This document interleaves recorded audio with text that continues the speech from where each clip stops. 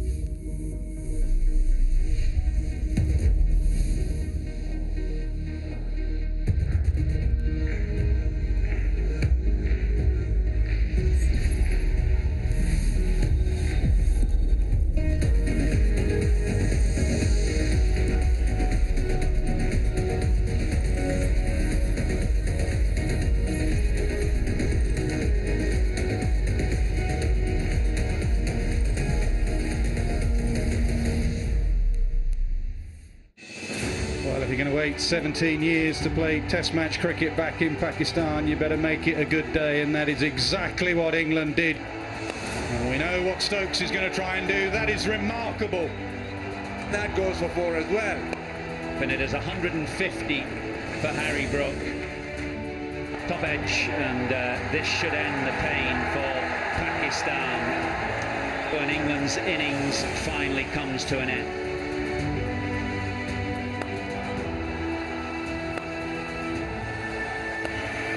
And it will also bring up his 50. He's played really well, used his feet well, which will also bring up Imam-ul-Haq's 50. So at the end of the second day, Pakistan have made an excellent reply. Well, it's a beautiful sunny day here in Rawalpindi Cricket Stadium as we are in the third day of this Test match. Dafa News presents KFC Pakistan versus England Test Series.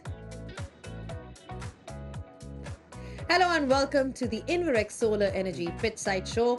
Well, Pakistan were dominant at the end of the day yesterday, ending things at 181 for 0. They've got a partnership between Abdullah Shafiq and Imam-ul-Haq, both looking good for 100. But we'll have to wait and watch how things go today because there's still a long way to go in this test match. Now, I've got with me David Kaur and Waqar Yunus.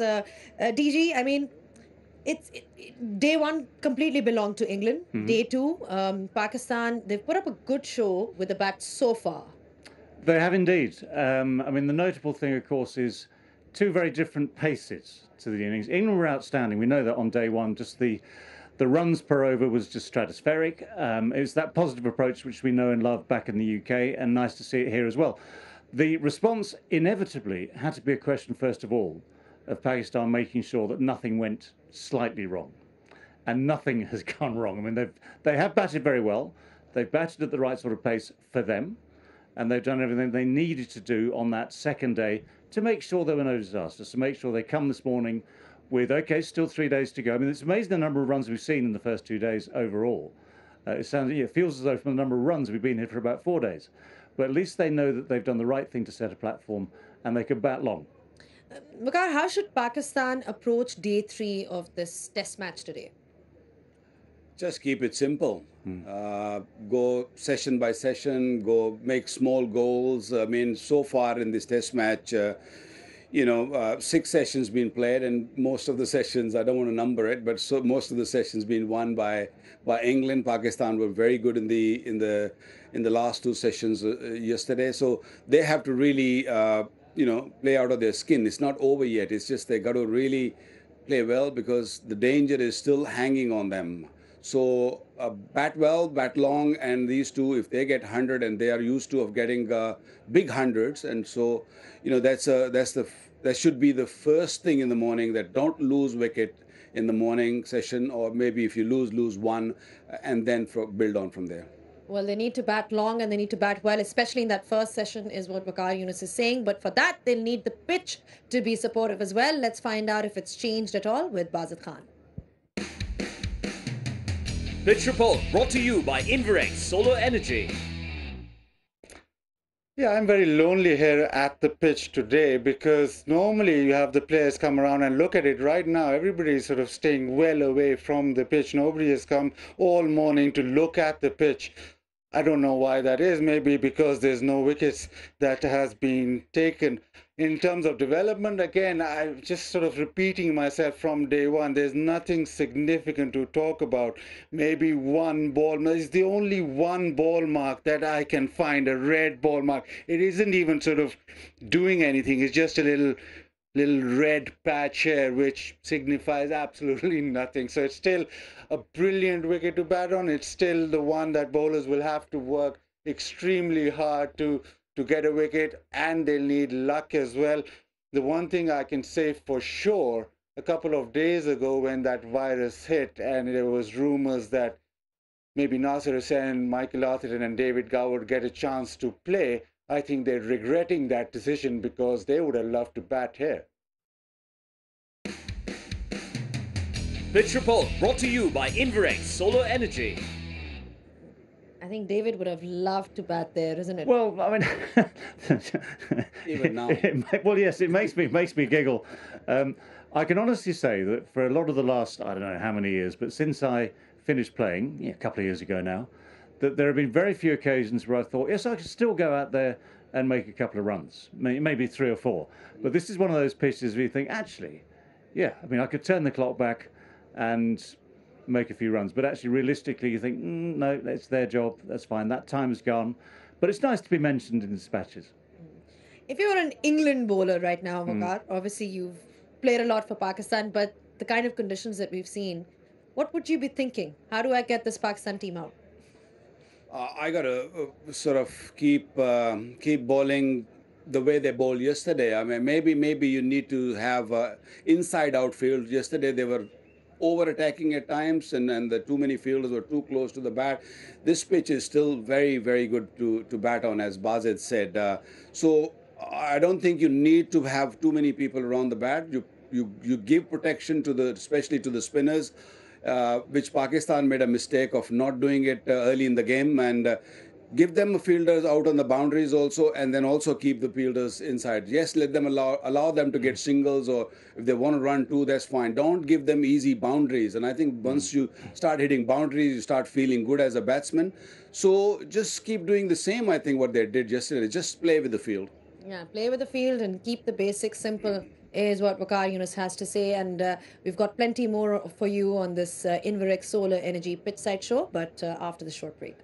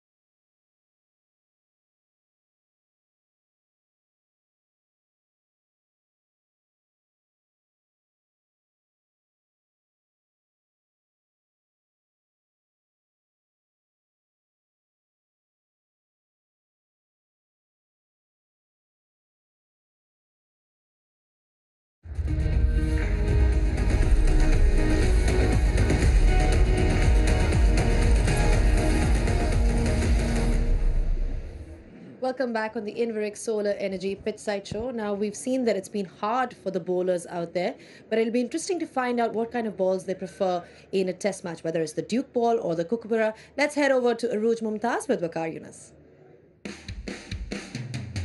Expert advice brought to you by Inverex Solar Energy. Yeah, today we're going to talk about different kind of variations in the cricketing balls that have been used over time. We talk about surfaces and how they play out, but I've been joined by the legendary Waqar Yunus, and who better to talk us about the variations in cricketing balls over the years? Aruj, we have seen so many changes being made over the years. The laws changed and the bat sizes changed, the weights changed. But when you talk about cricket balls, the only thing that's changed is the manufacturers. And of course, the seam, the pronounced seams or the flat seams. And now I've got different, cricket balls which have been used in Test match cricket. In our days, when I first played, this was the ball which was used. This is great, which is a local cricket ball, made in Pakistan, which was not a bad ball. And see, what I'm just trying to sort of compare is, this is a brand new ball, this is an old ball. This is about 50 or old, still pretty brand new. I mean, it stays really rock. Old. Yeah, still really stays rock hard. So nothing much changed. And let's talk about the Kookaburra here, because that's also very, very similar. Very brand new ball, which is looks very good. The seam is not as pronounced as you'll see probably with the Duke cricket ball, and this is also somewhere around 50 overall. This is like totally gone. It's not really easy for a bowlers to sort of bowl, especially on a surface where there's nothing much you can really get sideways. And let's talk about the Duke cricket ball. This is, I feel, the best cricket ball made. This is probably the oldest cricket ball used in Test match cricket. Beautiful seam, nice, beautiful dark color, which you always want as a fast bowler. Seam is very pronounced, so I think this is probably, for me, it's the best ball. And this is also like sort of around 40 overs old, and it still stays very, very hard. And talk about pink ball. This is pink ball, which has been used in day-night cricket. Beautiful. Once again, it's a Kookaburra cricket ball, but once the light comes on, it is very, very difficult to sort of handle, especially in Australia and South Africa.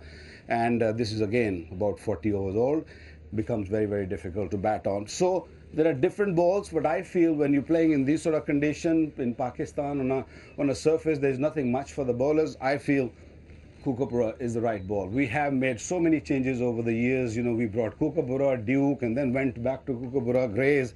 But I feel, for me, this is the best ball. Waqar, you've obviously worked with the Pakistan team and in so many places. You worked with a lot of spinners as well. Yeah. Now, for me, as a leg spinner, I always like something with a pronounced seam. Yeah. We played with the Kookaburra, of course, which didn't get a lot of purchase. But again, I think if you go with the spinner's point of view and the people you've worked with, you played with the great Saqlain Mushtaq as well, what kind of ball would he have preferred with, obviously, to get purchase off the surface? You enjoyed it with Duke cricket ball, isn't it? So I feel you can go and ask Saqlain. He will say Duke cricket ball, because it's easy to grip. It's got seam, and if you land on the seam, you'll get some purchase out of the surface or any surface. So I think for me, this is the best cricket ball. But then again, different conditions. In Australia, South Africa, where there's a lot more bounce, I don't think you can play with this one. Kookaburra is.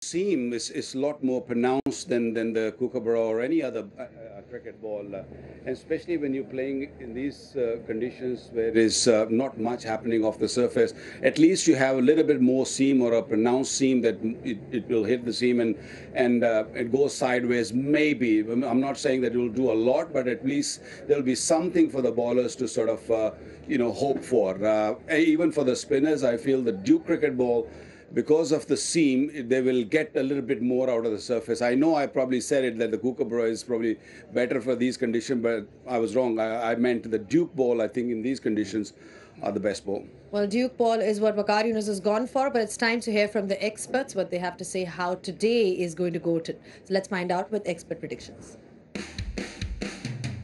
Expert prediction brought to you by Inverex Solar Energy. Quick thoughts. How many wickets in the first session? DG, you've been good with your predictions so far, going based on close. I have to say 2. 2 wickets in the first session. Is it in the entire day? No, in the next 3 days. In the next 3 days. What about you, Waqar? I feel Pakistan will bat the whole day. So first session, I don't want Pakistan to lose more than 1 wicket. That's the only way they can survive the day. Right, 2 and 1, not much happening. That was expert predictions for you. Expert prediction brought to you by Inverex Solar Energy. All right, thank you so much for your thoughts, gentlemen. It's been a pleasure having you here, and we're only moments away from the action now. Pakistan ending the day on 181 for 0. Imam ul Haq is out there, and he seems to be loving batting in these conditions at the Rawalpindi Cricket Stadium. He's got 200s against Australia, and he'd be hoping to continue that form today. He's also got a good partnership on with Abdullah Shafiq. But we'll be taking a short break. When we do come back, we'll be right here back with all the live action of day 3 in this test match between Pakistan and England. So don't go anywhere.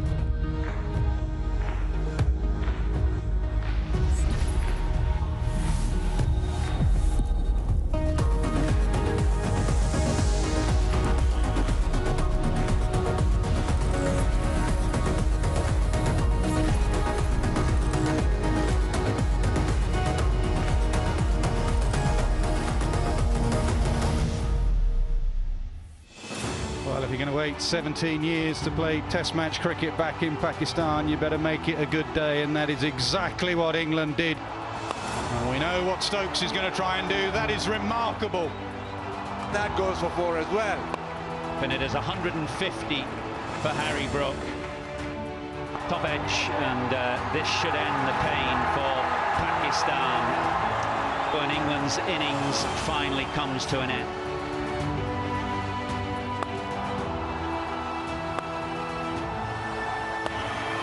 And it will also bring up his 50. He's played really well, used his feet well, which will also bring up Imamul Haq's 50. So at the end of the second day, Pakistan have made an excellent reply. Welcome to day 3, Rawalpindi, and welcome to the Dafa News presents KFC Pakistan versus England Test Series. First 2 days have been dominated by the bat. It has been a very flat pitch, and the batters have cashed in. England, having won the toss, made 657 with hundreds for Brook, Crawley, Pope and Duckett. Mahmood finished with figures of 4 for 235. And in reply, Pakistan fought back well with their openers putting on 181 without losing a wicket. So going into day 3, Pakistan trail by 476 runs.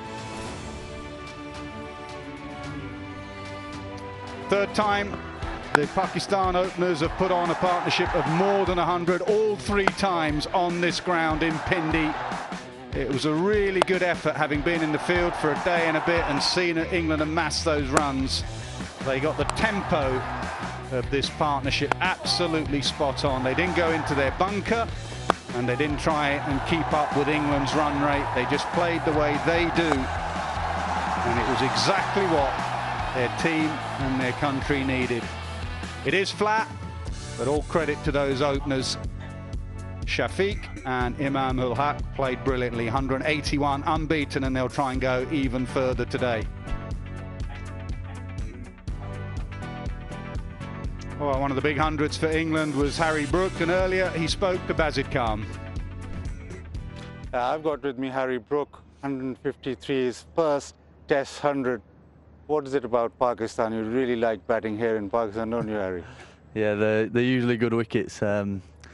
No, it's a good place to play cricket. I've enjoyed every time coming out here. Fast outfields, like I said, good pitches, good bowling. So yeah, it's a challenge, but it's good fun. So we'll start with that over of 24. 5 fours. That last ball was definitely going for a 4. Yeah, I was 100% trying to hit that before. Yeah, no. Like I said before, it was every ball had its fault, and I tried to put every ball away for 4. So that's what I do throughout my innings. Yeah, and that 24 then topped by 27. Were you then aware of the fact that it was going to be that number, or high number, which will probably be a record?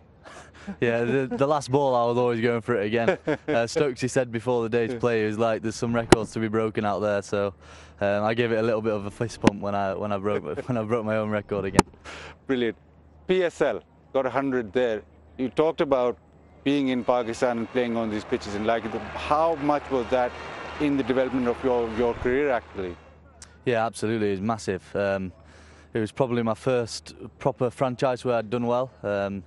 Coming up against some of the best fast bowlers in the world and some of the best spinners, so I think that's only going to enhance your game really. Like if you put yourself amongst some of the best players, then you're going to learn the most.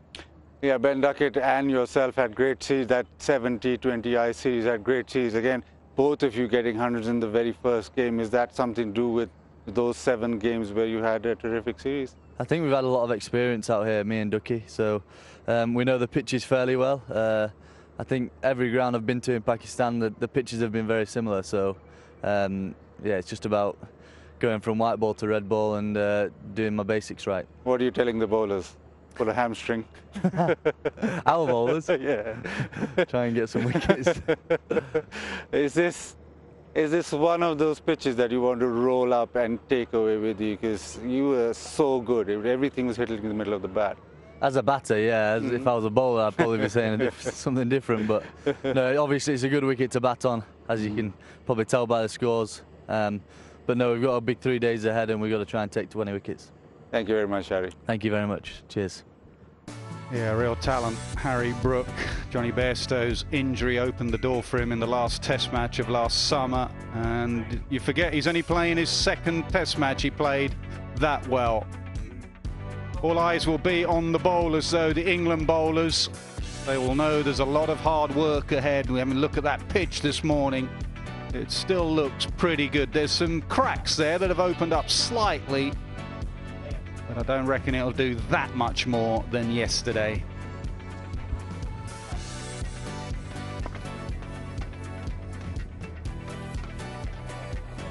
Yeah, there's a little bit of rough there. You can see where the bowlers have followed through, but it's not really in the danger area. And there are the cracks I'm talking about. But because of the cool nature of the weather here in Rawalpindi, they haven't really opened up. It is still very flat. And the ball is 51 overs old. Anderson said before the test match, we're going to have to be imaginative with the ball. And that's exactly what they have been and will need to be for the rest of the series, I reckon. Good morning to Aruj and David Goward. David, what do you think we're going to be in store for today? More of the same? You've taken the words out of my mouth. One of the things that's amused me over the last couple of days, and it's amazing actually, it's only 2 days. It feels all the runs we've seen scored in those 2 days, it must have been at least 3. But listening to the pitch report earlier, elsewhere from Bazik Khan, you know, the fact that he's finding little to say any different gives you a real clue. It's definitely been a batting pitch. It doesn't take a sage to tell you that. There'll be plenty more runs left in it. It's one of those ones where even the half chances you've really got to take. I mean, the full chances you have to take each and every time under any conditions. On a pitch like this, conditions like this, even the merest sniff of a chance you've got to take to keep yourself vaguely in the game. If you've come several thousand miles to watch cricket here, it's an interesting experience, fascinating experience to be here. The welcome has been outstanding for everyone and from everyone. But of course, what you want is a contest, and whether we're going to see one develop at some stage in the next 3 days remains to be seen. But yes, it doesn't take much to predict runs will come. And Aruj, what did you make of the Pakistan openers yesterday? Obviously, the scoreboard tells you they played well, but how impressed were you with the way they went about their business? Yeah, the two are relatively newer opening pair. Pakistan obviously had a few different openers, but the two of them have taken to this opening position really well, both technically very sound, and mentioned this yesterday as well, that they came out with the intent of scoring runs, and they looked for runs and they pounced on opportunities being provided. Yes, the surface is there. Nasan, I think you mentioned that this looked like a road. It's probably the best rolled road in Pakistan. This is not known for roads here, but yeah, right in the middle of this Rawalpindi Cricket Stadium, this 22 yards is probably the finest batting tracks you'll ever get. Sure is, and that's exactly what Ben Stokes and his team will have to work out, how to get 20 wickets. And these two men and the other 9 with the green helmets on will have to work out how to get as close as possible to England, and if not, try and get past them. That will be the plans for Pakistan. Bat today, bat tomorrow, and then that third innings of a test match, when scores are level or close to level on a flat pitch, becomes a bit of a mystery whether you stick or twist. We shall see. Ben Stokes has said he's not here for draws, so it could be some fascinating cricket ahead on day 4 and day 5, because Stokes wants to win test matches. Can he on this surface? Well, one thing that was different, wasn't it, if we just go back to day 1, the toss. Last summer in the UK, we know the Ben Stokes mantra was, we'll chase anything. So almost whatever the conditions, Duke's ball, greener pitches, it was, we'll chase it down. That's our mantra. First thing here, first opportunity, very, very different. Put runs on the board, put them on there quickly, give yourself time. And of course, who knows, we always have to say the right thing, which is, a game can change in a session sometimes if someone has a very good or a very bad session. So although the portents are very obvious, although the the natural expectation for the day is a lot of batting, a lot of runs at a certain pace, the odd moment could change that. Absolutely. Still a lot of cricket left in this test match, and it could be a slow build, but you have to pounce when opportunity comes. It's going to be Joe Root to bowl the first over from the media end. There's a slip and a short leg, and Shafiq will be on strike.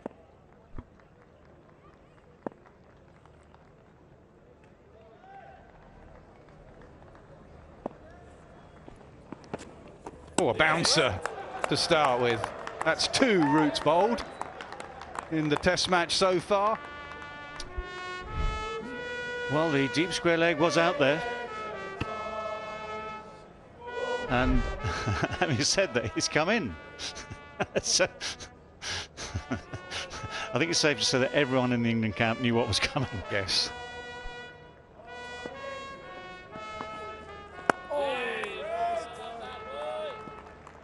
England were working hard on that ball yesterday, trying to get one side shiny and the other side as rough and as dry as possible. That's the rough side. Couple of scuffs there naturally from when it's hit the pitches either side of the main pitch. But it doesn't look too bad there. The other thing is it's a Kookaburra ball. You can see from that seam it's non-existent. The Kookaburra ball goes soft, and a combination of a soft ball and a dead pitch, and batters will have smiles on their faces. Tempted to say rough and rougher. Wasn't exactly gleaming on the shiny side, was it? Man now goes out on the leg side, almost like a seamer is planning for another bouncer. Whether Root's got that bouncer in his armoury again. Post up.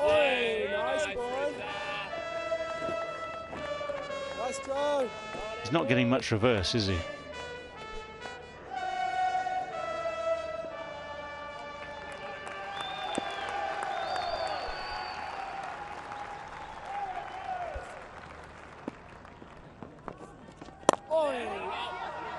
First run of day 3. End of the over, 182 for none.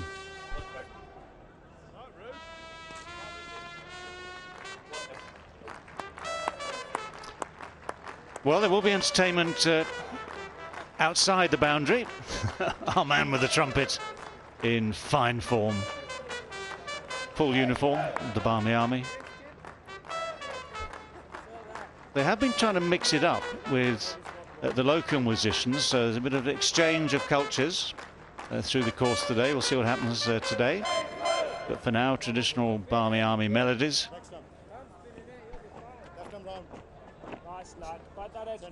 Both batters move into the 90, Shafiq 90, Imam 90, Leach. So both spinners now used early for England. England have part-time spinners in Root and Livingston, and also Will Jacks.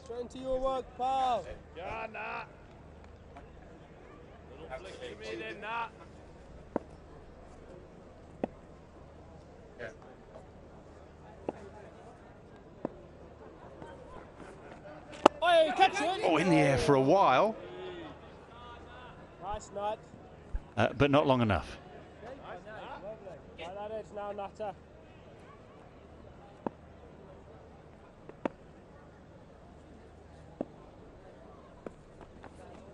Oh, Nutter. Great shape, boy. Great shape, Nut. Early Nut.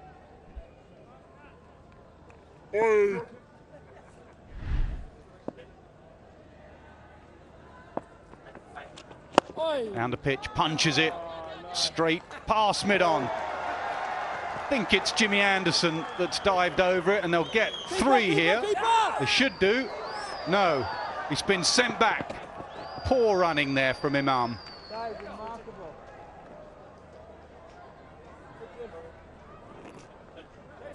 Could be an interesting tactic, the deliberate misfield, just to put a bit of doubt into the running.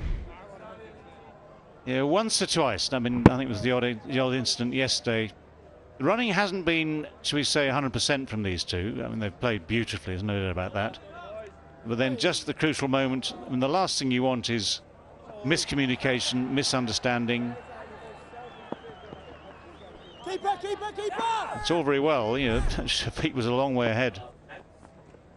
Oh, nice boy. Nice boy. Yeah, Imam had to go back slightly because the ball had been hit back past the bowler, but it was way wide, so he was ball watching for a while.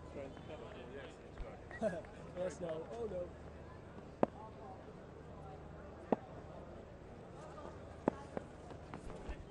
Oh, yes, boy. Mentioning the part-time spin of Liam Livingstone, he's not on the field. He was off yesterday. He went down after he fielded one on the boundaries, had problems with his ankle, whether it was his knee or his ankle. We will try and find out, but he's off the field still, and Keaton Jennings is on the field. Oh, get down, get down. Yes, Ducky boy. Good work from Duckett at backward point. It's 184 for none. Great start, Nut. Yeah, the thing about Livingston, we saw him fielding, didn't we? He went to fetch the ball in the deep, pulled up just as he got the ball. The instant feeling was, well, is it something like a hamstring or something else? Oh, ow, ow, ow. The pain is there to see for all. Then he clutches his knee. Have a quick look here, all being well. He'll hobble away, try and get a bit of a jog going. We did see him yesterday, just after that, clutch his knees, so it might well be not the ankle injury he had before, but something fresh, a bit of a twinge in his knee. It's a question of whether it's long-lasting or just a temporary thing. No, stay on square, please.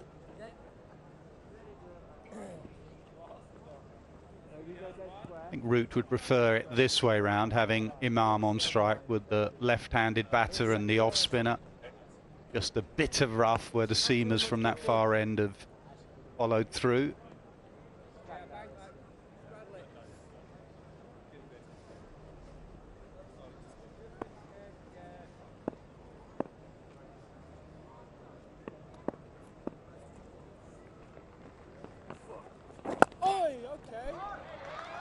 That should be a couple.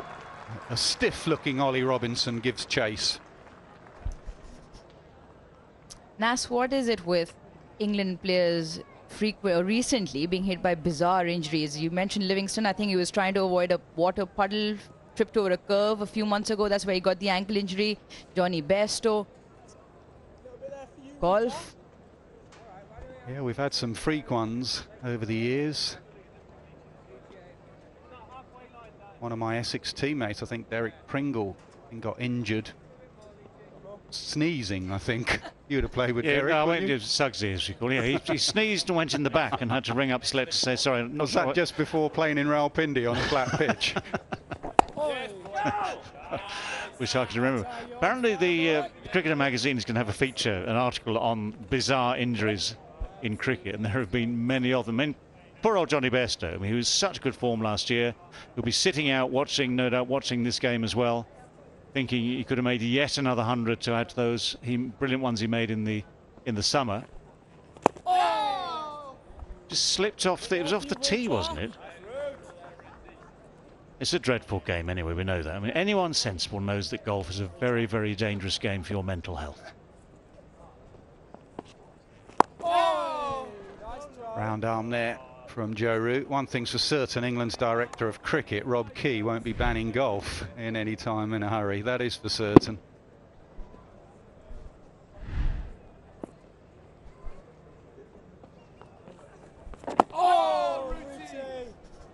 The most recent one, Glenn Maxwell. Birthday party, friend tripped, fell on his leg. Nice, So cricket and bizarre freak incidents. Short, nicely just dabbed. Will it get past the man there? It does. Don't think it'll get to the boundary. The outfield's slightly slower in the morning with the dew, and it's just a couple. 188 for none.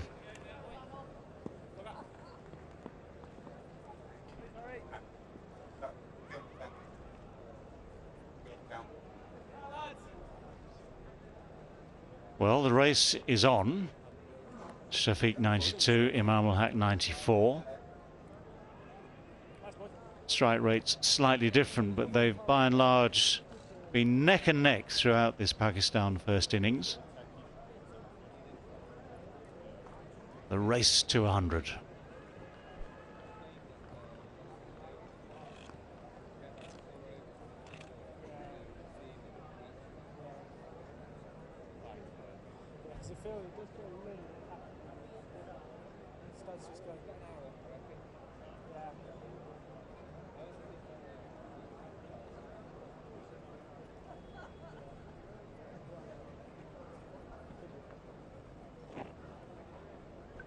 Got to view this as an opportunity, England. I always think either side of a milestone is an opportunity on a flat pitch. Someone thinking about their 100 or someone just getting their 100 and relaxing. We saw that with 2 England batters.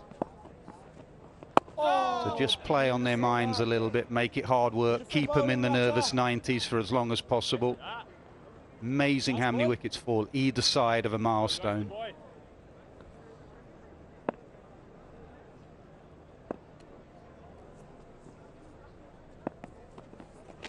On the pitch.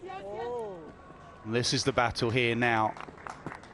Imam 1 hit away from another Test 100.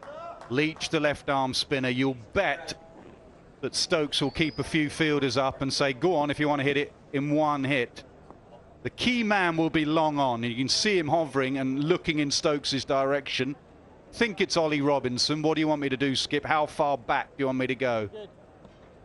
It's a subtle retreat, isn't it? He's just, you know, just as if to say, I might just sneak here back to long. He's still going very gently, not risking injury. We talked about injuries, so he's still there. Now that's, what is he, 5-6 yards in? Well, we saw from both these batsmen, every now and again yesterday, they would go down the pitch and knock it straight down the ground for 6. I have a feeling that both men will have a slightly different view of it. If it were Ben Stokes, he'd be saying it's odds on he'll go for it. Harry Brook, odds on he might go for it. Oh, man. It's well bowled. Nicely bowled. Wonder if Stokes will bring him up just to tempt him. And he does come up and mid-wicket goes up. So here's the carrot that's been dangled by Stokes. Mid-off goes out. Stokes just playing with the field now. So Anderson goes out at long off. So he's enticing him.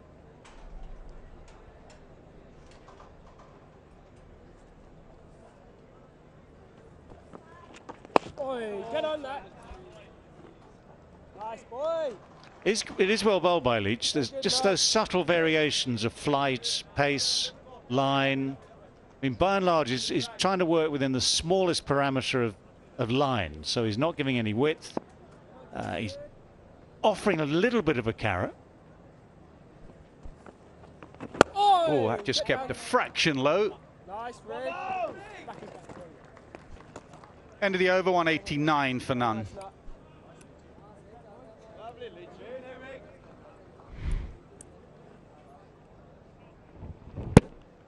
Yeah, you see the right at the toe end of the bat, that one came off in the end. Not enough pace for that low bounce to make a real difference. Just had to be an adjustment from Imam. But he had time enough to just change the stroke enough to be safe, to be sure.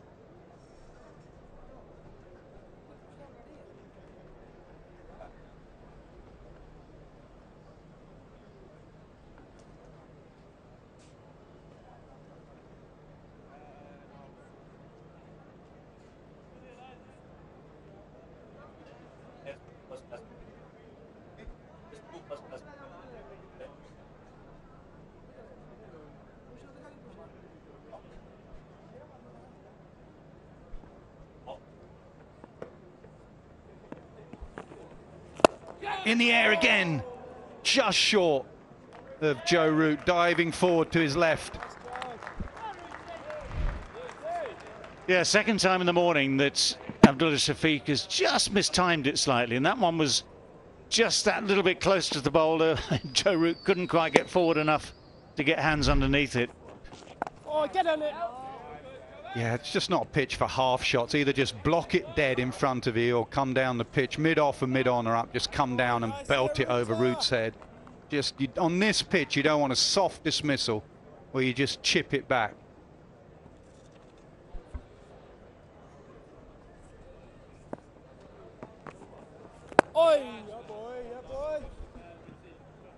It's an area of the game which he's improved. We saw him against Australia. He got in a bit of a tangle trying to hit the off spinner through mid-wicket where his head would fall over. And I think it was Travis Head who got him caught out there as well. Oh, that's a big swipe, leg side. Will it go all the way? It does. Shafiq moves to 99.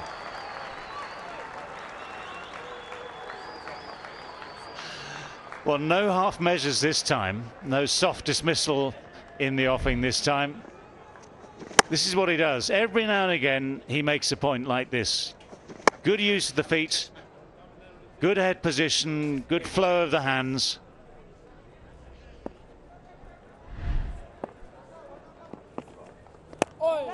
Opens the face, gets through a third Test 100 for Abdullah Shafiq. He has taken to Test cricket like a duck to water. 8 Test matches, 3 Test 100s, as easy as you like. Yeah, very, very fine innings. Played at the right tempo for him, the right tempo for Pakistan. The one thing Pakistan needed from this opening partnership was cohesion and longevity. The two things, cohesion and longevity at the crease. So they've made a fabulous start to this Pakistan first innings. A landmark for the team approaches, as a landmark for Abdullah Shafiq has achieved. And his test record in this country is absolutely outstanding.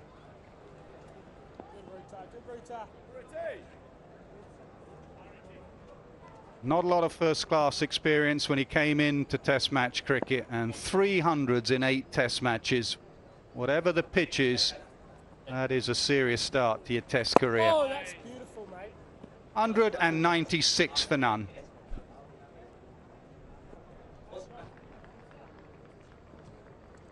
Yeah, it's an excellent performance from him.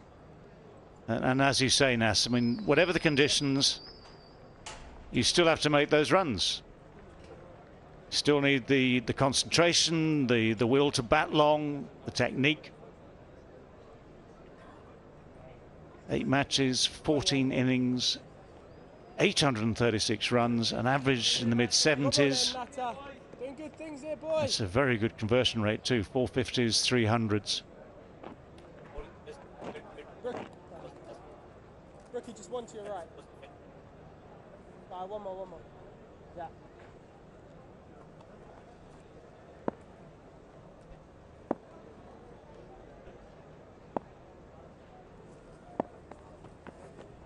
Oh, that's nice.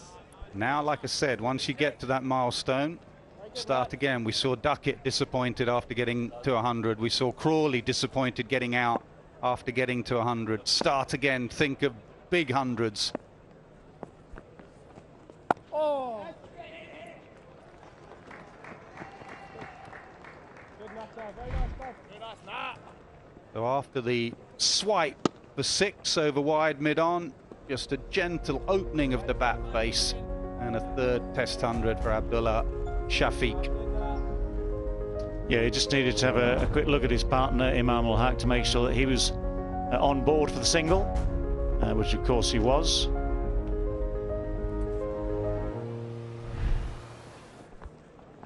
Oh, nice, Rig.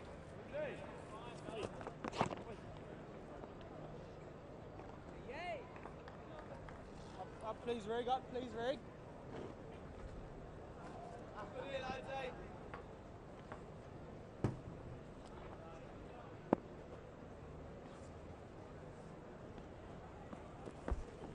Oh, you catch it, Keats. Nice nut. How many boys?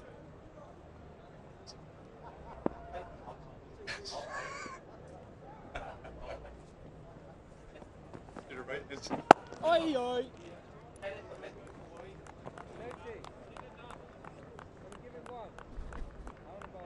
It's been a while now that Imam has been searching for runs. Deep mid-wicket, still at the boundary. Would he go for the big hit?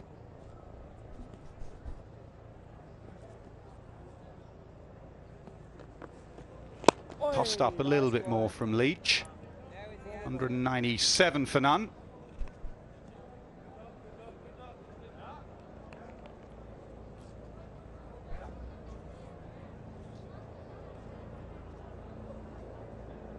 Yes, so after 8 tests in all of Pakistan's test history, Abdullah Shafiq tops the list. Most runs in those first 8 test matches. Slightly off the wall statistic. You know, just pick 8 test matches and make a fact up. But he's definitely there, top above Saeed Anwar. Very, very fine, another left-hander. Javed Miandad, brilliant player. And just on that, Saeed Anwar got a pair in his first innings. In spite of that, he's managed to score those bulk of runs. Oh, routine!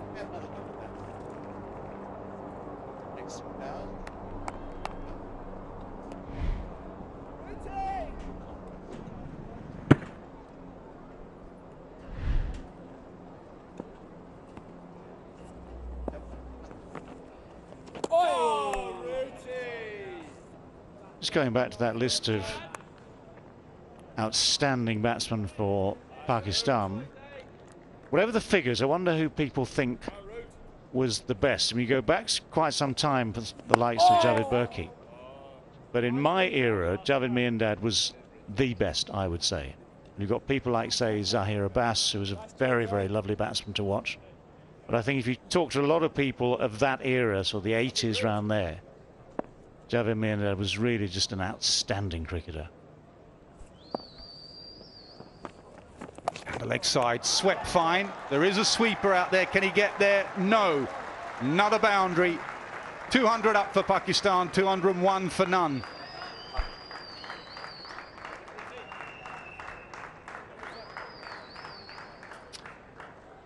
Yeah, landmarks left, right and centre.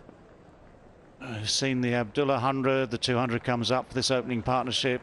The Imam 100 is maybe beckoning. What Joe Root is trying is this little variation of line. He's got the slip to play, he's got the leg slip in place as well. We saw that one earlier in the over, just sort of gliding down leg side with no real attempt at a proper shot. The last one was quicker, 2 balls ago was quicker, and the sweep shot was definitely on. Oh, bit of toy there, Joe.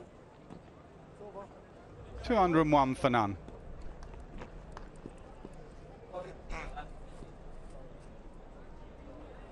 Yeah, it'd be interesting going back to the facts and figures after 8 test matches, how cricket fans would see it in this part of the world in Pakistan, because they'll know a lot about Abdullah Shafiq over the last 2 or 3 years. Saeed Anwar, previous generation, Javed Miandad, generation before that. Haroon Rashid was one I played against on debut, 78. Haroon used to hit 60s a long, long way. Javed Burki goes back a fair few years before that. Yeah, take your pick. Well, I'll pick one. Saeed Anwar was incredible to watch bat, unless you were in the opposition. He is such a gifted left-handed opening batter, Saeed Anwar. So elegant and pleasing on the eye. A little bit like the man next to me. Get that, Creeps. He'll want to come back for 2 because he's in the 90s. He does come back for 2. Moves to 96, Imam.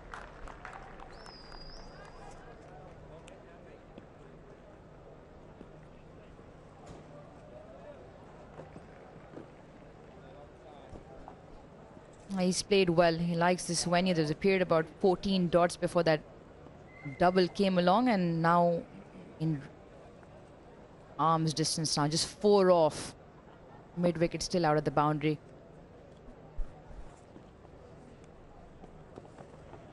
Oh, nice.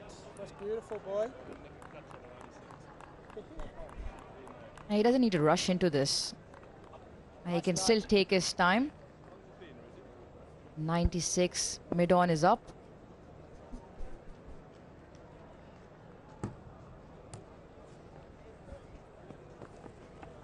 Oh, nice boy, nice boy. Well, both England's openers got hundreds. Beautiful nutter. And these two repeat that performance. He's 1 hit away. Stokes playing with him. Mid-on goes back. Mid-off hovers Anderson. And mid-wicket comes up as well. So he's again dangling the carrot if he wants. They're hovering mid-off and mid-on. They're not all the way back.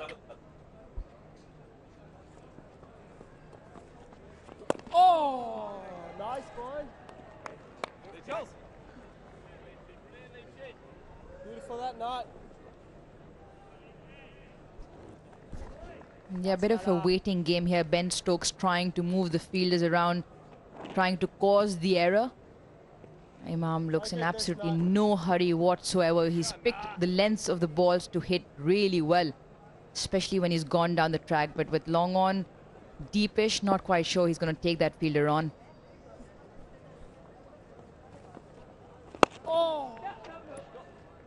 Can't get it past. Yeah, they get through now. There was a little bit of stuttering and looking at each other. The running has not been that good between these two. The batting has been. Well, I'll tell you what, England would take a wicket however it comes. And at the moment, you're quite right, the better odds are on the run out. And Shafiq was going nowhere.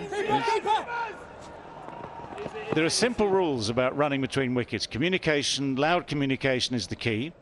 Not ball watching is one of the other rules. Listening to your partner is important. And when there's an easy run to be taken, take it.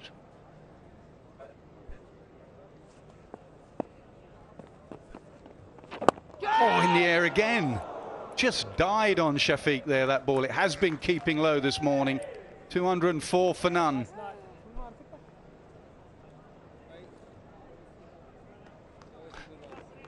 Well, it might be the one change in conditions that the ball is stopping a little bit more. When Basit Khan was looking at the pitch this morning, it looked exactly the same as it had done on day one, day two. But if it's just losing a little bit of something off the surface and just gripping a little bit, all the timing that we've seen for the last couple of days will have to be just adjusted minimally. And that's what, the third time that Shafiq has just miscued it in the air? Yeah, I think it's a consequence of a slow pitch getting even slower. And even the Pakistan batters are used to batting on it. It is absolutely dying now, this surface. No pace in it at all, and the batters have been through their shots early. You can see how early he is on that one. Got to wait for it.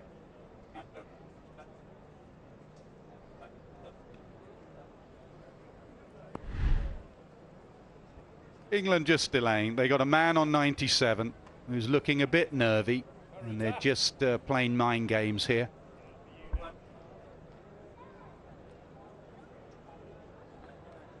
Mid-off and mid-on are up, so the option to hit over the top is there.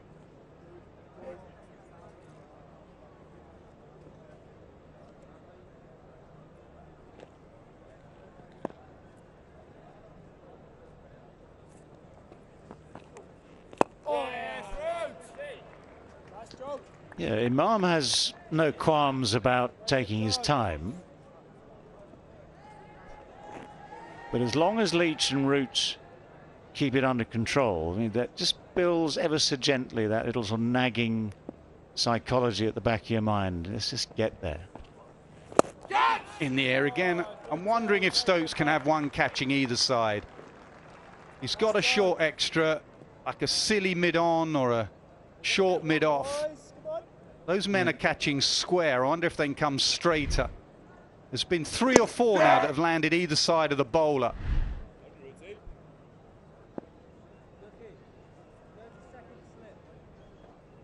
Yeah, each and every ball there's some subtle adjustment.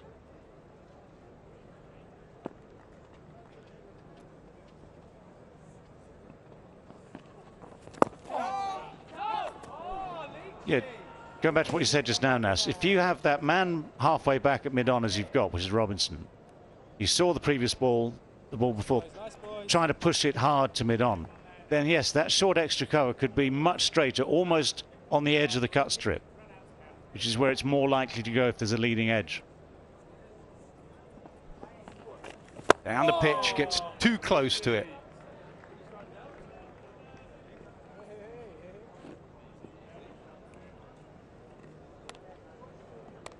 Just that smile on the face of Ben Stokes just tells you he loves this sort of situation. I mean, just toying, doing everything he can to get into the mind of Imam ul Haq.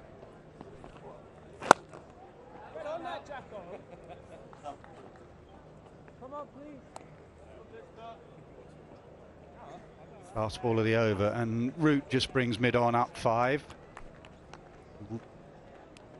Even closer now, mid-off and mid-on.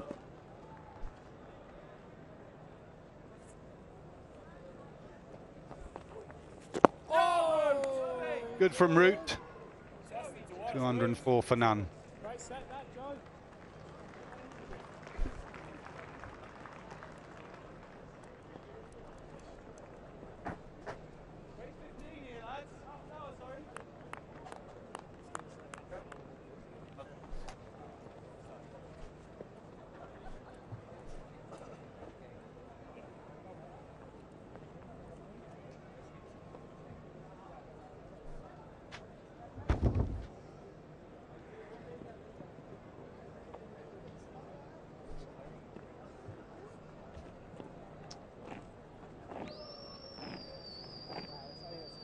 Well, one suspects that by the time this game is done, there'll be a fair few records being broken, but most of them by batters rather than bowlers, unless it's against the bowlers' analysis. We've already seen Zahid, the leg spinner, on debut, conceding more runs than any other debutant so far. It is all in the batsman's favour. Pakistan are 204 for none. Shafiq has gone through to an excellent 100 this morning already. Imam has just looked a little bit nervy, shall we say, as he approaches 3 figures.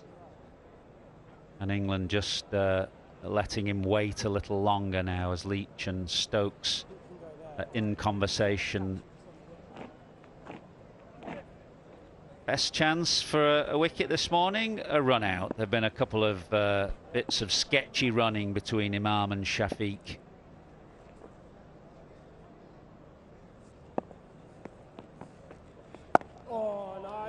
I pity you, Bazid, having to do a pitch report every day for the broadcast. You're going to have to be inventive. Well, I'm trying to just get those recorded ones. The one I recorded first day, just play that again. If they can do that, I think that'll probably be the best one. Well, there's a film, you're probably aware of it, Groundhog Day. Yeah, absolutely. That's how the surface is here in Pindi. It hasn't changed one iota, really, from when I saw it just before the first ball of the game. Oh, nice boy. But I was so desperate that I had to get yourself and Nasser Hussain and David Gower into it and saying that maybe they missed out on not getting their whites on. I was so desperate at that pitch report.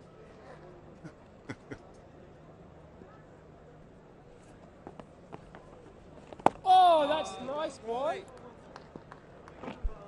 Nice turn, boy.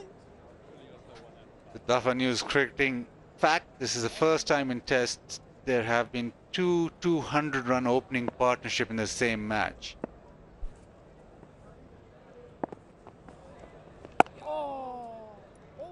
And if Imam does get 3 more, dare I say it, the first time in the first innings of a test match that all 4 openers will have reached 3 figures as well, which is a measure of how favourable conditions are. Oh yeah, nice. Lovely from you though, Nat. Beautiful, Nat. 204 for none.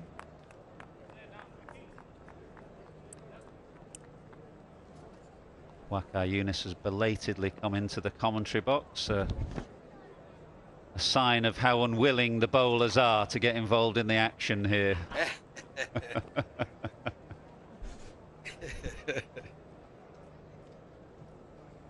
It's not easy, is it? Yeah. It's been good morning since these two have played outstandingly well. Been a little defensive. A few shots played. Went in the air a little bit. And England will feel that they're round the corner from picking up a wicket here. Yeah, Imam's just got to settle. He's 3 away from 100, but he's got to try and A, stay in the moment, not think ahead to the 100 moment, but then also think that, yeah, it's not just 100 I should be thinking of here. There's a huge score on offer. And it's easier said than done always, and we've been there, those of us who have fallen in the 90s in Test cricket, and I got 2 99s a long time ago in Test matches. It is easier said than done, but you just have to try and stay in the moment, take it ball by ball, not throw forward to that glory moment. Just stay in the moment, and that's why Ben Stokes is just taking his time here with Root, making a lot of adjustments to the field, making Imam wait, because he senses just a little bit of nerviness from Imam in the 90s. And the runnings hasn't been great, so 99 run out. That's us. Yep, I had that double, a 99 and a run out. There can't be a worse way to go. Oh, get on that. Oh. Great ball, Jamie O. Very nice, Joe. Out in 90s after being in the 90s overnight, so had a little kip, came back, but no 100. Oh, get on it, Ducky. Nice point. And Athas, you say that you slept well, but 4 times in the 90s. Yeah, well, too many scores in the 90s and 80s. And that's why I say it's easier said than done sometimes. You forget what it's like when you're out in the middle and trying desperately hard to stay in the moment, but not always easy to do. Down the pitch he goes and gets it over Anderson, who will sprint away and try and keep it to 2, and he does. And Imam moves to 99. You wouldn't say he went to 99 with a great deal of conviction there. It was a thickish outside edge, but he just got enough power on it to get it over Anderson's head. A little bit of frustration from Imam, and that's purely because the way the field has been set is hard to go through them. He's got 4 men looking for that drive in the air, and the only choice Imam had is just to run down the pitch and go over the top. Big moment here. Well, Robinson had crept in at mid-on. Everybody in now on the 1, nobody out on the boundary, so it's going to be hard for Imam just to nudge a single.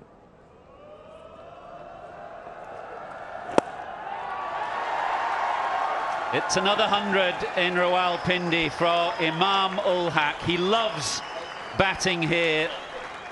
A brace of hundreds against Australia, now 1 against England. If he could roll this pitch up and carry it around with him, he would. Well played. Yeah, he's been through a lot.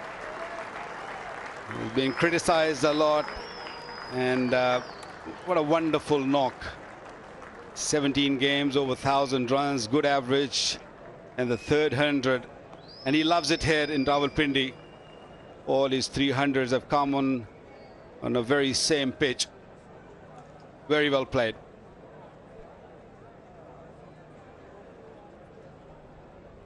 Yes, and that will settle him after those rather nervy moments when, for the first time really in his innings, he didn't look in full control. He can settle now and turn his attentions to the big score that is surely on offer. There was just a nod of a well played from Jack Leach, who they would have played together briefly at Taunton. Imam was there for a short period of time, would have played with Jack Leach. Come on then, Nat.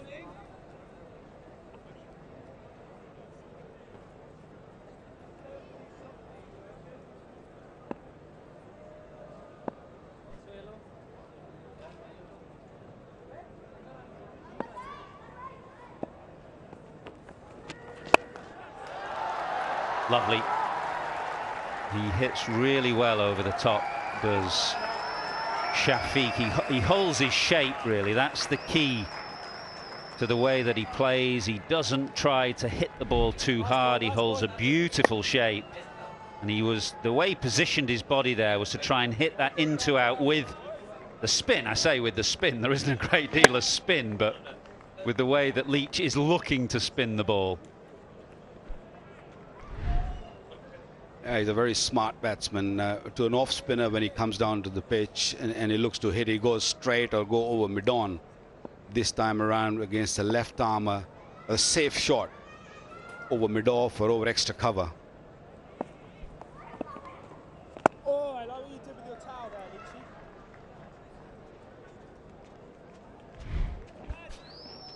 Leachy. You said he loves this Rawalpindi track, loves batting here, all 3 of his centuries here at Rawalpindi. And the honours board, well, he's got it on that again. That's 3 times now for Imam.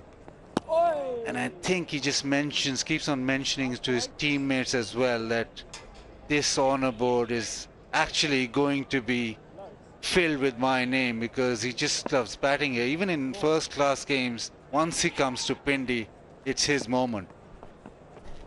Oh, spin boy! A smidgen of turn for Jack Leach, ever so slowly off the pitch. Yeah, there was some footage from the England dressing room after the first day of Crawley and others writing their names in ink on the honours board. Oi! Nice nudge. Very nice nudge.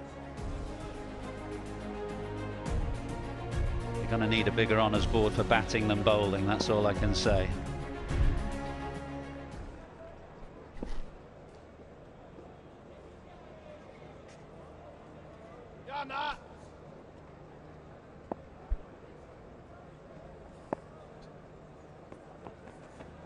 Oh, wow, yeah, boy. 214 for none.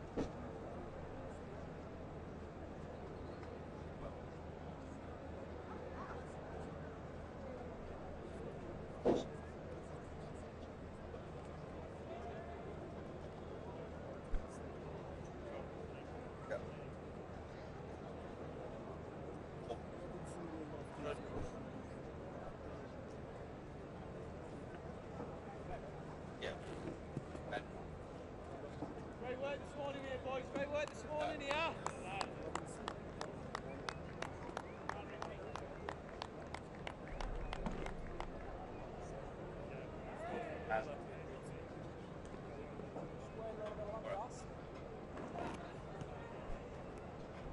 Come in, Joe.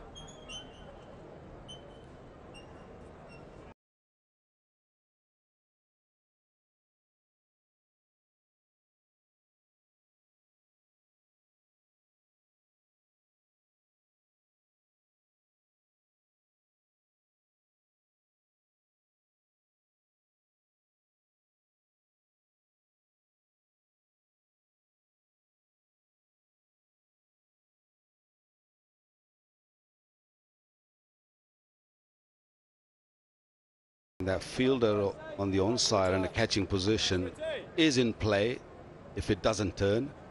But the only issue is this ball is really, really old now, 63 overs old.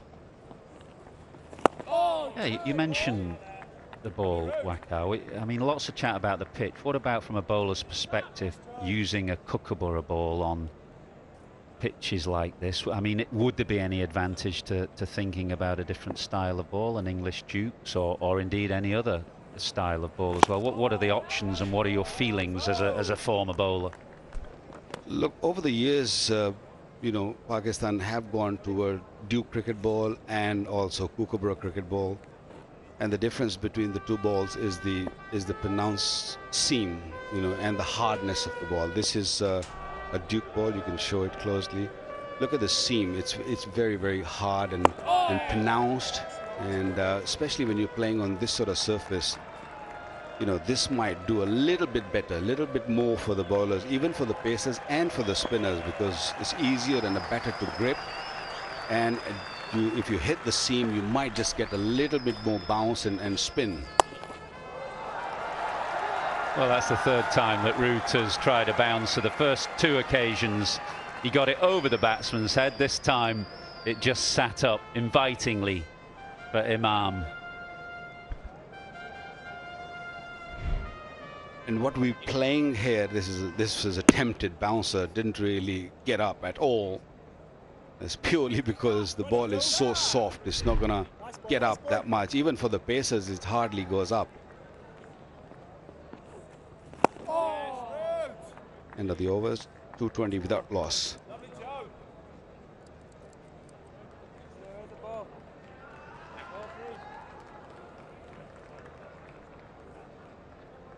Yeah, we just showed you the Duke cricket ball, which has got a very pronounced seam, and I'm just gonna show you the Kookaburra ball. Just have the feel at this, you know, both these cricket balls.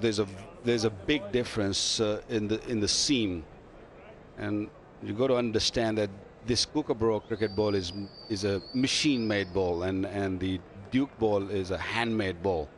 It's got a lot more pronounced seam, and especially playing here in Pakistan, where there's hardly a grass on the pitch, I feel that this Duke cricket ball will help a little bit more, not much, but a little bit more to the bowlers, spinners, as well as the faster bowlers. What about reverse swing? Is there any difference at all? As they get old, does one reverse swing more than the other, or does it not really matter? Oh, Duke ball reverse a lot more. And have a look at this. We'll just bring it on after the first ball, maybe. That, you know, the condition of the Kookaburra ball after sort of 50 overs or 60 over, you can clearly see that there's no real seam on that. And you can see the actual ball which they're playing with this morning. They went really close to it. Look at the seam. It's just gone in, and there's no real scuffness on the ball. There's a little bit there, but they're really working hard on it. They're trying to shine it. 60 odd over old, nothing in it. It's just you just go up and down, no real spin. But so I feel if you play 60 overs or 40 odd overs with the Duke ball, this is the condition. Show that again, please, Wes. This is the condition when it's like 40 over old. So it's still very hard and it's got a very pronounced seam. I feel that the bowlers will get a touch more if you're playing on this sort of surface. You can easily manage on the back foot. You can move on the front foot. You know, they're very comfortable out there in the middle. So I feel, for my liking, I would say Pakistan Cricket Board should think about it, going to the Duke cricket ball. Because you don't really get too much rain here. It's very dry weather when we play cricket. So Duke ball, I think, is probably the right ball to play in these sort of conditions.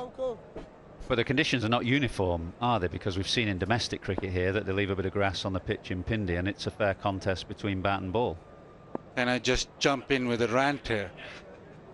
A huge rant. You just opened this up for me, because till 4 seasons ago we used a locally made ball, Gray's cricket ball, which was very hard and which is even harder than the Duke's ball and even more pronounced the seam. So come 80 overs, the ball was still hard, and you'd get ridiculous scores. You're getting games that were ending in 2 days because the pitches had grass on it, and with that Gray's or locally made Gray's ball.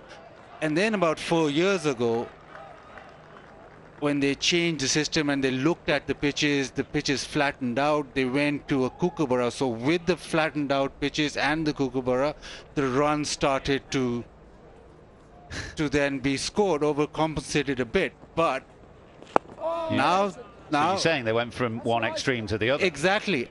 But now as you have seen, the pitches in first-class cricket do not replicate the pitches that you get in test match cricket, and that's why even with the kookaburra in first-class cricket, you don't get as many runs as you do in test matches. So the uniformity that you talk about, yes, you could play with the Dukes first class and sort of international cricket, but then also you have to replicate the pitches that you play in first class and test match cricket. That should be the same as well. That's my rant. 221 without loss. It's a good time to be ranting, Baz, with the score at 221 for none and the ball 65 overs old. Well, I think if you want to play on a pitches like this, what we're playing on, and then you rather go Duke ball and have similar pitches in the first class cricket also. But yeah, if you preparing grassy pitches in first class cricket and then you come here and then you ask the same bowlers, I mean, I felt very sorry for Muhammad Ali, who bowled really well in first class cricket, a very good seam bowler, and he picked up, you know, wicket every game because there was grass on the pitch. Now suddenly he comes here. It's not only the test match cricket has really, you know, made him nervous or got on to him, but it was also, you know, the pitches he's been playing on, and suddenly on a flat pitch with the kookaburra ball, he did get nothing out of it. He's a very fine bowler, no doubt about that. So I feel if you want to play on these sort of pitches, play with Duke ball, and if you want to leave a grass, stick to the kookaburra. Well, Will Jacks it will be to replace Joe Root, off spinner for off spinner. He bowled a dozen or so overs yesterday, quite flighty off spin, pretty ineffectual, but most spinners have been on this surface. I was working out yesterday, and about 40 overs of spin when Pakistan bowl, the spinners went for more than 300 runs, so it's not easy for anybody, not least somebody on debut like Will Jacks, who is learning his trade really. He's not a principal spinner, he's more of a part-time spinner. Looks like Liam Livingstone's won't be bowling. I watched him this morning. He was bowling with Jack Leach. I had a chat with him. He said his knee was fine, and he obviously, after bowling with Leach in practice, he got into the dressing room and suffered a reaction. So he's not available to Stokes. Jacks is, and we're going to see a bit more off spin from him. Much slower through the air than Joe Root, who's got a lower arm, slingier action, bowls more quickly and skiddier. But Jacks is taller, bowls a bit more over the top and more slowly as well.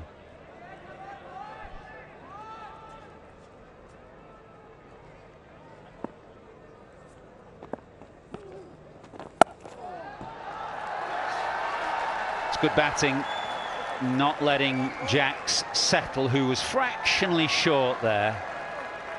And Abdullah Shafiq showing the value of reading the length, which really is the key to spin. He was looking to come forward, recognised it was a bit short, and quickly got back to cut. Yeah, England bowlers and captain, they're still on the attack. They're still looking for the first wicket, and in that they're just keeping their fielders right close to the bat. Nothing on the boundary to save boundary. So every opportunity as a Shafiq or Imam gets, they pounce on it.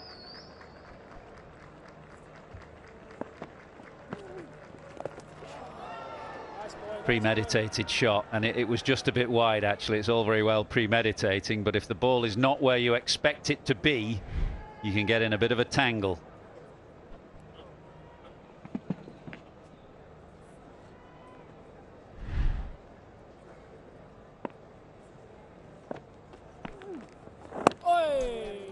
With all that talk about the ball, now what are the tactics from England? They sort of delayed the fast bowling where the ball would reverse swing. They didn't get a lot of reverse swing. Now are they looking for that second new ball? Will they? Yeah! Well, oh, he's got him. It's a first wicket, a first test wicket for Will Jacks, brought on to replace Joe Root. It was a wide ball. Shafiq looking to cut, and he's edged it through to Ollie Pope, England's standing wicket-keeper, who put one down yesterday, has taken a catch now and given Will Jacks his first Test wicket. At last, England have broken this opening partnership. A very fine inning comes to an end. A little bit too close to cut. It was wide. He was just looking for it and got it. He's not happy. And that's the opening what the captain was looking for, England was looking for. But what an inning. Superb inning comes to an end. 114 of 2 or 3 deliveries is 5 for 1.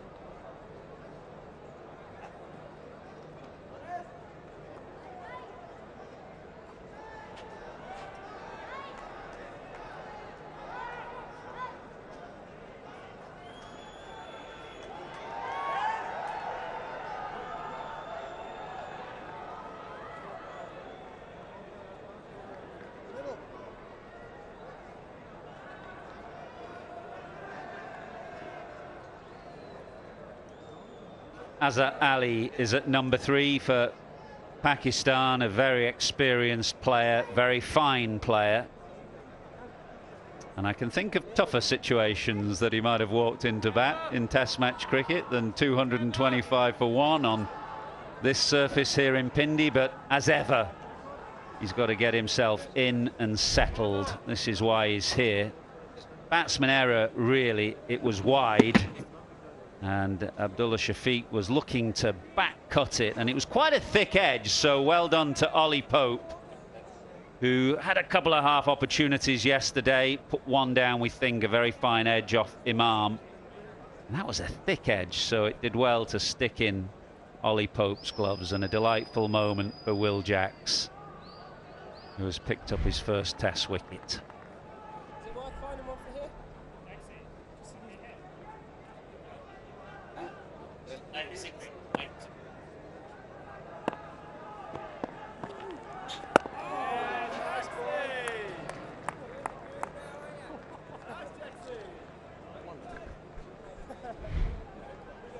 Yeah, I wanted to. That's Azhar Ali. Beg your pardon, I thought it was Azhar Shafiq. Ooh, is there an edge on it? I think it hit him outside the line, that's for sure. But the edge, because it carried to the first slip, are they going to go upstairs? Big question. Waiting 9 seconds, 8 seconds. I don't think he's going to go upstairs. I don't think so. I think they have realized that that one struck him outside the line of the off stump.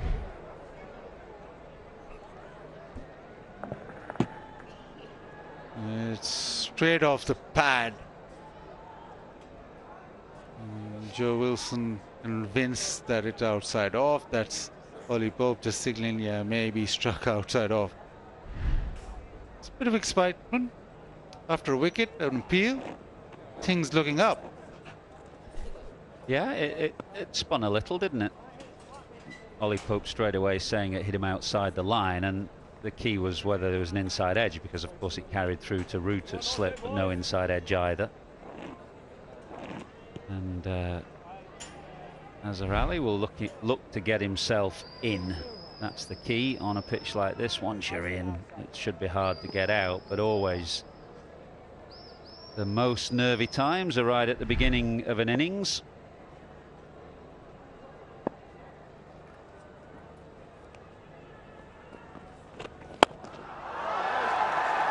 Clubs Leach over the top again, as he has done with great frequency in this innings. He played Jack Leach really well yesterday. Used his feet, he's quick on his feet, looking to come down the pitch and hitting with the way that Leach is looking to turn the ball. Good batting.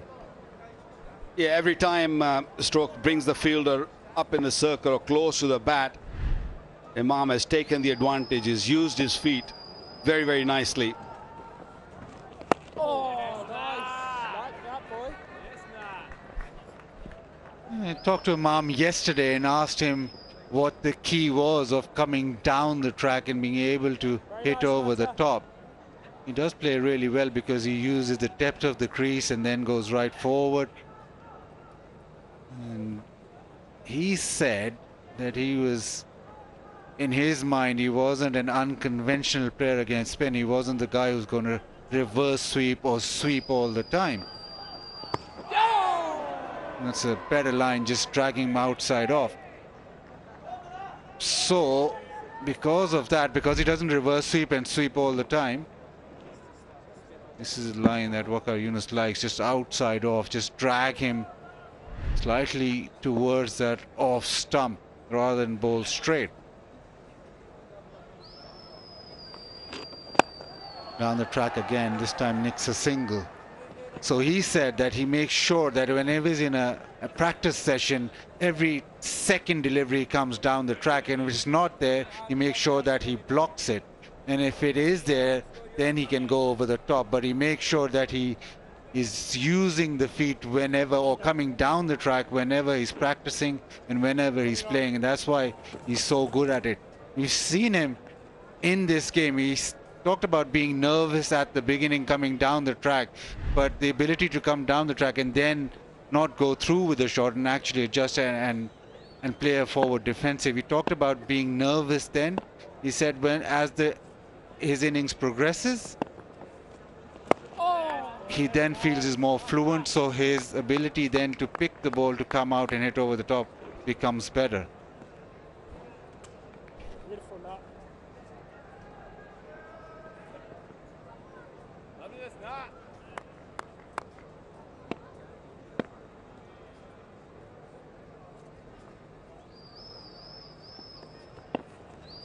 Oh, nice boy, nice boy.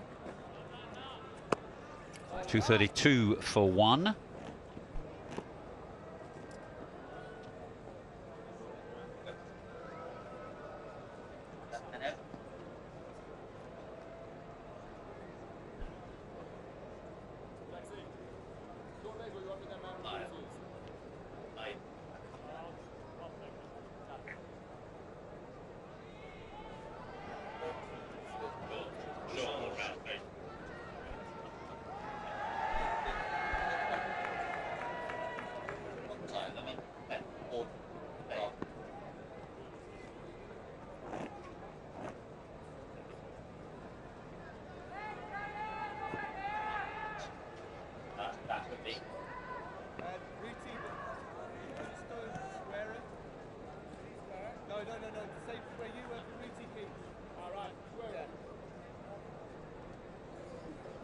So a glimmer for England, a shaft of light, with the dismissal of Abdullah Shafiq, who gave Will Jacks a first Test wicket. So they've got a new batsman to bowl at, Azhar Ali, who's just faced 4 balls so far.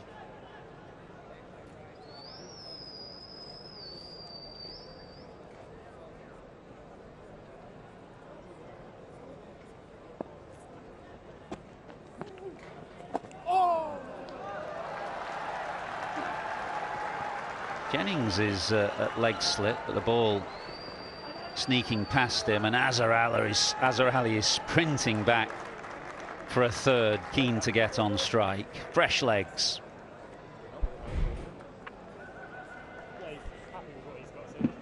Yeah, Jacks is bowling much better than what we saw yesterday. He's getting his lengths right.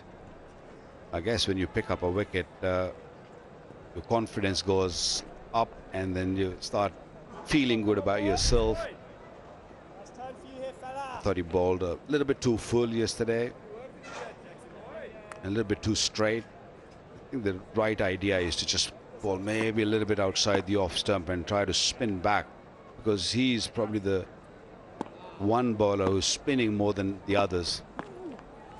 Oh, that is nice, William. Beautiful bowling, Jacob. much slower on that occasion, under 80 kilometers an hour. Yeah, he is generally slow through the air. He gives the ball a good deal of flight. And Azhar Ali cannot get off the mark. Stokes has got the field in tight. There are no easy singles. 3 catches around the bat, 1 on the drive on the offside, 1 on the drive on the leg side, and no easy singles. That's the way it should be at the start of a batsman's innings. Jim in the gap. Ricky, go one more then.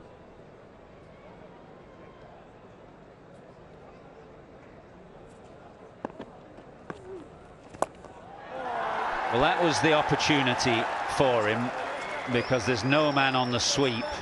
He's not renowned as a big sweeper of the ball, Azhar Ali, but sensing the opportunity to get off the mark, he laps jacks to deep square leg. Yeah, he doesn't like playing that shot. Over the years, he had a few issues with his knee, so he doesn't like going down and hitting that shot. But purely because there are so many fielders around the bat, he's decided to go. It's a pretty safe shot because there's no one on the onside in the deep.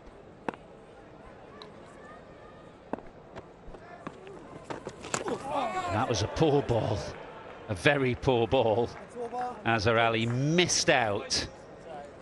End of the 68th over. Pakistan are 239 for 1. And in this extended morning session, it is time for drinks.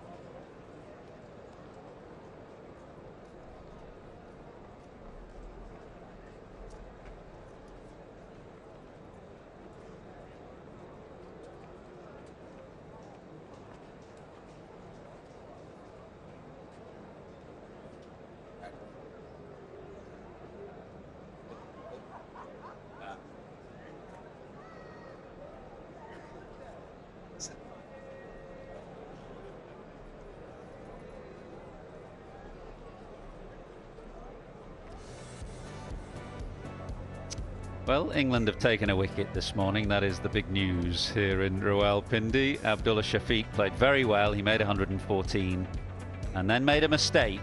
And it only takes one error in this game. And it was fatal for Abdullah Shafiq, who tried to back cut a wide ball from Will Jacks and walked off a little disgruntled with himself because he would have been eyeing up a mighty score here. It brought Azhar Ali to the crease, who's played one scoring stroke in those 9 balls. He lapped Jacks to bring up his first boundary. And after some nervy moments in the 90s, Imam ul Haq has moved smoothly to 119. Drinks have just been taken. It's a very pleasant morning here in Rawalpindi. The temperatures don't get up much beyond 20, 21 degrees. Perfect temperature, really, for cricket. Cool mornings, cool evenings, and then lovely during the day. It's not so hot that you should be cramping, so whether Imam has just tweaked something, who knows, but he's getting a bit of attention right now.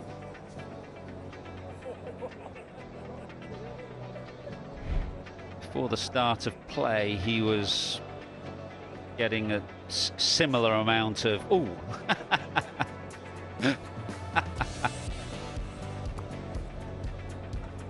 Instead of stretching him, maybe the physio injured him, and that's the consequence.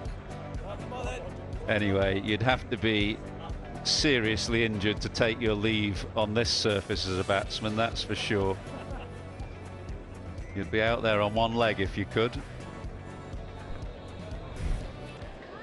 Yeah, he's not going anywhere. He's enjoying it here. He loves this pitch and batting quite nicely with a lot of control, using his feet nicely, hitting over the top.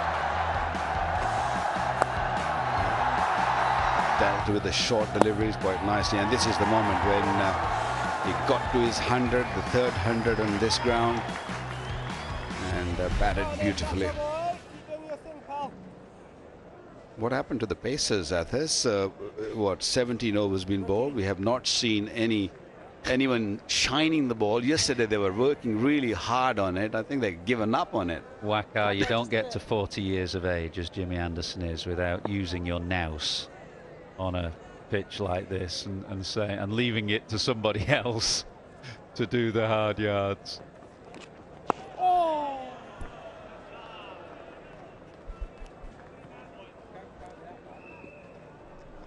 Tapal tea moment, Tapal tea lounge. I think the plenty of fast bowlers sitting there just relaxing.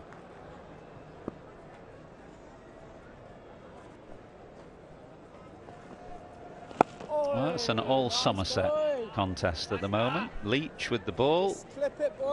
Imam, who was there at Taunton for a short period of time. Azhar Ali, who had a longer stretch down in the southwest, was there for what, 3 seasons or so down at Taunton. One or 2 others about as well with Somerset connections. Marcus Trescothick is here as England's batting coach. Jamie Overton is in the squad, although he's moved to the Oval now. Started his career down in Taunton. Taunton made.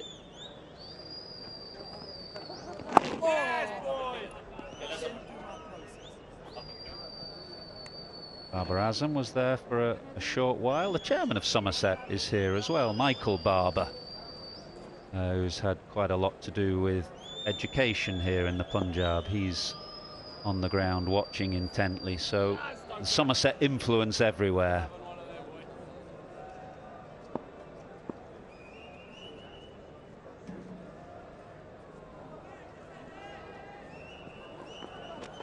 For a while, the pitches down at Taunton used to be very friendly to spinners. They used to call it Hyderabad for a while, but they're a bit different now. I think it was because of Mushi. Mushi played about 6 or 7 seasons there also. Normally, in modern days, they sign up the batsmen from Pakistan. It was Mushi all over Somerset those days. Then he moved to Sussex, 239 for 1.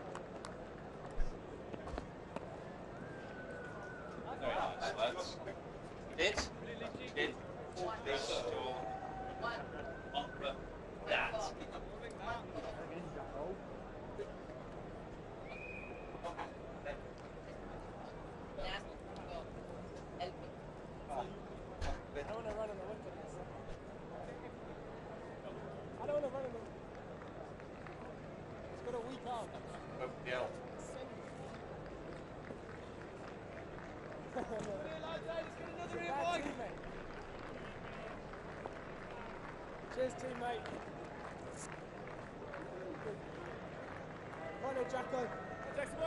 240 for one. Will Jacks with a test wicket. Oh, Don't want to brag, but that makes him equal with me. You have a test wicket, Dave? Yeah. Right? Didn't you know? No. Who'd you get out? Who was the unlucky Well, it batter? was hang on, no, hang on. Mazza's trying to elbow his way in on this one as a super statistician who knows everything. Got a microphone. Kapil Dev, just for the record. Kapil Dev, bowled David Gower, 357. Not quite. Caught Dilly, I think it was. Kanpur, 1985. What did you bowl? Filth. I took the pitch out of the equation, I think is the modern expression, by not using the pitch at all.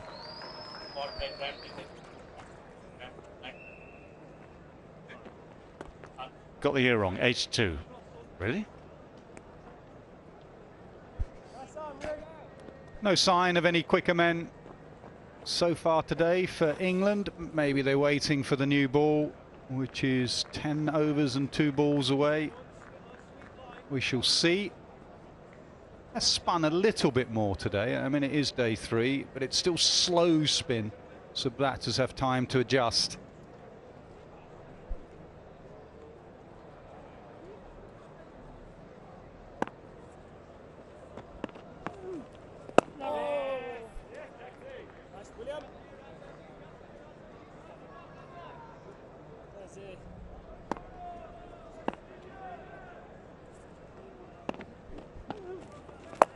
Big hard sweep, the man is up, and that'll go away for 4.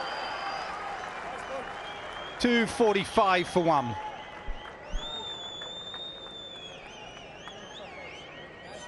Yeah, I like this as a shot, because the one thing we've seen today is the ball stopping just a little bit more sometimes. So if you're going straight and the ball stops, might just affect things. If you get this nailed as he has here as a rally, if you nail it like that, then field is up. It's clever. It's playing the odds, and he's used the fact that it was just wide of off stump.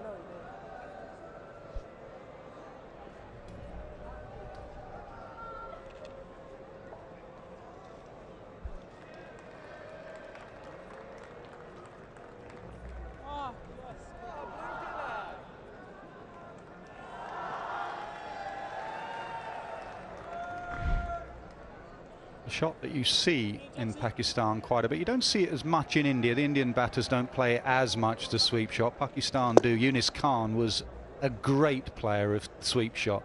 He used to get so low with his hands.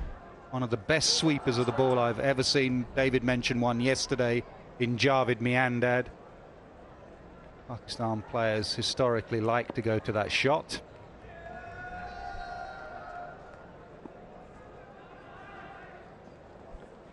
And the pitch, up and over. No, he doesn't get it over. He's got it straight to long on, toe end of the bat, and England have 2.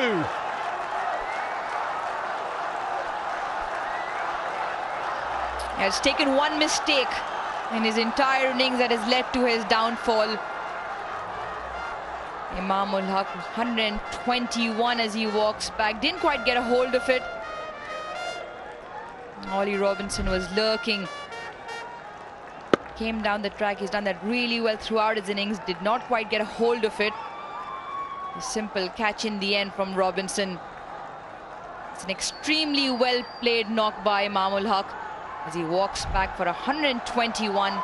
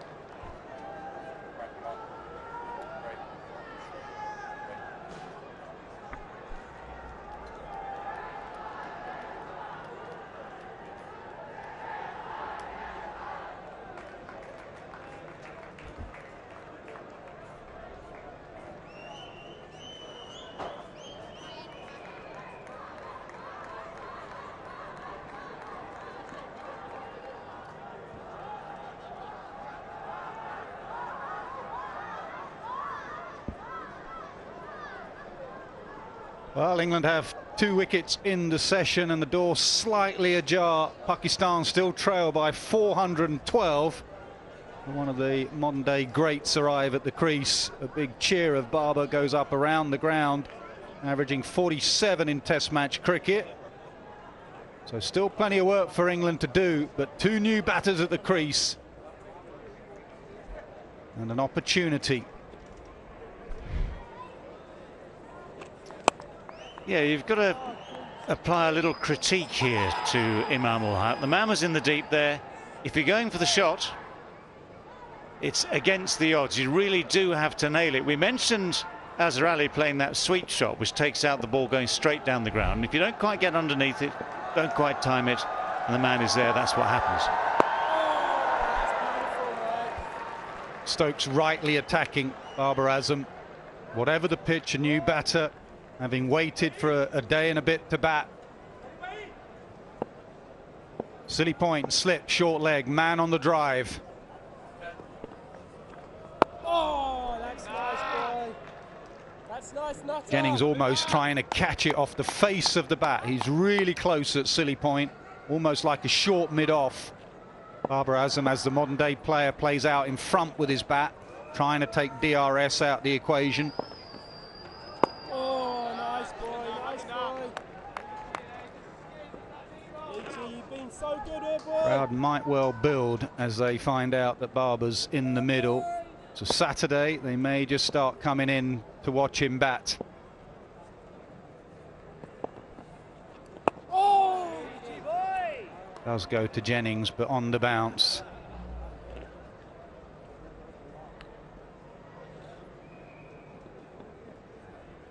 Yeah, the general impression this morning is the pitch has got, if anything, just a tad slower, just gripping a bit. I mean, it's infinitesimal. Off the mark, and he's off the mark with a boundary through wide mid-on. 249 for 2. Well, sweet way to get off the mark. Wasn't that short, just a little bit short, that's all. Just a slight variation in length, but good footwork, good timing.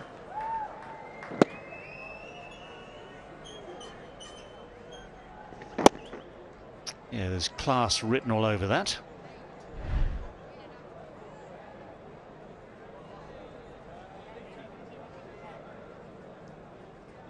So similar looking scorecards, both openers getting to 100 and then getting out. Shafiq with 114, Imam with 121.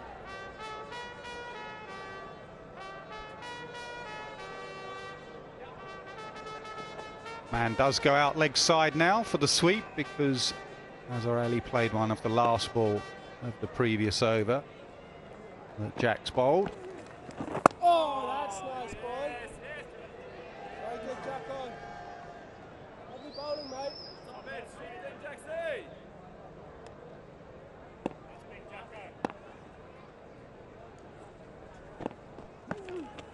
Oh!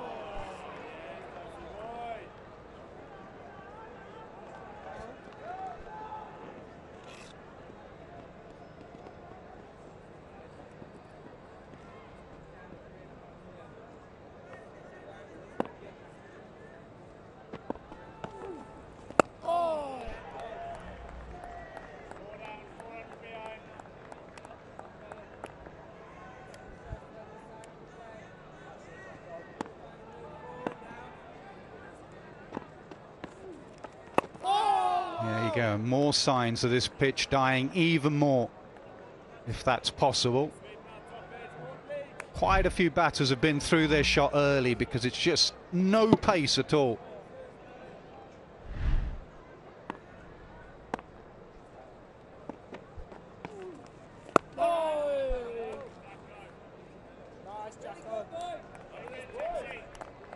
It's that moment again, isn't it? Sensodyne's sensitivity-free movement, because life is too short for sensitive teeth.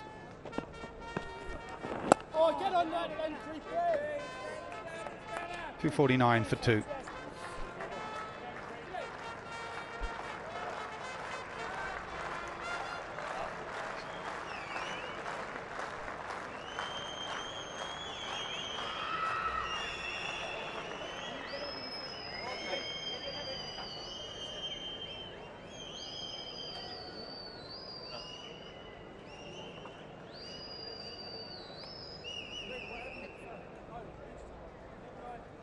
Pakistan trail by 408 runs still, so still plenty of time. 2 days and all of today as well. Remember, they do go off around about 4:40 in the late afternoon because of light. Plenty of work for Pakistan still to do. Get as close to England as they can and then make that third innings a tricky one. Ben Stokes saying he doesn't want to play for draws. We shall see. Well, there's a big meeting out there. Shall we hit Barber with spin or shall we hit him with medium pace? There's 5 of them involved. Robinson has his jumper off. And I think Root is shining the ball on Leach's head.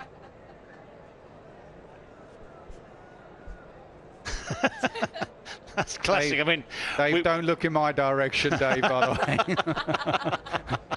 Don't even look in my direction. Right, just to clarify, I mean, it's ingenious, absolutely ingenious, because you're no longer allowed to use saliva. Tests have apparently proven that sweat is much more effective in shining a ball than saliva. All this, yeah, a relic of the COVID days. But I, like you, Nas, I've never actually thought of using that particular scalp as a way of sourcing the shine. Well, poor old Leach, having added the ball shined on his head, has just disappeared off back into the dressing room. He's not having that. He's going to file a claim for some sort of mental abuse or something quickly. Speak to his lawyers and come back. So for the first time on day 3, we are going to have some faster bowling, I'll say. It's not going to be fast, but it's going to be faster. Just challenge Barber with a bit of reverse swing.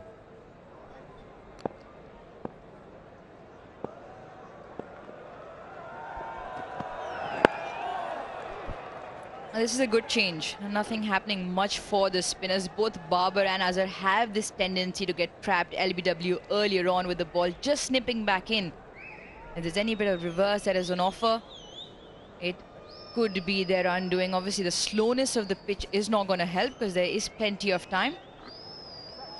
Well, Ollie Pope comes up to the stumps, and this will be just to keep Barber in his crease. Barber with that first delivery staying low. Might have thought about standing out of his crease. He can't now with Pope up.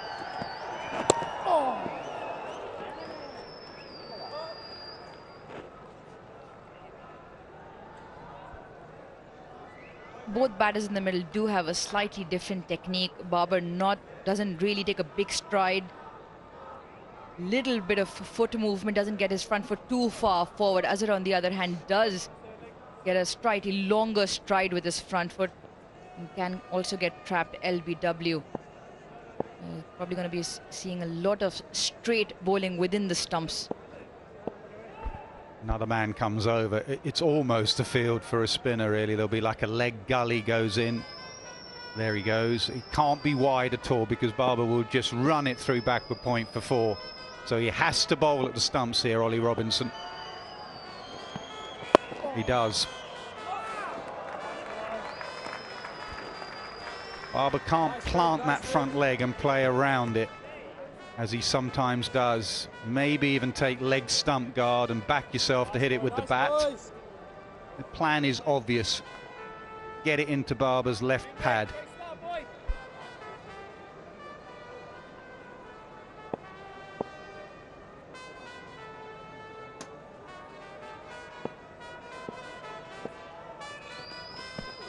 Oh, that's nice, boy. Lovely red. Couple of men catching in front on either side of the wicket for anything that might get stuck in the wicket. We saw that with the spinners earlier on. Abdullah Shafiq and Imam just had a couple of ones just sort of held up. And those catching men in front of the bat can also come into play.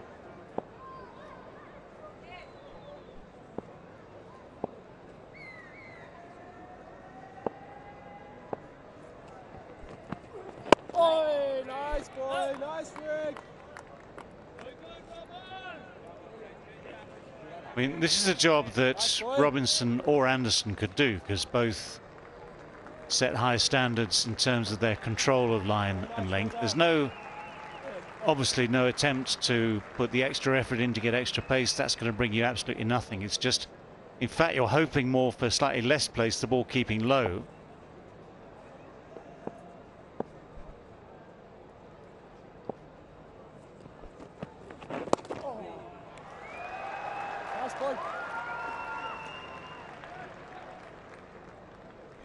I think it'll be a similar plan for Azhar Ali. Azhar Ali on his previous 2 tours of England, completely different conditions, was a walking wicket as an LBW to Jimmy Anderson in particular.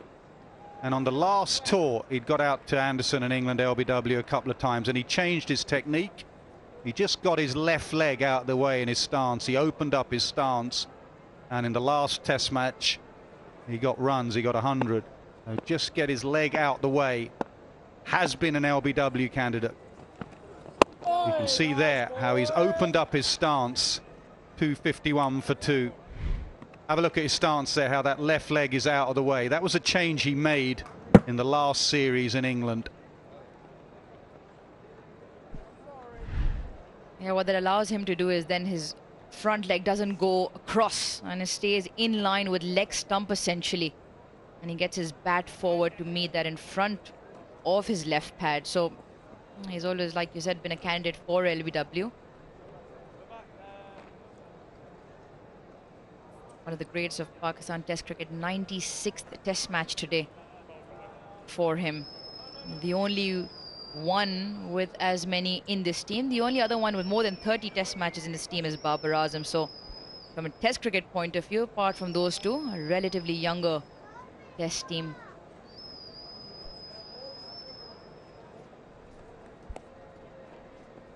Fascinating how they have to adapt. It was only a couple of weeks ago that these two sides were going at each other at a sold-out MCG on a pitch that was doing a bit.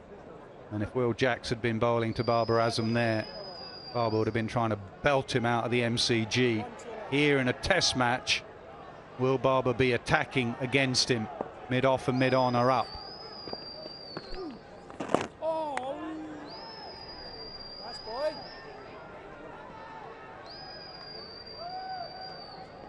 Well, again, just talking about subtle differences, I think on day one, no huge pace or bounce, but just enough of the ball coming on to play shots and play through the ball. That's come on. That's a little bit wide as he has bowled Will Jacks, and fast hands from Babar Azam through the offside. Well, yeah, lovely shot. And purely a result of, okay, there's that flight that Jacks likes to offer, but it's so full that Babar, despite the width, can just get out there. It's a full half volley. That's why he can play that shot as he did.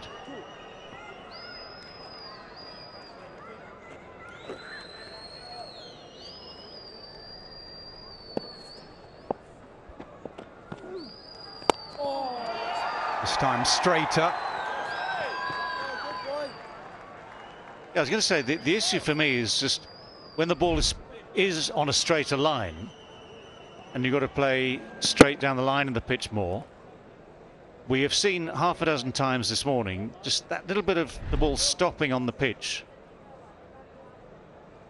Not a huge difference, but obviously to each individual batsman, if that particular ball brings a wicket.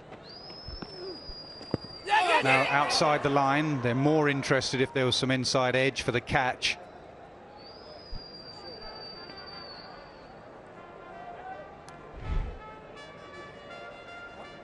And again, the shot is played partly on length, but very much on line. The safety of having the pad outside the off stump.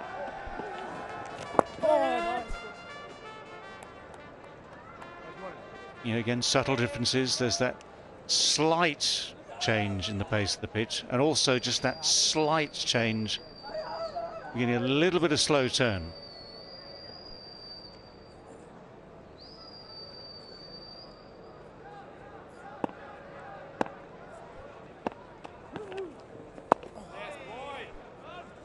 .256 for 2.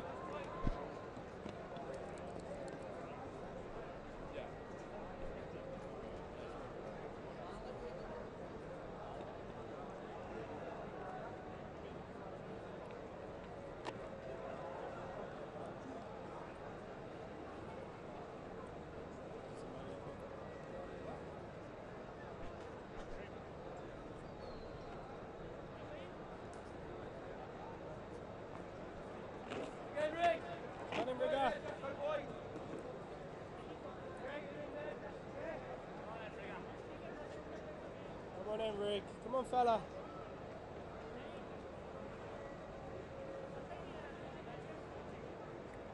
So the same plan continues for Ollie Robinson to Babar Azam.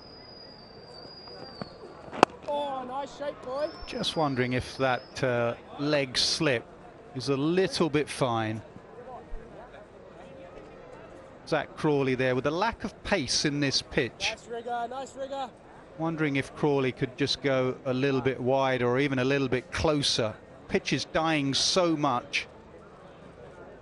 Crawley, yard in and a yard to his left, our right.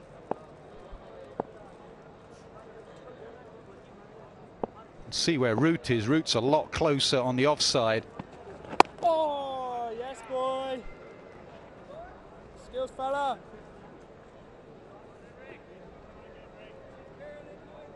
Very nice, Rig. I suppose there's one little point, which is if it's going to get to Crawley at all, it's not going to be from the straight ball. You know, the edge from the straight ball isn't going to get there. It's just one of those ones that goes slightly maybe offline. And if a batsman is just trying to feather it round on the onside, that's when sometimes you get that finer edge. It's just a guessing game, isn't it?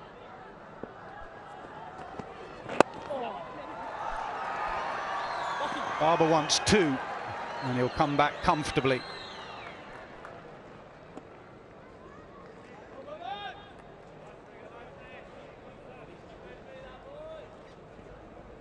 Nice Rig, nice Rig. Yeah, the slight transformation from day one to day three, morning of day three, is we've gone from certain fluency, we're heading towards attritional.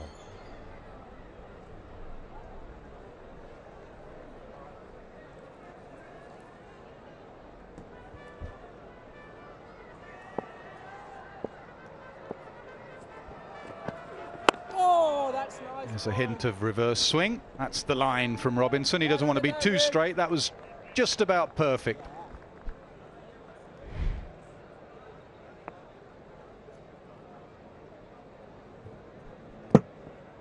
Just a little bit in the air off the wicket as well. Very good, bud. Compact technique on the other end to face up.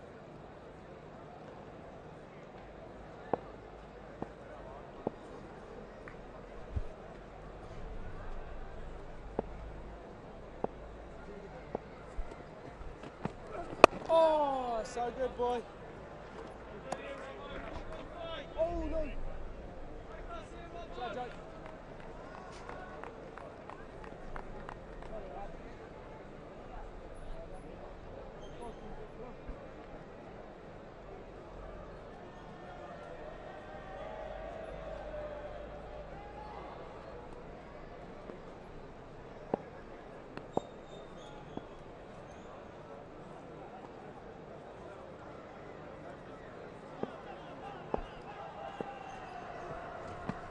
Oh, Rig, that's That was the beautiful one that skills, just boy. goes the other way a fraction, 258 for two.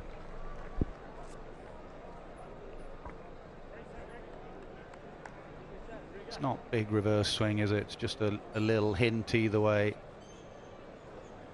think of the last series out here England played, 2005, or if I remember rightly, Shoaib Akhtar running in and getting it reversing big. Extra pace.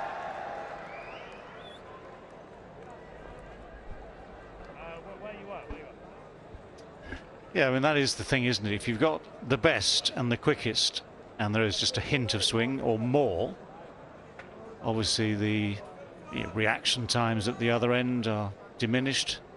Just gives you that little literal cutting edge.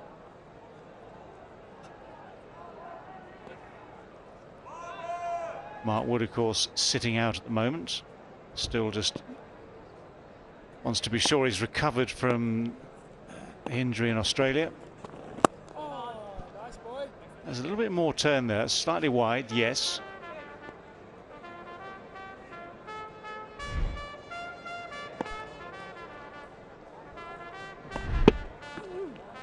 Oh, get on there. Nice track, boy.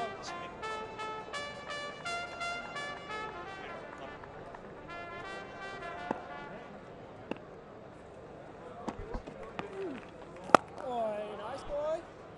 Yes, boy.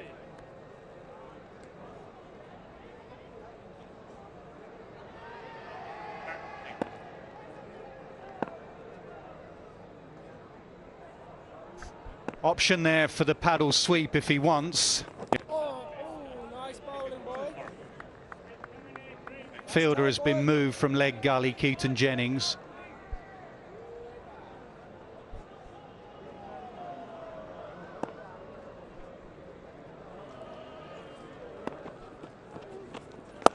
Down the pitch, hits mid-off hard. And they should get a single, they do, on the misfield.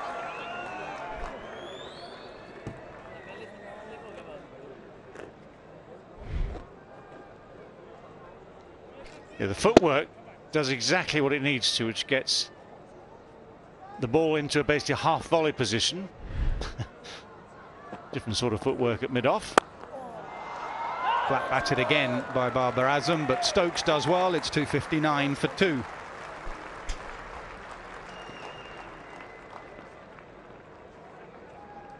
The pace has obviously slowed this morning.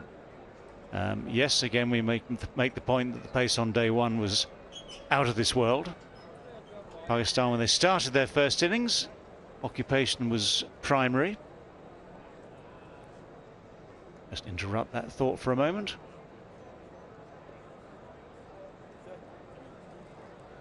Willis, I'll just look at the names Willis and Gower halfway down that list. Well, Willis captained the first test match in Karachi. Pakistan won by 3 wickets, 66 for 7 they were. Interesting game. Then 2 really good pitches at Faisalabad and Lahore. I had to declare at Lahore to set a target of something like 240 something. They were 173 without loss. Managed to sort of strangle a few out. They shut up shop for an honourable draw as far as we were concerned. Still lost the series, of course. 16 years later, the counterpart to your left changed that to 1-0 England. Yeah, they used the subtle tactic of playing in the dark. We didn't have that option in 1984.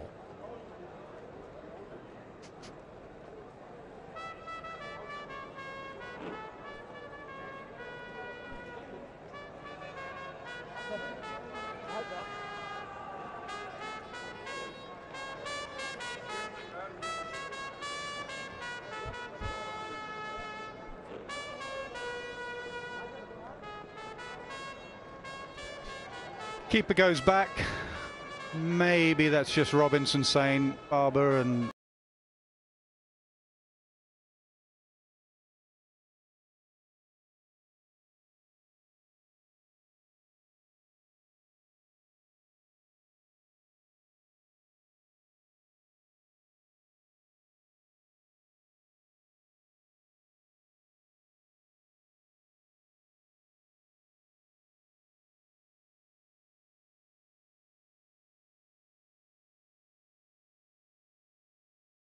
by extra bounce or extra pace there.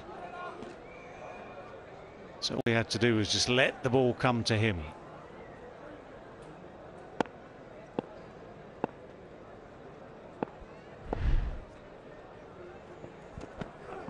there is the short ball to keep him honest. Good work from Robinson. Not easy to do this on this placid surface. Takes a lot of effort. About the same as Joe Root's bouncer, wouldn't it?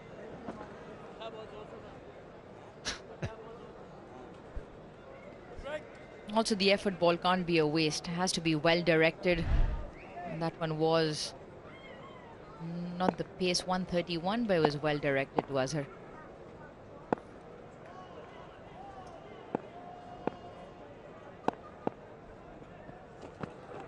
Another one.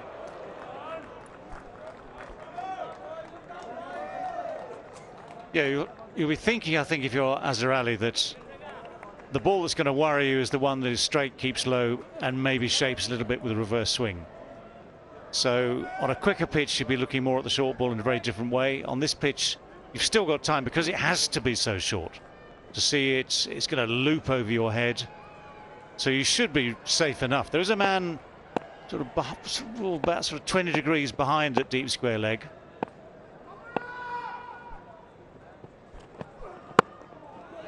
Again, that vacant backward point area. Key here is whether Babar Azam can get back for 3. He does.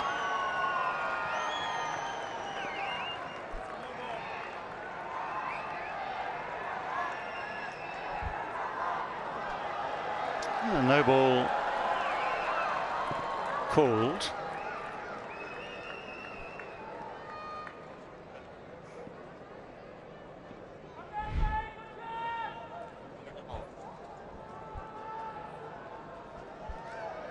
Yes, third umpire had a little look at that and called no ball, rightly.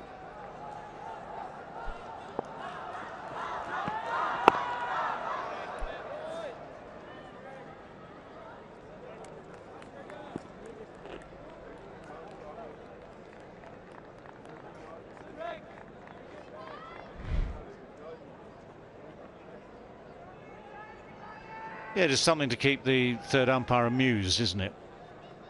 And on his toes. Do you think that kept Murray amused?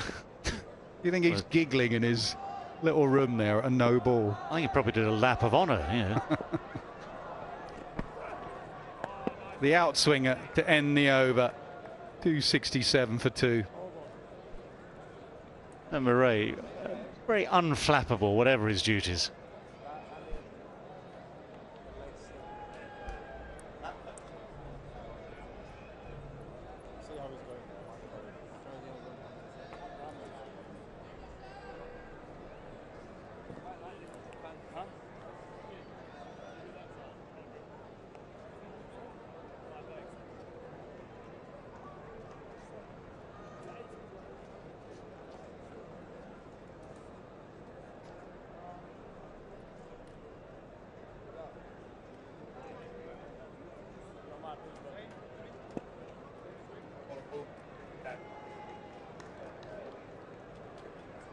Three more overs till that second new ball. It'll be interesting if England do go down that route. Anderson with the ball now. The other end we saw Robinson bowling. So interesting where they go from here, because they've got their faster men on. I don't think you'd want to warm up towards that new ball. I don't think you want to exert before that new ball. So tactics now, come that availability, will be something just to look out for. I think it's all about giving your spinners a little rest. And that's why the faster bowlers have come in. They look to bowl nice and straight. A little bit of swing there. I think it's reversing a touch. 77 overs been bowled, so there must be a little bit. He's hiding the balls for sure. Not much.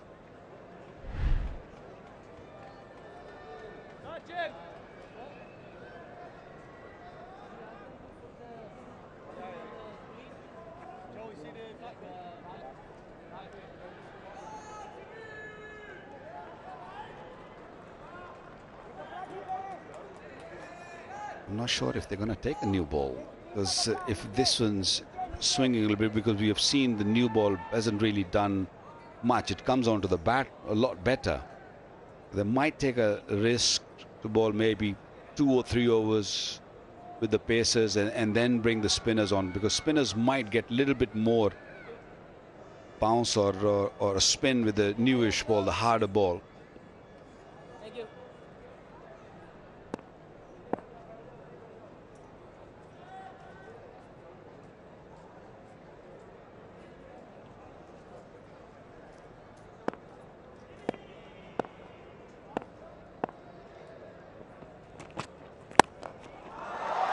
Slightly full outside off, and Azhar pounces on it. Timing's good enough. Boundary. Yeah, anything full has been punished. Even anything straight has been punished. You have to really stick to that 4th stump, 5th stump line. This was full. This was easy pickings. Azhar lunges on it and didn't really have to hit it too hard. Just pure timing.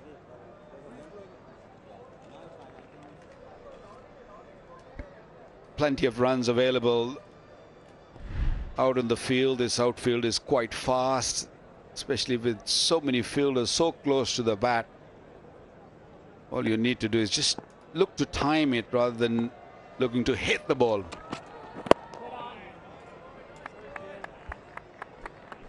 Well, five fielders on the leg side for Anderson, so he's clearly going to bowl stump to stump as best he can, but also 4 catches in front of the bat, 2 on the leg side, 2 on the off side. So he'll bowl some cutters as well. That will be the combination, really. Straight at the stumps, looking for the LBs, the odd cutter, trying to get a drive to those catches, a very occasional bouncer to keep a batsman honest.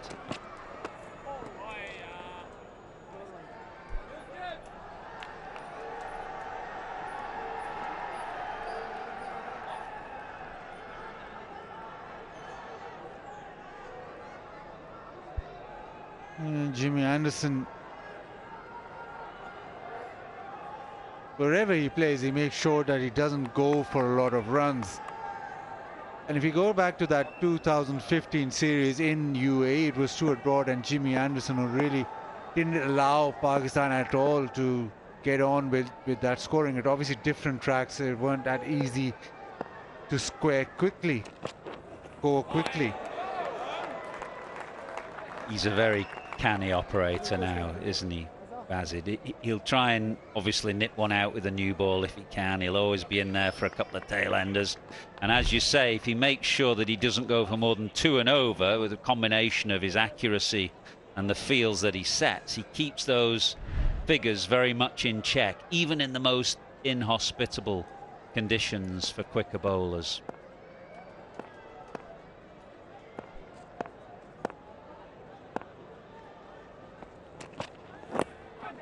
That's 1-0, almost. Does that come off the pad only? Oh, given in runs. 272 for 2.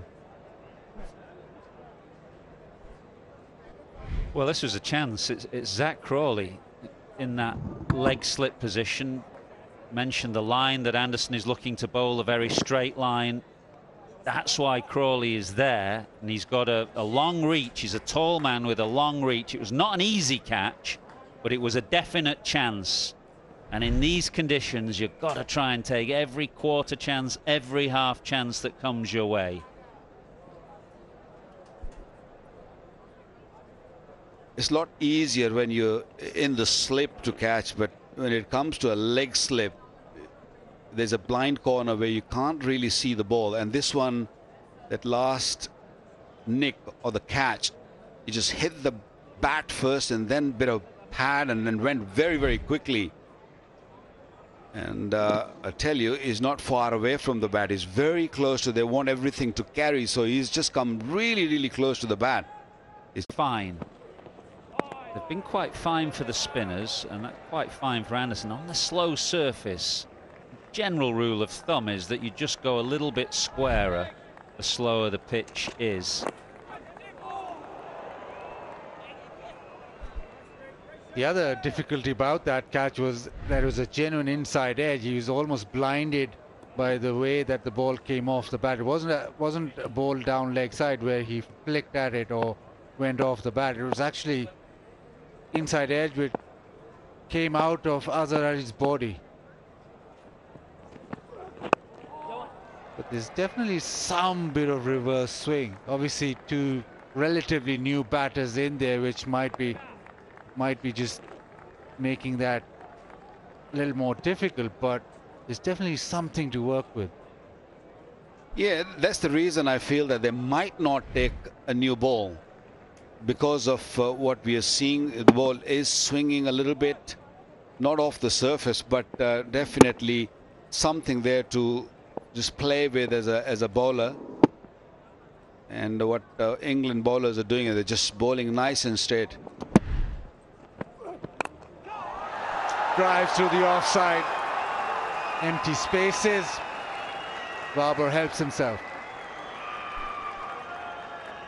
Noticed whenever Babar hits a 4, there's just a little bit more noise from the crowd than the other Pakistan players, for sure.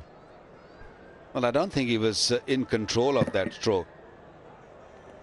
Could have easily gone to the slip, because Robinson tried to just swing the ball away from him, and it was a late decision by Babar to just go and look for that drive. That's why it's gone finer. He was looking more toward the cover or extra cover.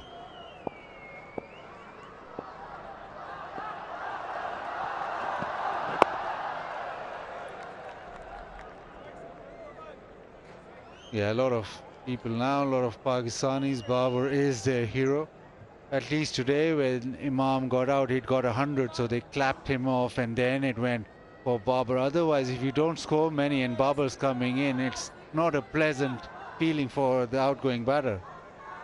Do you mean they cheer the outgoing batter for getting out and getting Babar in?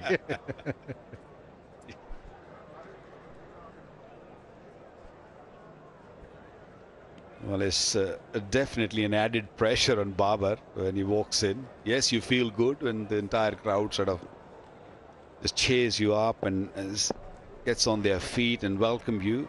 There's definite pressure.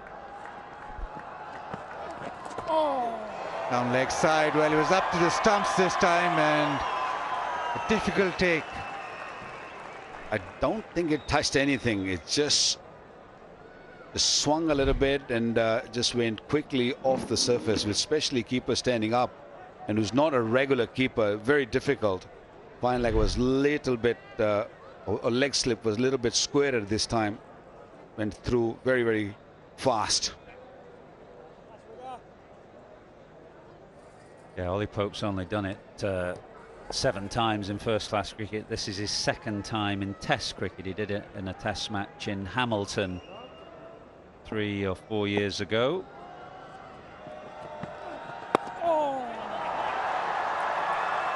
Just that slow one, eased away down to 3rd. He'll come back for the 2nd. 79 done now, 283 for 2.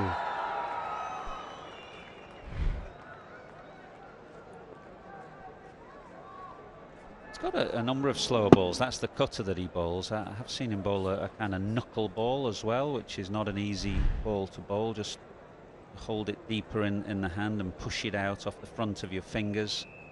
All the tricks of the trade that you need as a bowler in these kind of conditions to keep the batsman thinking. Knuckle ball? Why can't not for you? Did you? I can't remember you bowling a knuckleball. Not too many bowlers did in that era. Knuckleball is very brand new. Yeah. Brand new thing. Adam Holly brought that delivery, which was a slow delivery, which he used to really hold it deep in his hand. And he used to bowl with the same action, same arm speed, and he used to come out very, very slow. In one-day cricket, those days there was no T20 cricket. One-day cricket was very deceptive. It was not easy to sort of check what pace the ball is coming, and he had a lot of success with that. What about Waqar Yunus running in and bowling the slower bouncer? Never. I can't remember. It's been a long time. Gone.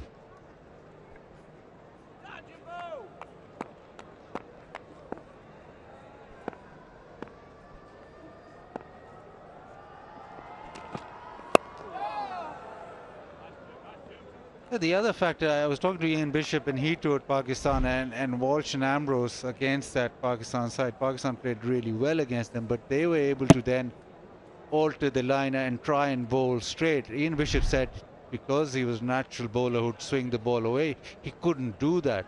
Most Pakistani bowlers are able to then tighten the line up and bowl within the stumps. It's not particularly easy for bowlers who swing it away or hit top of off to then be able to bowl so straight. Jimmy Anderson does it well, but even him over here can't avoid that slightly outside the off-stump line. Azhar Ali helps himself.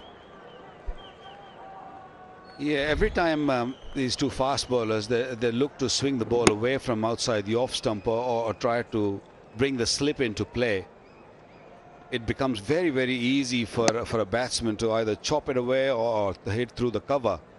So I think the best delivery was a delivery before this one. Just keep bringing the ball in and use those fielders for that little chip.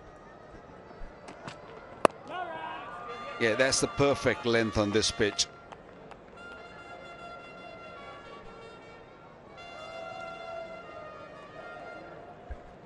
You go a little straighter and you will get chipped away.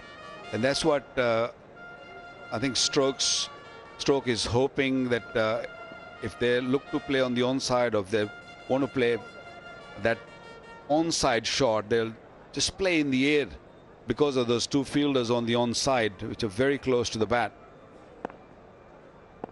Yeah, on the right of your picture, you can see both of them waiting for that chip shot. And Azhar Ali, with so much experience, he's not going to do that. He's going to look to play nice and straight, not going to play that onside drive. Yeah, plenty of swing now. Will they take a new ball? Not sure. Certainly not before lunch. We've got 15 minutes to go before lunch. I think Stokes will be very happy with how Anderson and Robinson are operating here. They will come a point eventually where the ball just becomes too soft, and then you go to the new ball, and probably, unlike in England, then you use a lot of spin with the new ball when it's a little harder. But at the moment, England going nicely with Anderson and Robinson and the old ball, 287 for 2.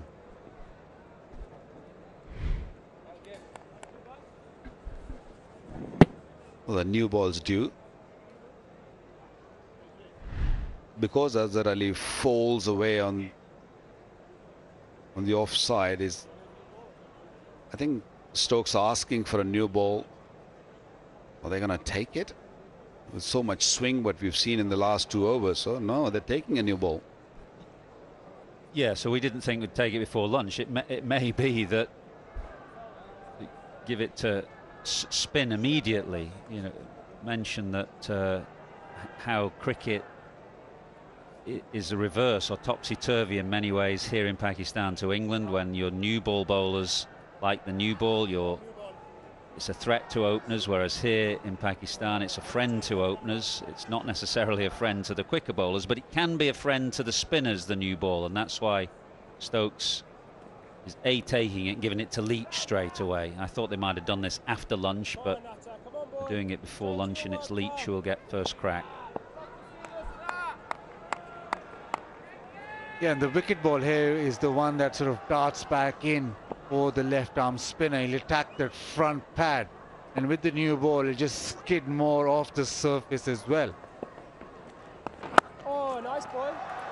Babar and Azhar Ali sometimes with the left arm spin, with the ball coming back in, they sometimes don't get their bat to it. Babar has been dismissed a few times, LBW, with that particular delivery. If it's spinning, I think they're much more comfortable, but the ones that swings back or just that arm ball coming back, that'll be the wicket ball here. Let's see if Leach tries and consistently bowl that.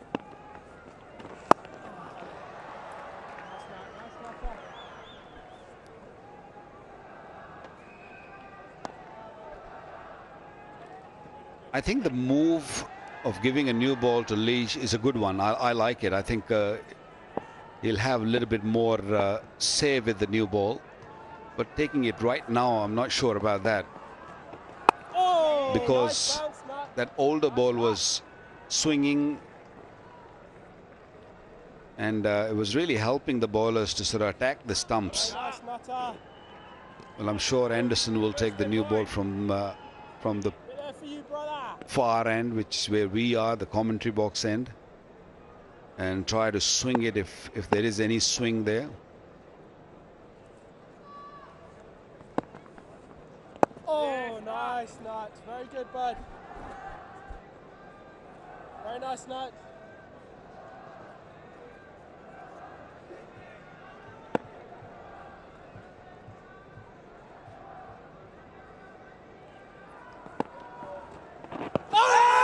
That's the one. The ball coming back in, and the finger is raised. Ball skids back in. Jack Leach with the new ball. Azhar Ali walks across to his captain. Is he going upstairs? Yes, he is.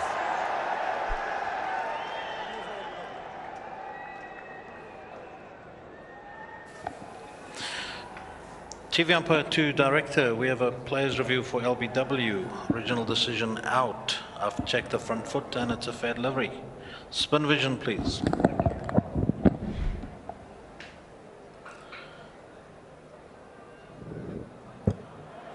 I need the ultra edge, please, to check now if any bat.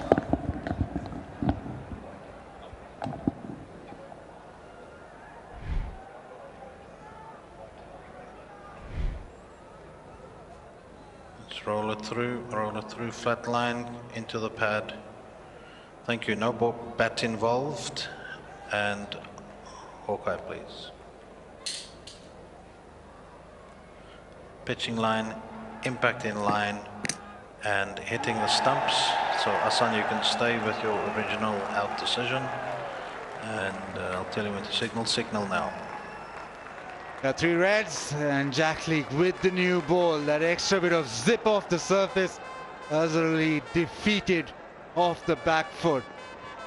New ball given to the spinner works.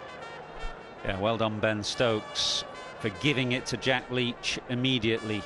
And that ball just skidding on, slightly harder ball, skidding on from the surface. So England have had a very good morning. Dismissed both openers, and now Azhar Ali as well, 290 for 3.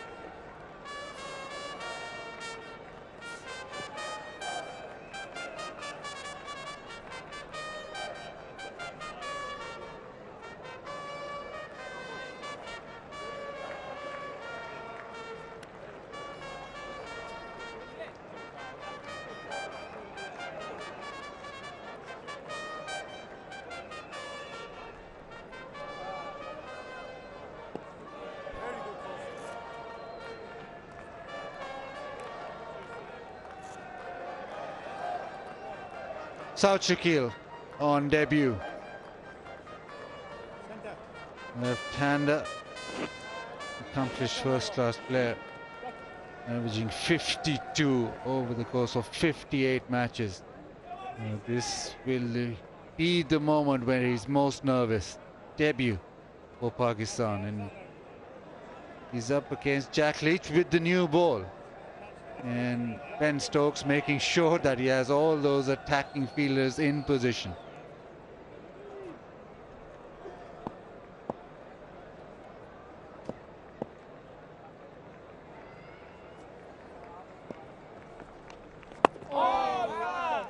Defends nicely.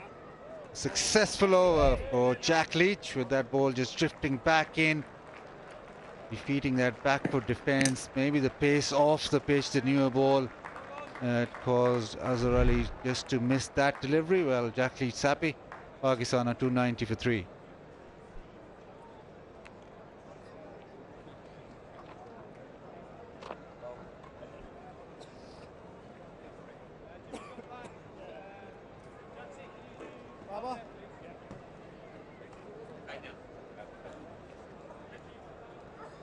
Well, the trick worked. Stokes taking a new ball, giving it to Leach straight away, and a perfect length, perfect line, and a good pace. And especially when you're playing on this sort of surface, the variation is so important. The delivery he picked up a wicket on was 86.9 kilometers an hour. So perfect pace on that delivery. Fascinating, isn't it, how cricket is different here. The new ball taken, given to 2 spinners, not just Leach but Root as well. That was Leach beating Azhar Ali, the ball skidding through. You've got a bowler with 175 tests and nearly 700 test wickets, a new ball bowler, but it's to Joe Root that you give it. It's just an indication of how different the cricket is in this part of the world.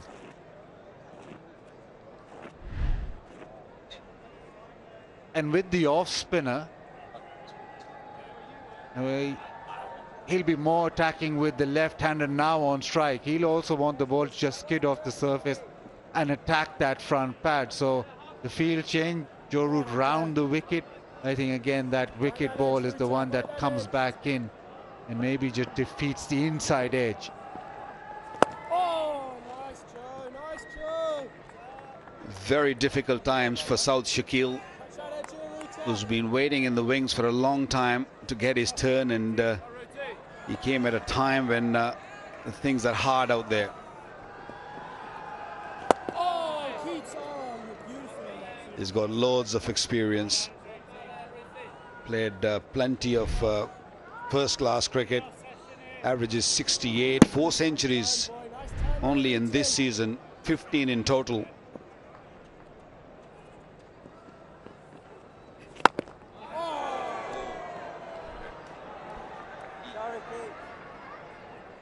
Well, he's hit it straight into Jennings. I almost thought he was off the mark, but no, not yet. Still have to wait. Probably have to wait another over. 291 for 3.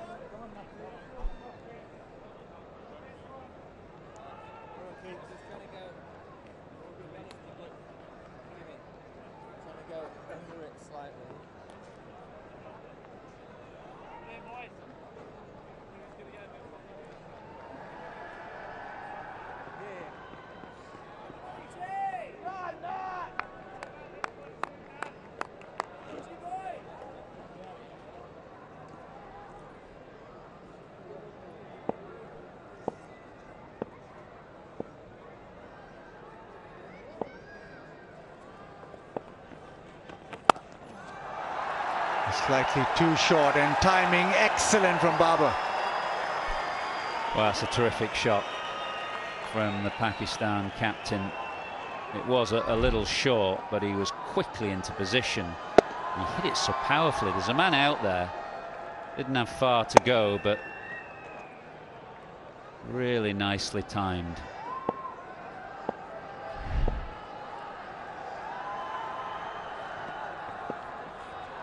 Oh, nice boy, nice boy.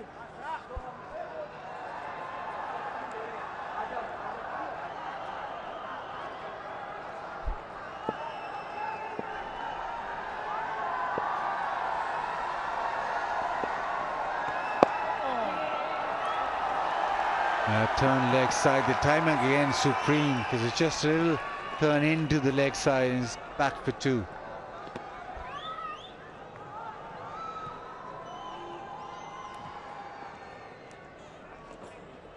Uh, 2 minutes away from lunch. It's time for Tapal tea in the Tapal tea lounge.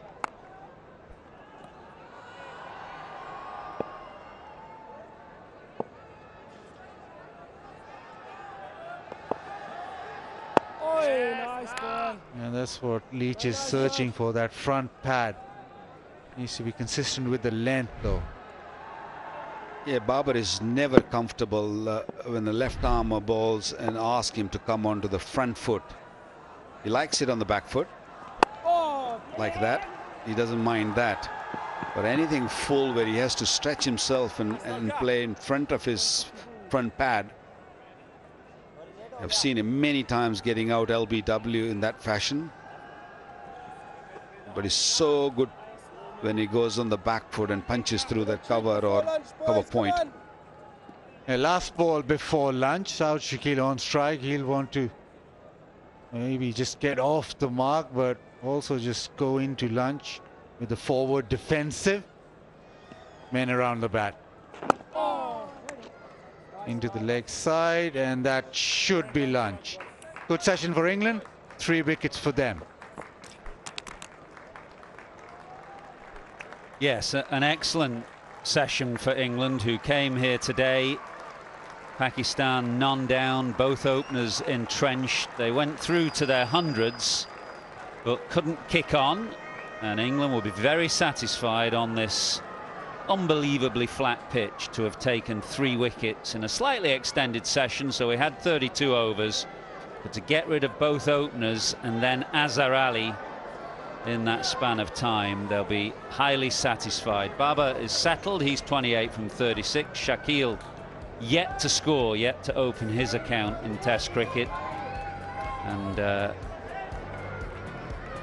you'd say probably that was England's session, given the context of how hard it is to take wickets on this surface, to take 3 in one session. I think Brendan McCullum there and his coaching staff will be highly satisfied.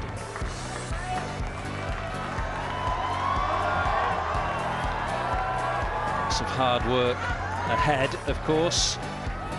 Final 2 sessions of the day. We probably won't get the full allotted overs in, as the gloom will fall again, but with plenty of cricket left, and that's where we are. 298 for 3, both openers to 100, Shafiq 114 and Imam 121. A relative failure for Azhar Ali, 27 on this pitch.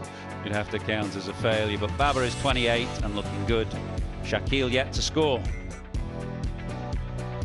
Good steady stuff from England this morning. It's the spinners who've taken the wickets. 2 for Jack Leach, 2 for 102. He's done much of the donkey work, having got through 31 overs. And Will Jacks has taken his first Test wicket. He got things up and running with the wicket of Shafiq, 1 for 72 from 18.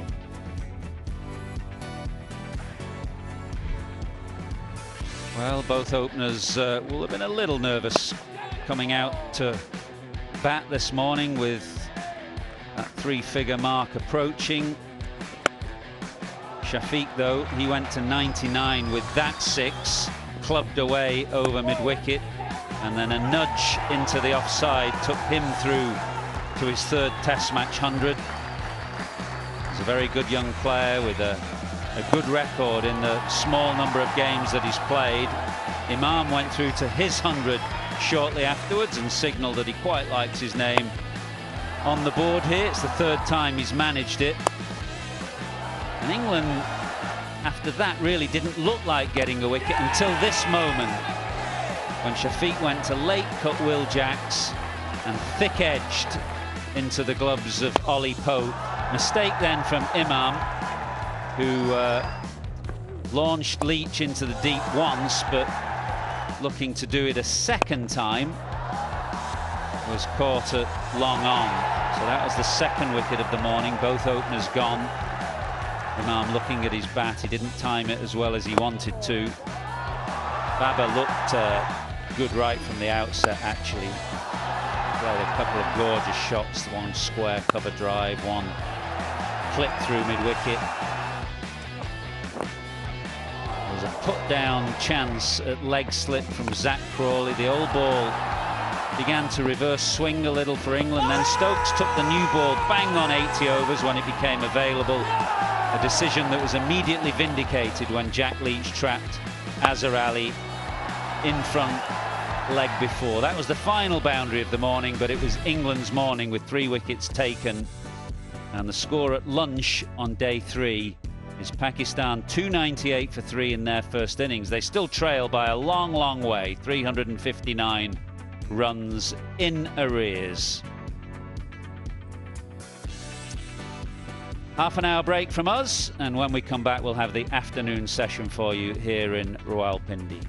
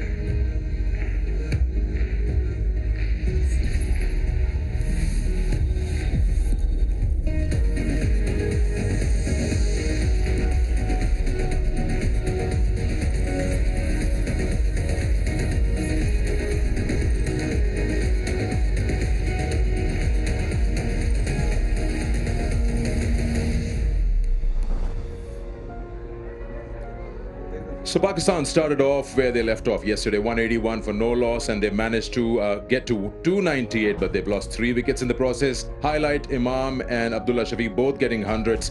And how many times do you see openers from both ends, both sides getting hundreds apiece? So this is what it looks like in, what would you say, 2 days and a session. England 657 all out, batting first, 400s in their batting card, in Pakistan. Not a bad start. Imam and Shafiq both getting 100, 298 for 3. The good thing for England in this session, they grabbed 3 wickets. Pakistan still trail by 359 runs. Hello and welcome to the Inverix Solar Energy pitch side, and I am here with you. My name is Sikandar. I've got my guests alongside me, and we'll talk about this session, starting with Uruj and of course Badil along her. Uruj, Pakistan would have been happy seeing the 2 openers getting hundreds, but then somewhere a bit bitter that they've lost 3 wickets, and just before lunch the Azhari. Yeah, I mean, wickets in the column doesn't sound nice, but again, it's not really any demons in the pitch. There's nothing happening much with the bowling as well. We tried to see the difference in spin from yesterday. It looked marginally more, but again, nothing that's extravagant. So I still don't feel Pakistan will be quite perturbed by this. They've got Saud Shakil as a debutant in, but Babar Azam on the other hand, with still Rizwan to come and Salman. So I'm not quite sure they'll be worried about the 3 wickets in the column. When you quickly look at the way Abdullah Shafiq and Imam ul Haq formed their innings and that big partnership, especially the way they handled spinners, there seemed to be a little certain plan that they had got against the spin. Yeah, the composure, the way that they batted, the composure stood out, especially with that Imam approach. He definitely talked about yesterday, we talked with him and he talked about how he plays against spin, and he took that into the game. He practices a lot coming down the track and making sure that he uses his feet in the nets.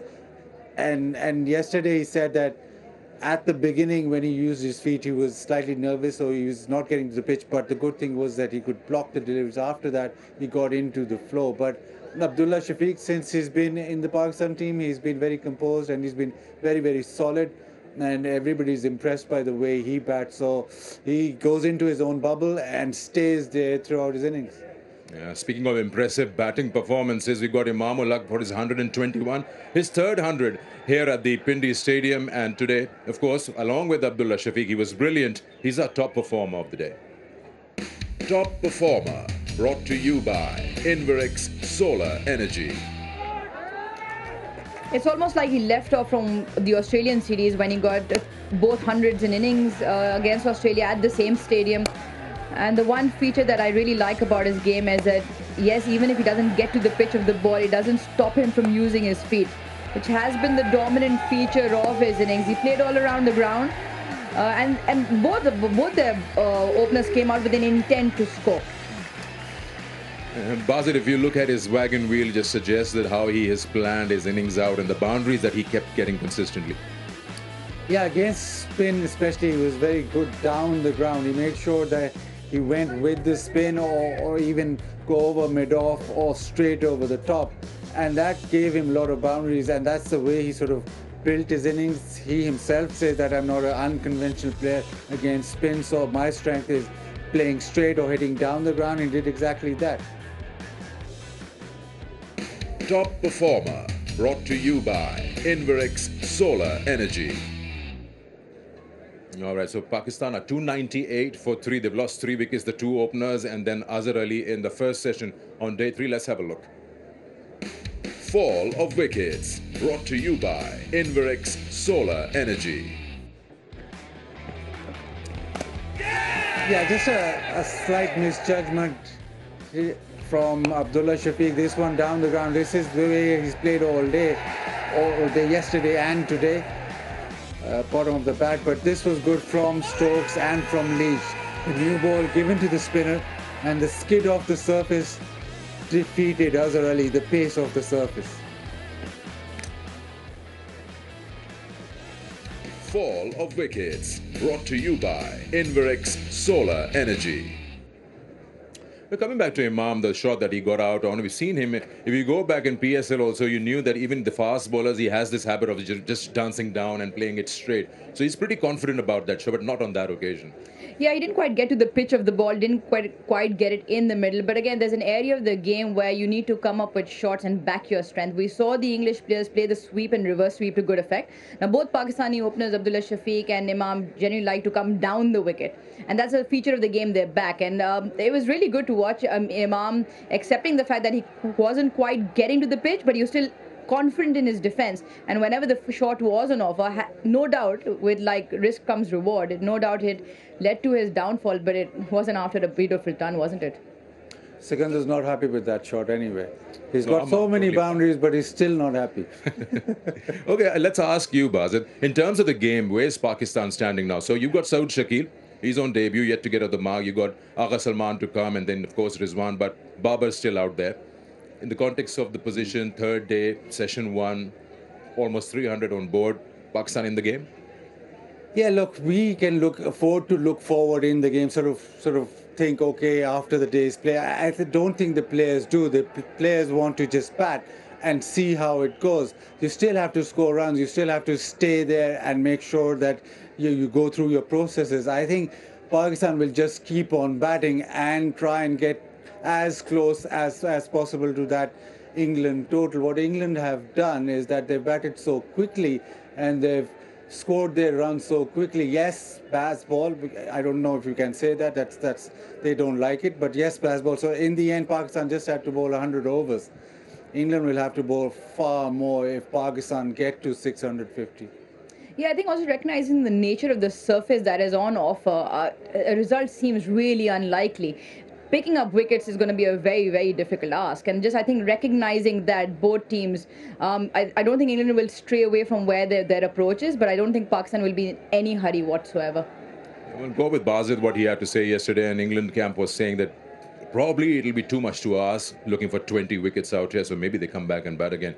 But anyway, time for a break. We'll talk more about session 1 on day 3, and we'll thank Uruj for joining us. After the break, we'll have Bazid along with another guest, so don't go away.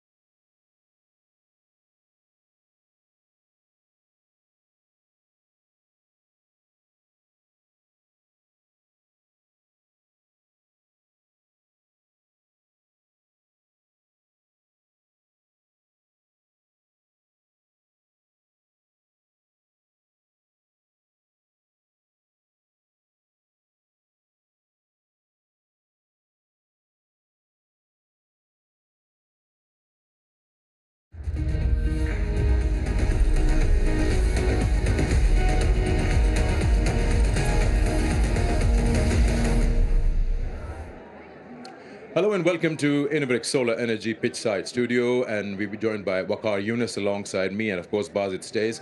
So a quick question to what I asked Basit. I'm representing the people who have been asking questions.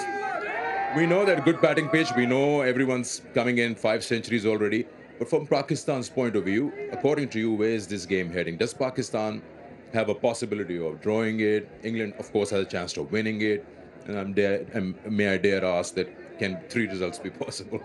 I think 2 are definitely possible. I'm not sure about the third one. Can Pakistan win this game? Because Pakistan's still far behind in this game. They really, bat and still, I would say they can. If they manage a draw, I think it'll be a moral victory. But at the moment, England picking up this last wicket with the new bowler Azhar Ali's wicket, I think that really encourages England going into the dressing room for lunch, and I think they'll come thinking that if they can get a couple of more wickets early after lunch, they will have a far better chance of winning this test match. So as a coach, what would you be saying? So are you asking them to focus on the session? Because you got to have something on the mind as a team. Are we playing for a draw? Are we playing to save the game? Look, I think you got to just play your normal game. You cannot really sort of start thinking about the result. If you start thinking of the result, then your hands are going to get tied, and it's going to be very, very difficult to sort of bat long period. So for me, as Babar is there at the crease, and he's going to play his own way. Saud Shakil, a debutant, I mean, he's in extremely good form, coming from the first class, scoring 400. So he knows how to score 100. So Pakistan have got the resources who can really, push and play the entire day, and maybe some time tomorrow also. Okay. We'll have more talks with our guests, but let's join Basit Khan. He spoke to Saqlain Mushtaq, Pakistan's head coach, and this was before the start of the series, so let's have a listen. मेरे साथ Saqlain Mushtaq Pakistan team के head coach और one of the greatest spinners Pakistan ever produce. Saqi भाई, career की बात करते हैं पहले।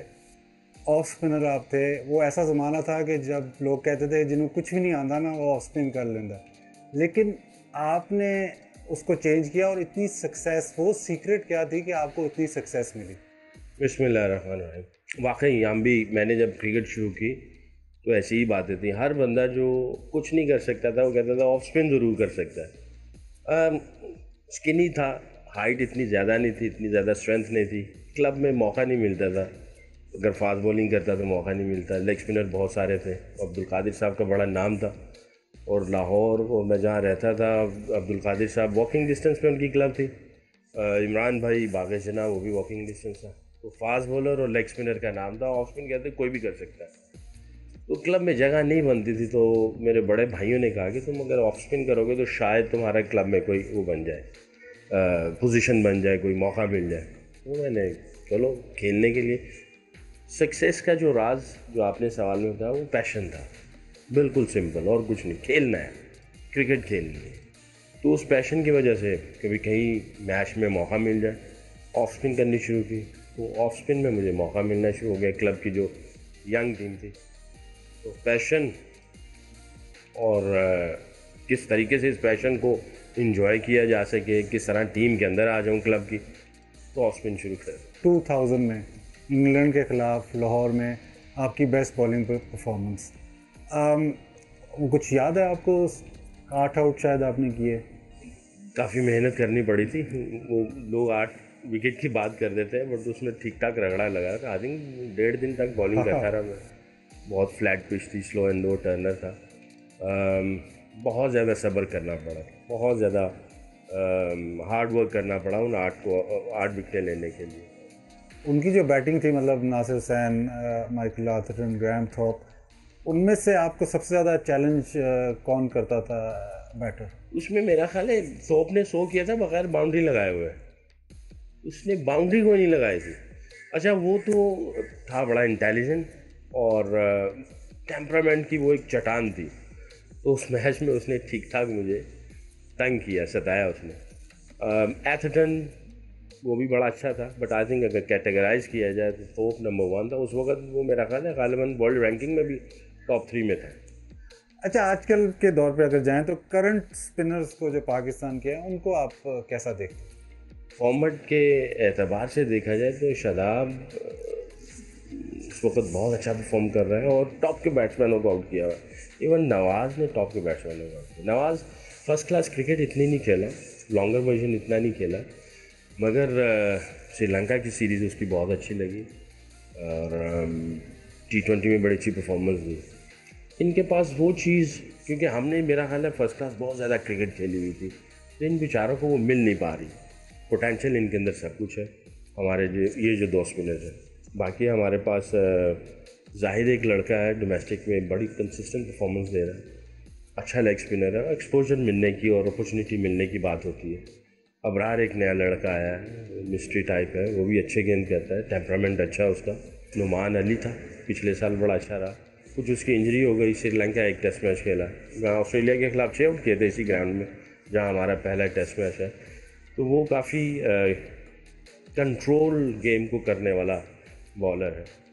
आपके सामने कोई लड़का है जिसने स्पिनर बनना है, आपके पास मतलब आप उसको एक दो ही टिप्स दे सकते हैं, वो क्या आप उसको बताएंगे? आपने उसको कभी बॉलिंग करते हुए नहीं देखा, कुछ नहीं देखा, सिर्फ आपने उसको बताना है कि यार ये 2 चीज़ें ये अगर 2 चीज़ें नहीं होंगी तो आप स्पिनर नहीं बन सकते। पहला तो पैशन है, ये पैशन आपको हर जो चाहिए वो मिल जाएगा आपको, वो पैशन दिल में होता है। तो और जिस चीज़ को आप दिल दे दोगे, जो आपको चाहिए होगा वो आपको मिल जाएगा। अगर ये पैशन बढ़ रहा है तो आप सही डायरेक्शन में जा रहे हैं, अगर पैशन कम हो रहा है तो आप सही डायरेक्शन में नहीं हैं। उसको हार्ड वर्क भी कह सकते हैं। आप हार्ड वर्क करेंगे, पैशन होगा, सारी चीज़ें आ जाएंगी। मेरा ख्याल है ये 2 चीज़ें बहुत इंपॉर्टेंट हैं। Thank you very much Satyan भाई। The specialist of Dusra and creator or inventor of Dusra, and it's been amazing. And to be a great bowler, a great batter, and then to transform that knowledge into the youngsters is not an easy task. But I think from a player to a coaching job, I think he's done well, and you've played with him. So how do you see him, the player and that coach today? Oh, Saki as a bowler, I think there was no one better than him at the time when he played for Pakistan. He was just amazing, especially bringing that Dusra into play, and he was our best bowler at the time when he came into the. He actually took my spot, because I used to bowl right at the end, the death overs, and then it was Wasim Bhai and him, because his Dusra was unplayable. He used to bowl the final overs, and I mean, a great a bowler, no doubt in that. When it comes to coaching, it's a big change, and I think in a very short span he had a lot of success, good success. You know, Asia Cup final, World Cup final. I mean, Test cricket he hasn't really coached that much yet. It's a big test here against England, and then of course going forward, it is not easy. It is a tough job. It's a very thankless job, but you know, it's a very satisfying job also if you do well.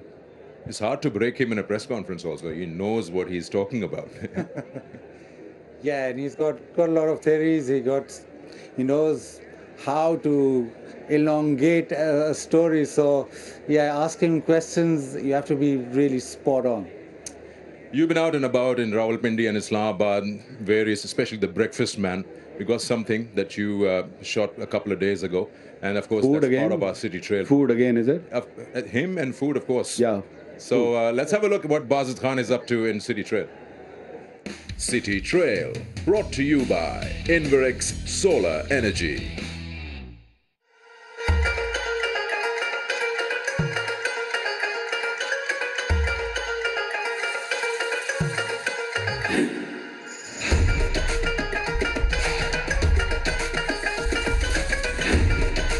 Well, it's breakfast time, and if you want proper desi breakfast, you need to come to Kartarpura, here in the heart of Pindi. And as in desi breakfast, how can you explain that? Well, it's when you have breakfast like a king, because it'll be substantial, it'll be big, it'll be heavy, and it'll make sure that you're pretty full for the rest of the day.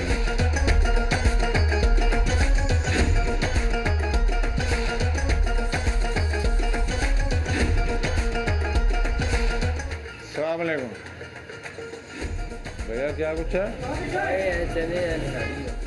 बेहतरीन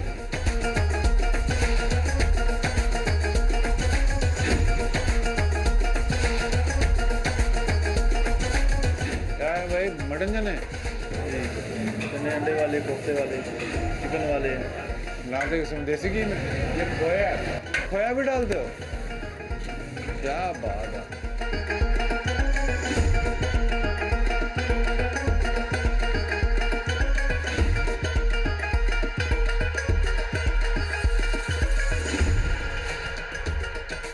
uncle ये क्या है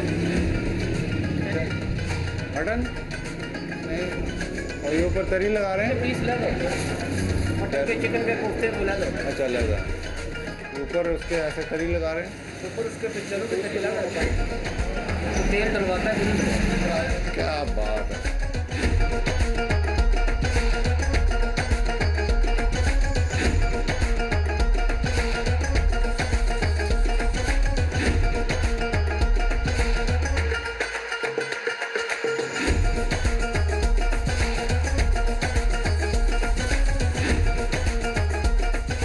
So after looking around and seeing all that delicious stuff, I've decided that I'm going to have everything. So nihari, pie, chane, and this is the type of stuff you want to wake up and get out of bed for. So without further ado, see you guys later.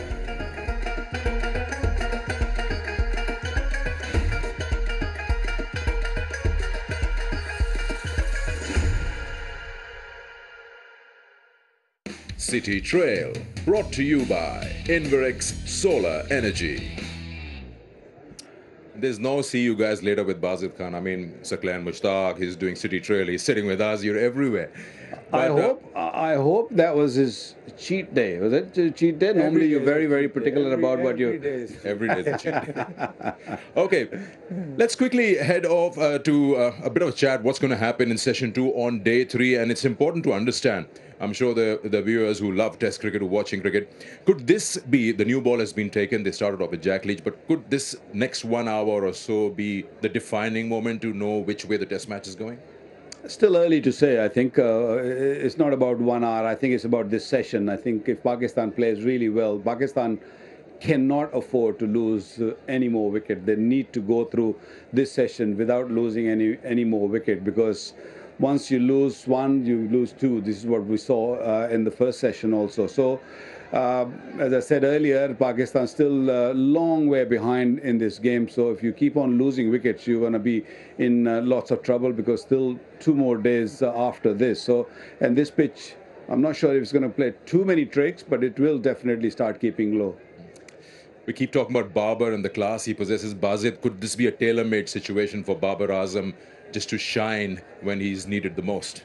Yeah, he loves to bat. Everybody would love to bat on this pitch. I think all the batters are queuing up to get their say in this Test match. But yeah, Babar loves to bat here, and he'll make sure that he bats in his own rhythm, and he looks very calm out there, so he knows that there's runs to be had. But just on the Test match, or Wakar was talking about, I think it's slow burner. The City Trail, you saw Nihari, which is a slow burner, 12 hours of cooking. Pie, even more, 24 hours of cooking. Pindi Stadium, exactly the same. Exactly the same. Test match, slow burner. Good you mentioned slow burner. Quick one before we sign off. We've been talking about Pakistan, talking from England's point of view. You've been a bowler. What mindset should you have? Because you've got to have a lot of patience to wait for that wicket to come. Look, I think England have done really well so far. I mean, they kept the pressure on, and they kept changing their bowlers. Yes, some of them are part-timers, but the regular bowlers like Leach and Anderson and Robinson, I think they have controlled things really nicely and kept on asking questions. They're bowling nice and straight. So I think they're going to do the same. They're not going to really change much and hope that Pakistani batsmen, they will make mistake and they can sneak in. Would you say, if the comparison between, of course, Pakistan having a lot of debutants in fast bowling department, England have done a little better than what Pakistan did with the ball? Yeah, obviously you bat first and get so many runs. The pressure's on the side batting second, and they've looked at how Pakistan bowled at the pitch and also looked at how to conserve their bowlers, and they're doing exactly that. All right, so here we are. Now it's time for us to get ready and gear up for session 2 on day 3. The new ball has been taken. It's just a couple of overs old. It'll be a tough ask for Saud Shakil, the Demitan, and of course with him, the captain, Babar Azam. Thank you, Waqar Yunus. Thank you, Bazid Khan.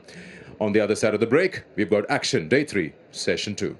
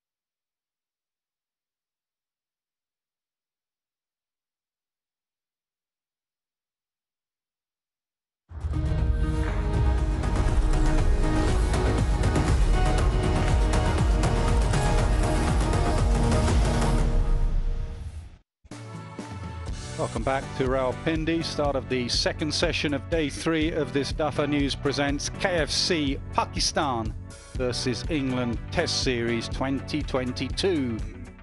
It's been a good session that for England. When you look at the scoreboard, you think, yeah, well, not that good at 298 for 3, but 3 wickets in a session on a pitch like this has been excellent, and they've all come to spin, 2 to each, 1 to Jack's. Good captaincy as well from Ben Stokes to give Jack Leach the new ball, which was taken just before lunch. So the seamers have been quiet, which has been understandable on this surface. Leach has 2 for 101, and Jacks has his first Test match wicket, 1 for 72. Let's have a look at those 3 wickets.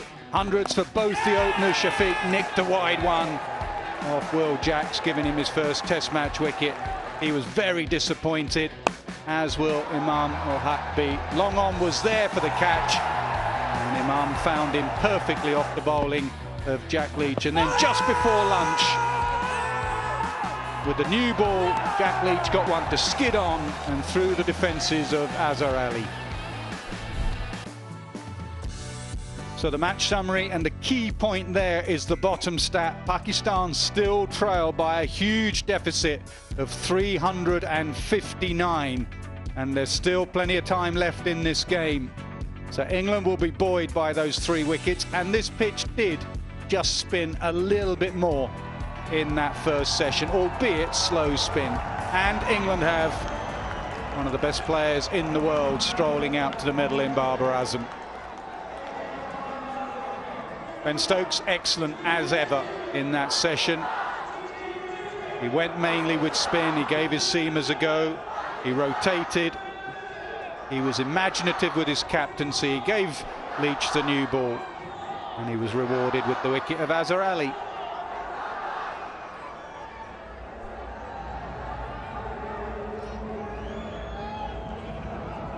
Guruj, I know 298 for 3 is still a good score, but that was an excellent session for England.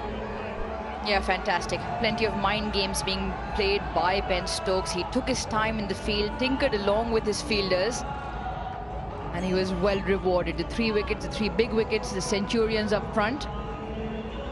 Abdullah Shafiq wouldn't be happy, nor would Imam ul Haq, both causing the error themselves. But an excellent bit of captaincy, and again the wickets column 3, and then England camp will be looking to get a few more. Won't be easy. The pitch has slowed up, the odd ball staying low, but you got Babar Azam, the wall out there, and he's been looking good. Well, not often that Jimmy Anderson doesn't get the new ball for England, but it's exactly what happened in that last session. I'd be surprised if he's ever not taken the new ball, actually. But he has got it back in his hand from the media centre end.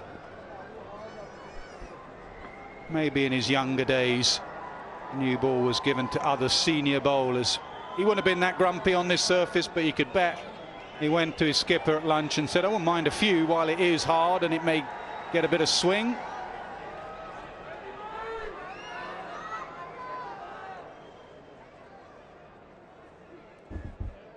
I think the order of the afternoon will be the same. Just bowl nice and straight, don't do anything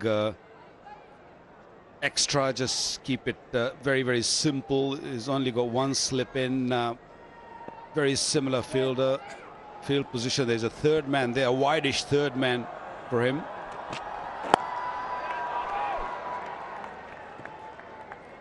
Only 3 overs old, this ball. If there is any swing, it will be now.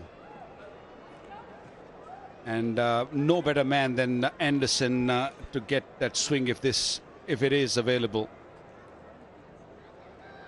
It's been a real hard work for the faster bowlers.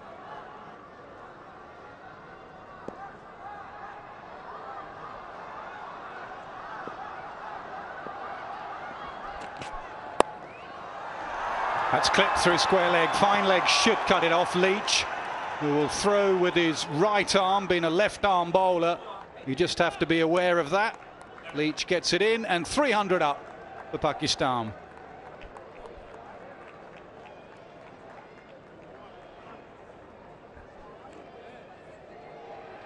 Yeah, taking away the runs here, Pakistan. Babar extremely strong off his legs. Anderson looking to make some inroads here with the new ball.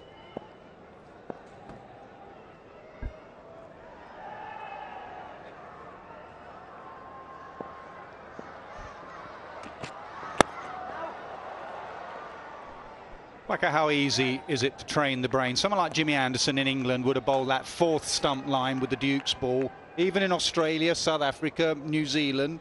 When you come here and the skipper says, just bowl a stump straighter, bring LBW and bowl, is it just an easy adjustment when it's not reversing? It's not easy, for sure. And the captain asks you to do something which you've never done it before. Is a big swinger of the ball, and if there is no swing available, you have to really train your mind. You have to really tell yourself, I have to listen to my captain and bowl nice and straight. Well, he's done well in India.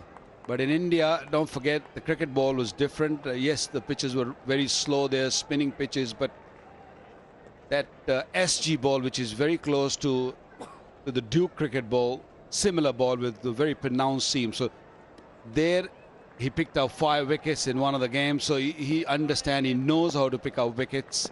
But with this Kookaburra cricket ball, that's his first experience, which is not going to be that easy.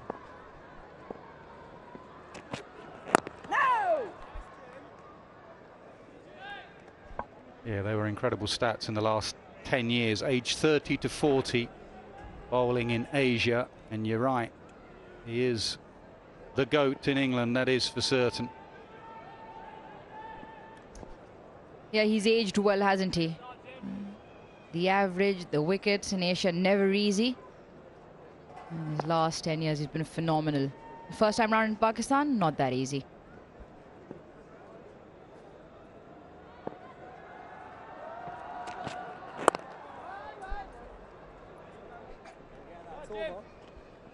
$300 for 3.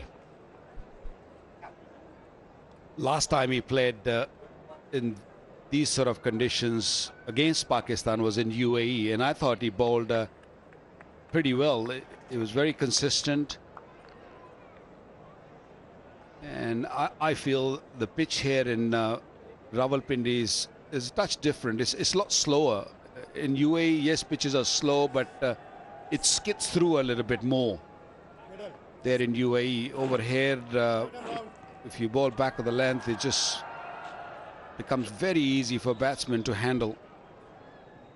So before lunch, there were 2 spinners with the new ball, and now the 2 pacers.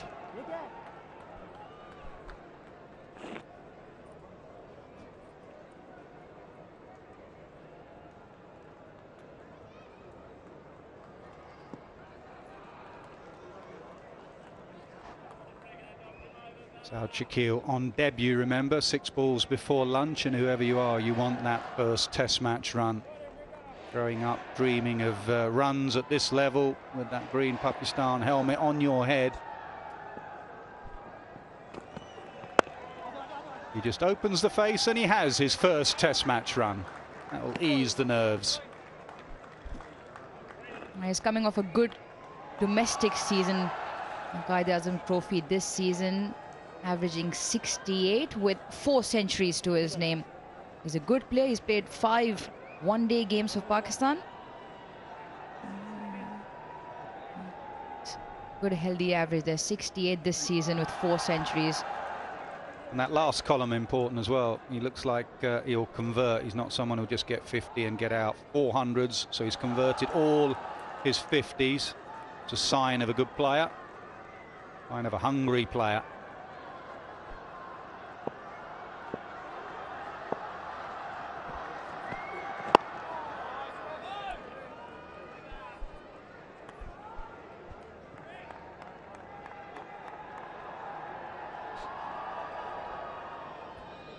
Yeah, he's replaced Fawad Alam, who's done extremely well in the last few years, and he's been left out of this series. So he's got a big boots to fill. Another left-hander. Fawad was, of course, also a left-hander.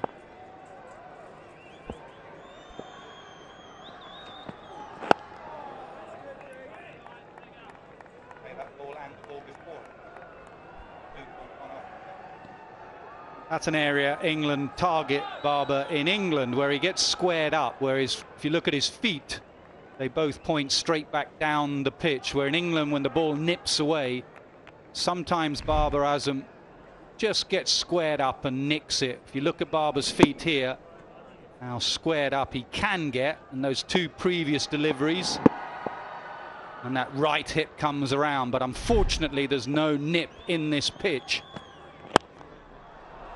Very strong there.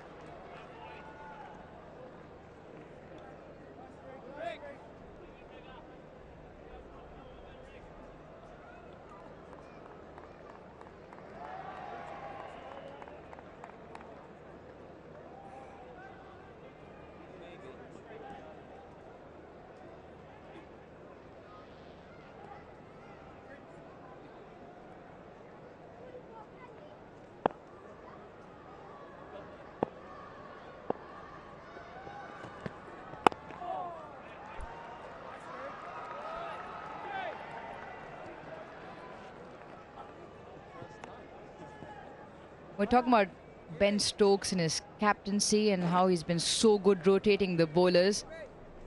Now we're talking about the amount of turn on this wicket, not much. We saw Leach spin the ball just a little bit with the older ball. And when he was thrown the newer ball, it drifted in, causing that LBW.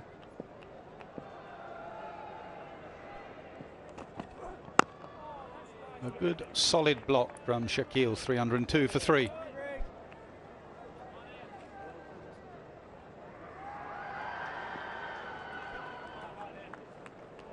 He's bowled 31 overs. That's with the old ball. The degree of spin, 3.2. And that's the one that just stayed on. The newer ball drifting in, not coming back as much. And just was forced the error on Azhar Ali. Yeah, it's excellent, Aruj. It's why sometimes in white ball cricket, spinner takes that first over. Someone like Badri with a new ball, and he 3 or 4 years ago would just skid it on and bring LBW into play with the first over. Imad Wasim for Pakistan did that for a very long time as well. Got the ball to drift in, the new ball. Yeah, excellent example. Mujib does the same.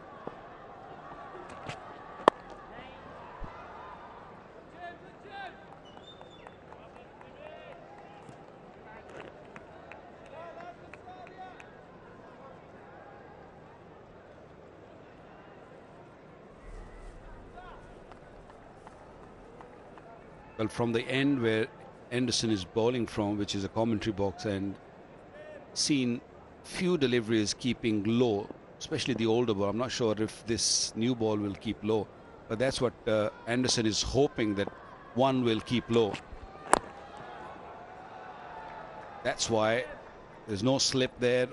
All he's trying to do is just aiming that off stump and asking the batsman to go on the back foot and hoping that one will skid and keep low. I often find trajectory important in Pakistan. That sort of low, skiddy arm that you had, Waqar, where you lowered your arm. We had a couple in 2000 in Gough and White who had low arms. And that skiddy trajectory, almost kissing the surface, trying to take the surface out of it. The more you bowl it into the surface, it just does nothing. Anderson obviously been brought up in England. Robinson, they're right over the top. Their arm is bolt upright. But if you compare it to Waqar or Gough or White, guys who just lower that arm have to obviously also be quicker. They're not quite quick enough, these two. Highly skillful, though.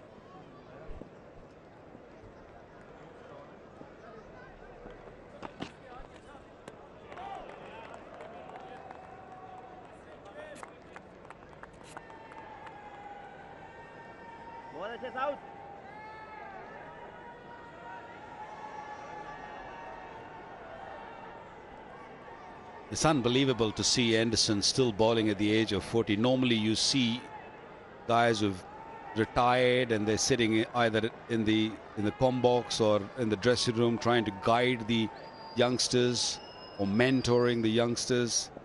But this man is special. He's amazing. Still going very strong. It's a lovely cover drive. There is a sweeper out there now.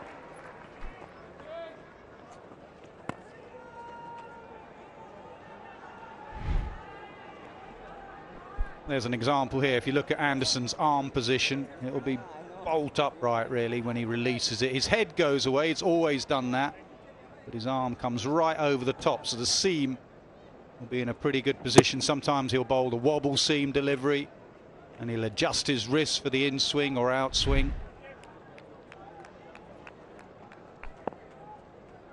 If you're in England, that's the perfect length to bowl. And what about here? Fuller or shorter? Is it still the perfect length? I think you need to be a little bit shorter, not too much, because if you go a little more shorter, it becomes easier to rock back on the back foot and manage that. Yes, you do want the batsman to come on the front foot, but not sure that is he going to defend or look to drive. That's the length. The margin is very, very small in this part of the world. to have to really be very precise with your length. Root's been very precise and specific as to what part of that seam he wants cutting. I'd keep the seam on as much as possible, Joe.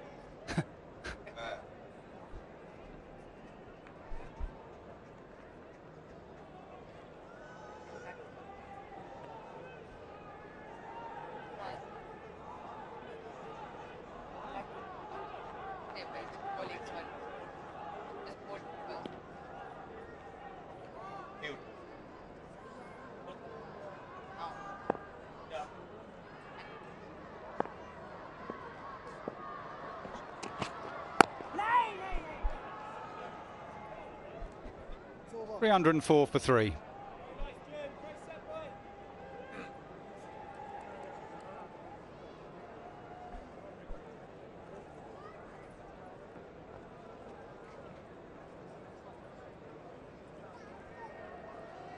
With the COVID protocols, you're not allowed to put saliva on the ball, so all these guys, they just try to put a bit of sweat from different parts of the body. Some goes on the head, some back of the shoulder.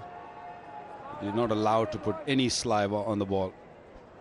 Yeah, England came up with an ingenious way to do that, evolving ever so much, shining the ball from the sweat on Jack Leach's head. There he is. Nas, what do you make of that? I have my uses still for the England team, I reckon.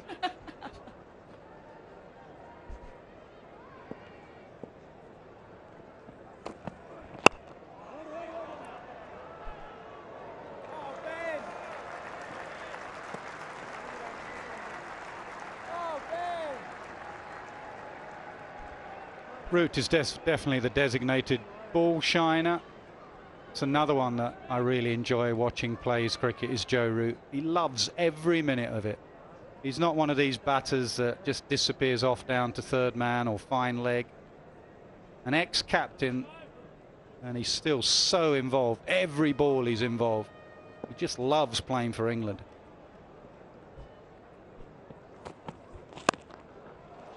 Through. Pass backward point, but there is a sweeper out there.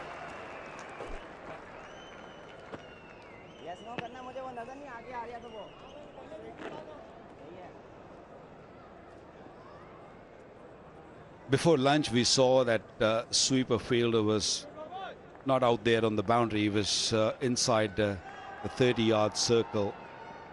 I think the reason he's put that man back, especially for South Shakil, is that he doesn't want to give him easy boundary. You want him to sort of wait and keep him under pressure, because the boundaries over here we've seen is an easy hitting.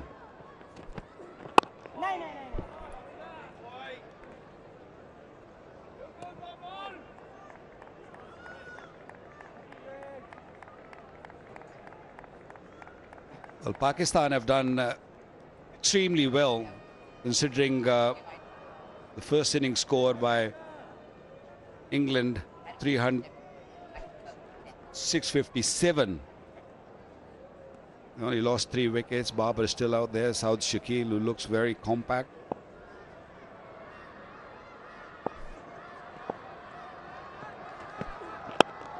That was straight, and that's why Robinson was interested for a millisecond. But it pretty much found the middle of Babar's bat, but it was off middle.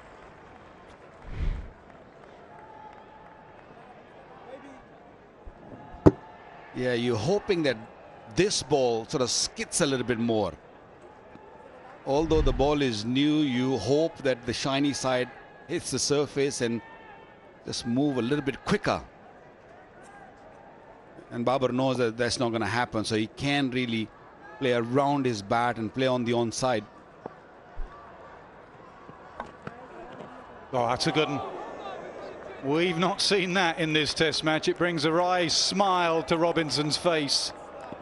We have gone past the outside edge. Make a note of it. The crowd recognizing that as well. A huge roar went up. We have a smile on our face. Probably the widest smile we've seen from Ben Stokes in this 2 and some days. Hoping to see a bit more of that then. Even Pope was surprised. I think they must have hit some grassy patch, if there is one.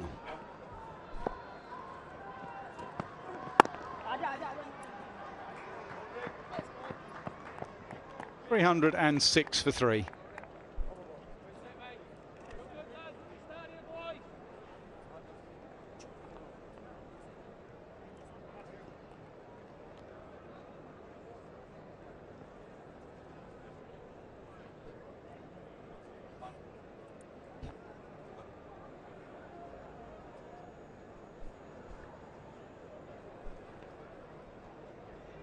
Babar looking really, really good.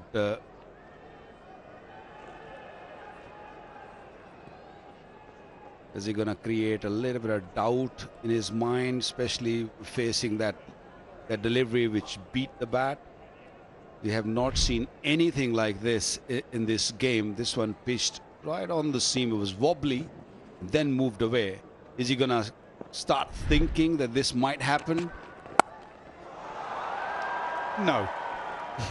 Going to crash it to backward point. It was a little bit short and wide. Yeah, this was a similar delivery, but it didn't go through. Hey, it's good to see the body language of the England players. You know, just buy into it. There's no point getting moody and grumpy as a seamer about this surface. Just buy into it. Enjoy the hard work. Enjoy the toil. Haven't been here for 17 years. They've been treated royally off the pitch. They've been so complimentary about everyone that has met them around the hotel and how much they've been welcomed. Enjoy it on the pitch as well. Easier said than done.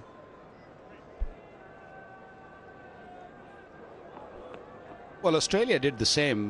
They were in a very similar situation. It was hard work for the bowlers, and they did put in hard yard to begin with. But once it wasn't working, they start sort of laughing, smiling, having fun out there. I think they're doing good. England is in a better position, though.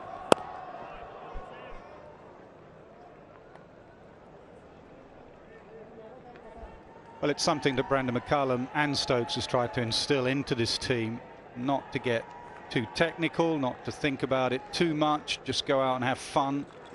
I mentioned Joe Root. Joe Root often talks about how he goes out and reminds himself of what it was like to first wear your England cap. First day you got your cap, and how you felt, and try and play every day after that the same. Don't let the game get you down. It can.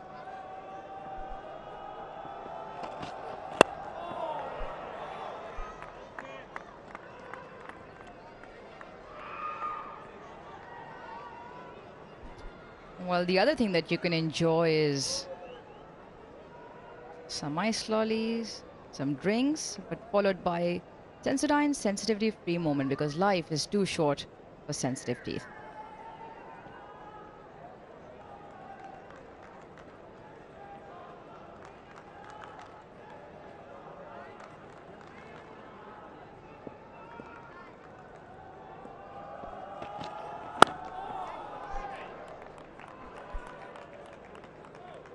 Is that what you use, Aruj? Sensodyne? Absolutely. And I've got some for you as well, for everybody to go around. You get them all free, don't you? That too.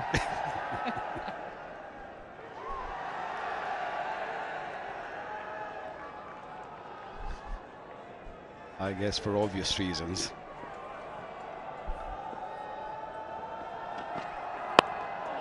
That one just bounced a fraction.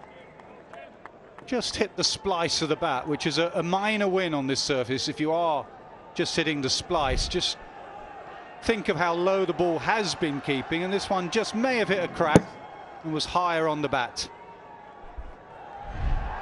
You saw him sort of fiddling with his gloves after. Must have got a little bit of a jolt when it hits that far up the splice.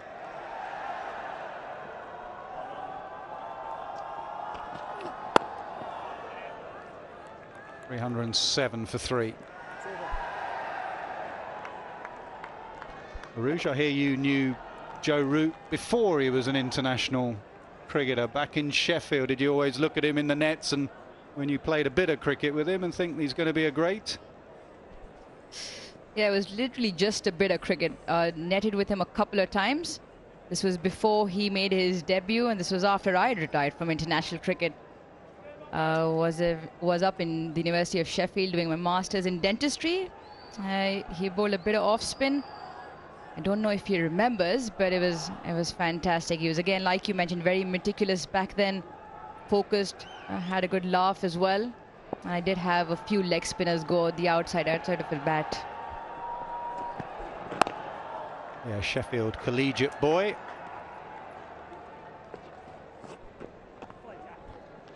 Yeah, played for the Sheffield collegiate team with the boys when I was up there for a couple of years. It was wonderful. I look like I'm making of a great player, and he's proven that absolutely. Probably going to go up to and ask him if he remembers. I'm sure he does. I hope he does. Crowd building. And probably for one reason, and that's because Babar Azam's at the crease.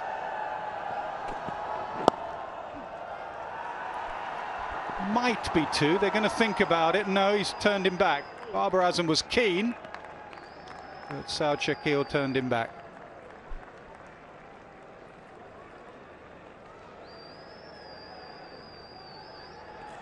Yeah, the way the situation of the game looks, England plenty of runs in no time and really quick turnaround time. Pakistan not looking in a hurry. A debutant on the crease on a placid wicket. And Pakistan will look to bat for as long. They're doing it just at about 3.5 runs and over. Plenty of runs in the wicket, and the batsmen will want to get as many to their name.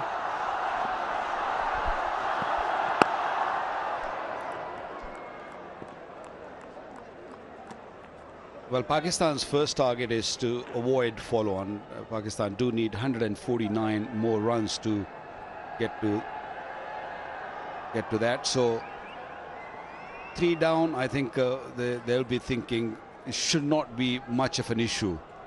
Should be able to avoid that. Families are out there. It's a weekend. Kids are out. Lovely to see cricket back in Pakistan.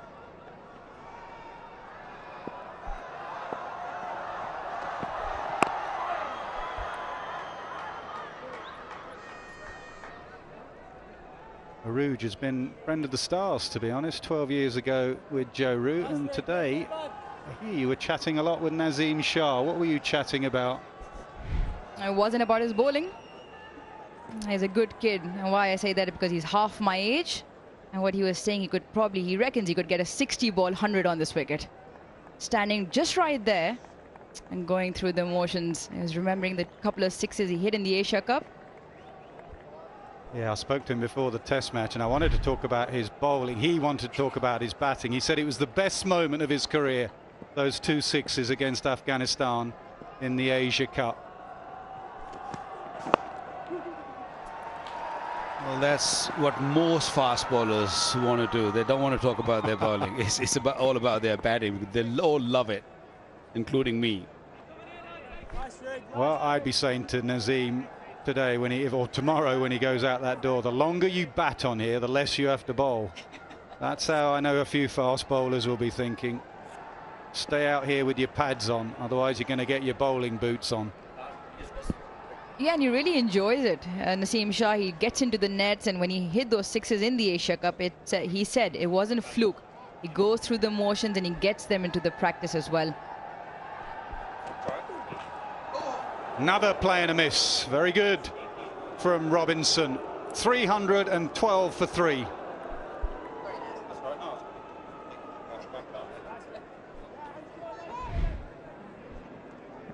Yeah, so he's gone past the edge of bar, but that one actually did just seam away.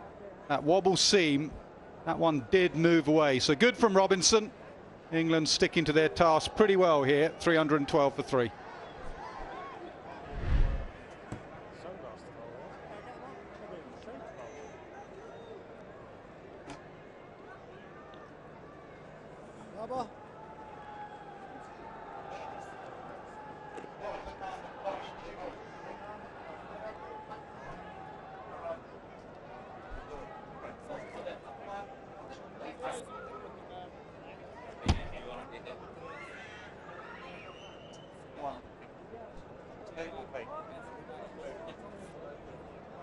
Yeah, Will Jacks back into the attack, and short legs, limit off, all getting their gear on. It's been a good spell with pace on now. They're reverting back to spin.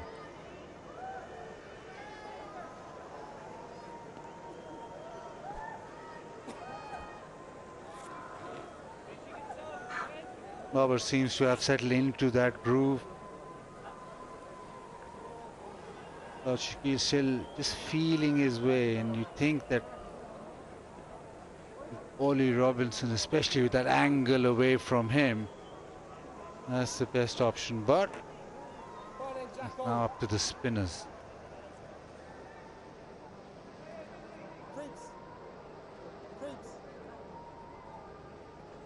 DJ, the one thing you would say that you get 657, you haven't put a lot of overs into the bowler's legs because you only played 100 overs. If Pakistan get to 657, it'll be definitely a lot more than that. Yeah, very true. Shortly, I want to show you a scorecard from 1987 in England, where Pakistan scored 708. Oi, nice boy, nice boy. This is, I say, the Oval at the end of a series late summer. We'll go through as best we can. 708, what was it, 220 overs or so. Lunchtime on day 3, we bowled them out. So that was a lot of time in the field.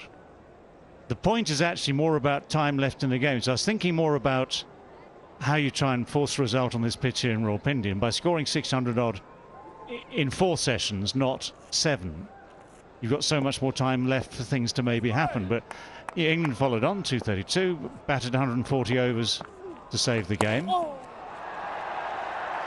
Struck away leg side, picks up the length so early, does Babar.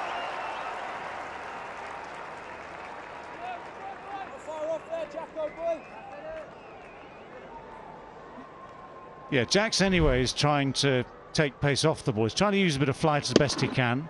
Most of the time he's a bit fuller. This was just a little bit short, but he's so quick, isn't he, Babar? So quick to get in position.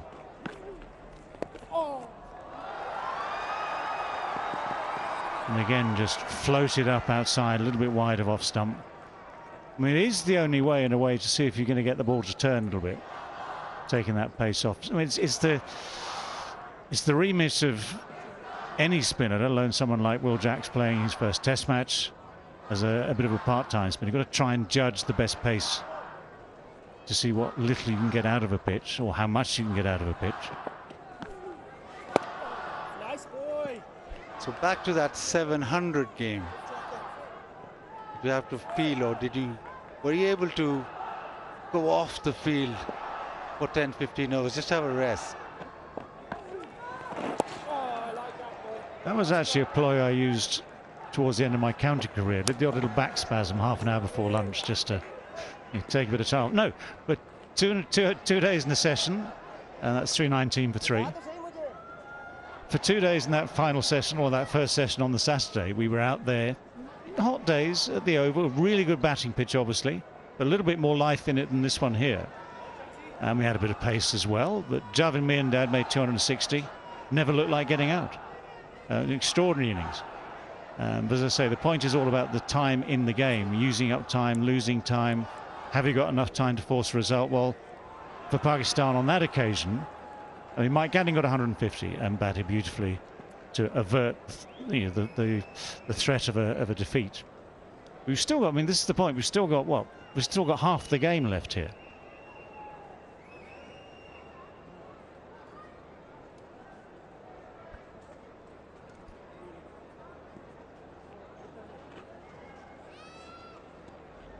There it is.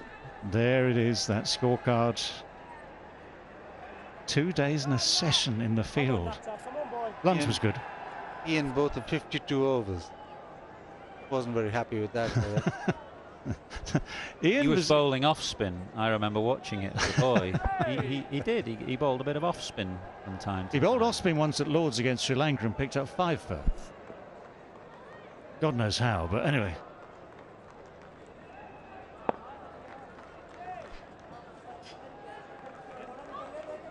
Yeah, the thing about Ian, I mean, for a lot of his career, and up until the last few years, he was always willing to have a go. Saved him just getting bored by being stuck at slip.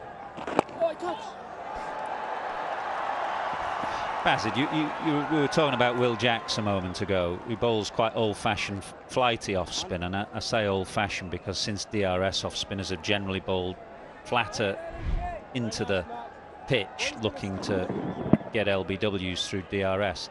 Can you think of a flighty off-spinner who's done well here in Pakistan? Because I can think of Saklain, for example, who had a doosra. Think of Saeed Ajmal, who's a different type of bowler as well. Can you think of just an old-fashioned flighty off-spinner who's done really well on these pitches? I'm not Pakistan specific. I don't think so. Even Tausif Ahmed used to dart it through. And Arshad Khan, who played a bit, but he was also tall. He wouldn't really throw the ball up. Now this is going into your territory. Off-spinner from England who got quite a few wickets here. Well, there haven't been many. That's my point, really. Traditional style off-spinners haven't really done that well. Down the ground, smashed over the top into the crowd and gets to 50 in style.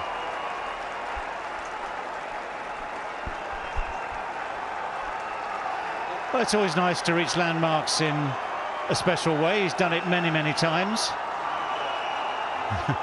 Wildly appreciated by the crowd that's here in Rawalpindi today, this Saturday afternoon.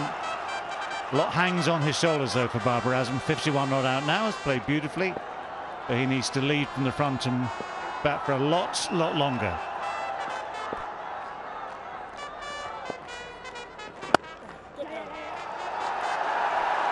Yeah, lovely shot. That's probably even better. The one down the ground, but this time just timed through the offside.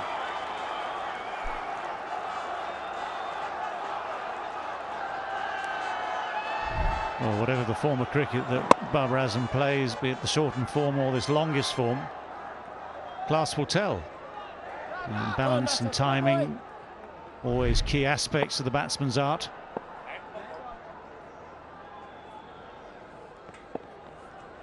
Oh, nice ball. 331 for 3. Talking about spin again. Orthodox spin, slower spin, left arm or right arm. The one person I've seen get wickets here was Nick Cook in one innings in Karachi in 1984, because that pitch had broken up. That was a pitch that went from good bounce and carry early on, and over the course of 3-4 days went to become a really big turning pitch. And it was the target was what, 66? It was 66 for 7 when Pakistan won the game. Nick Cook 5 for 18, I think it was, something like that. But that's because the pitch was helping. So it was orthodox spin. All he had to do, in a sense, was bowl the right pace, bowl the right lines and lengths, and there were problems because the ball was biting and bouncing and turning big. But you just don't see that often enough. You don't see that sort of deterioration in the same pitch. You either start with a pitch that's going through and bouncing and seaming like some of the Australian pitches we saw in the Ashes last winter, or you start with a pitch which is turning big, like what I mentioned it, but Ahmedabad or places like that, where very much the intention a year or so ago was to get that ball turning soon.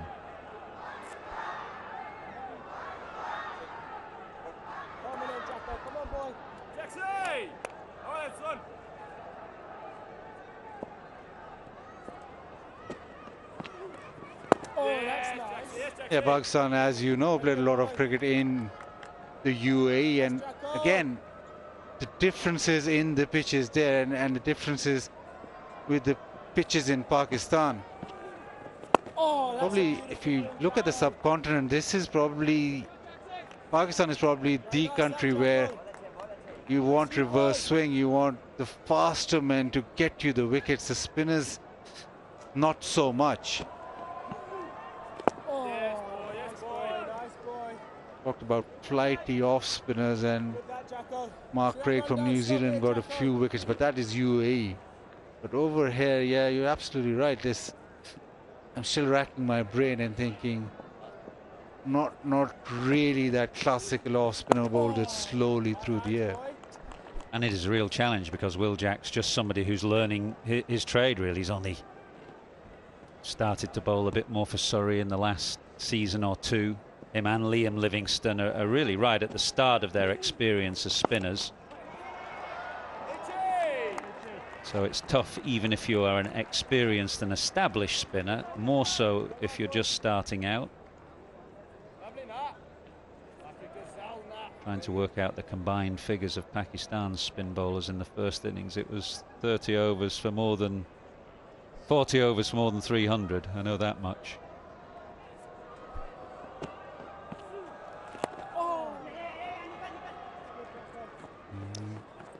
Single for South Shakil, 332 for 3.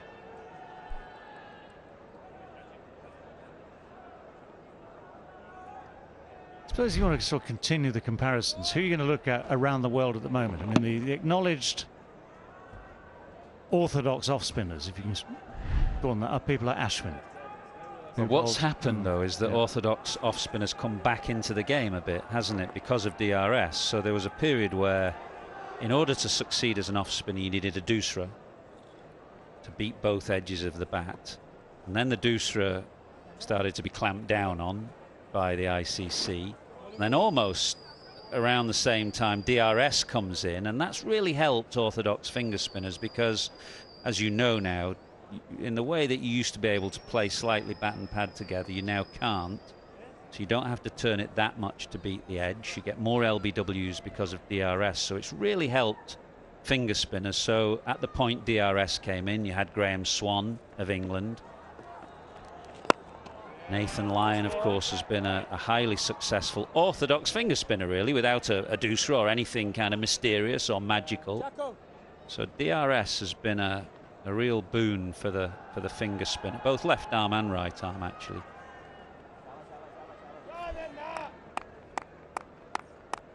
But then if you have a pitch which is so slow, even for the best, it becomes a tougher ask. Without question, I think on this surface, you know, the likes of Shane Warne would toil away. I'm not saying he wouldn't get wickets or eventually get some reward, but even the best are going to find it hard work on here.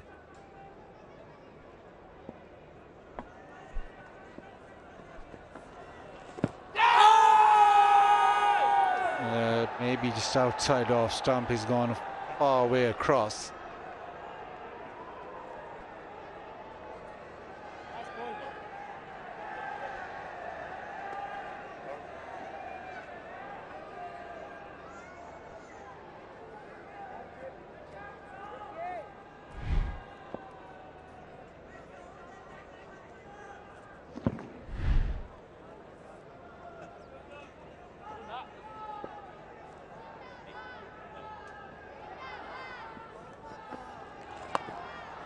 This time he connects and connects really well. Boundary for South Shakil.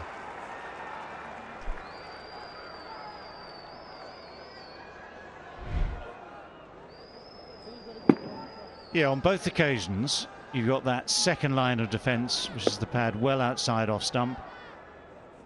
First one, the length wasn't quite right for him. There's just that little bit of turn, little bit of bounce. Second time, right out the meat of the bat. Oh, yes, boy. Nice. Well, the invitation is there because still square leg is in the circle. Yeah, that last one was straight.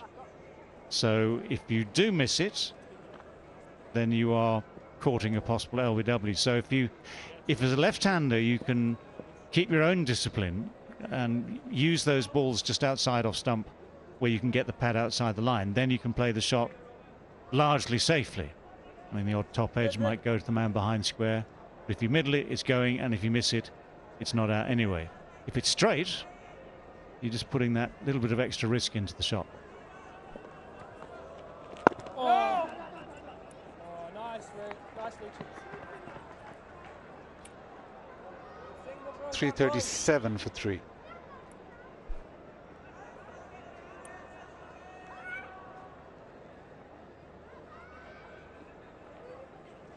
Nice, boys.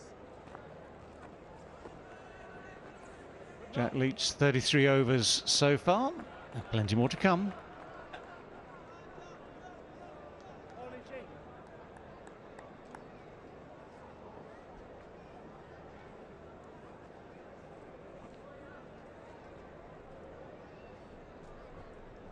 Yeah, working on the ball. Hasn't been a lot of reverse swing. The most amount of reverse swing that we got was right at the end of that first ball, sort of 70 plus overs, and problem is that is the ball is really soft. It does reverse, but it's really soft. I ideally want it reversing at maybe 25-30, where it's slightly harder and is reversing, so you get a bit more pace on it. England then opted for the new ball straight as it was due, and got a wicket with Jack Leach.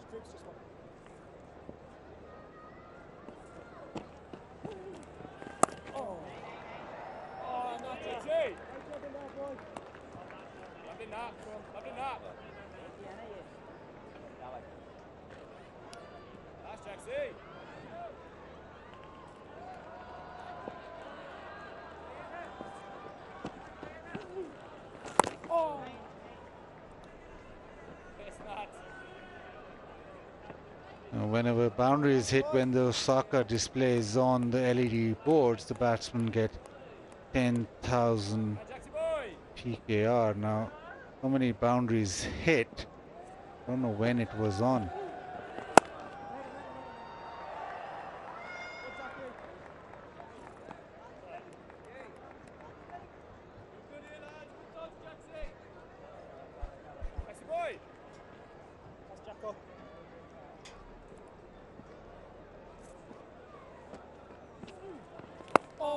Nice, Jacko. Very good, this boy.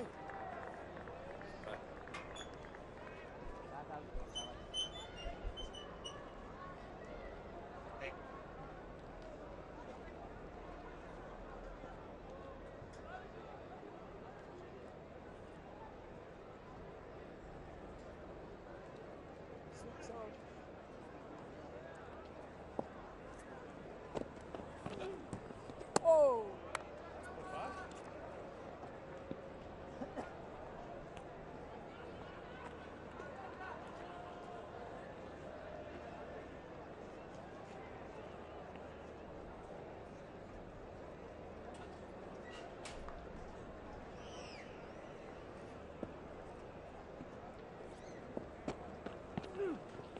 Oh, nice.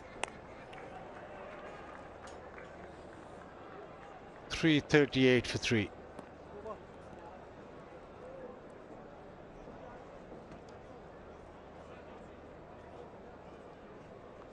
Rather refreshing, isn't it, to see someone in a test match batting in just a cap.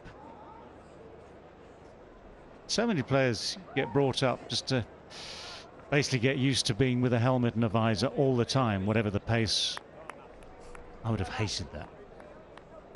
Couldn't stand the claustrophobia of being behind a grill, so it's rather nice to see someone in a cap. What do you reckon? Depends who you're looking at. Well, that's broadened the topic.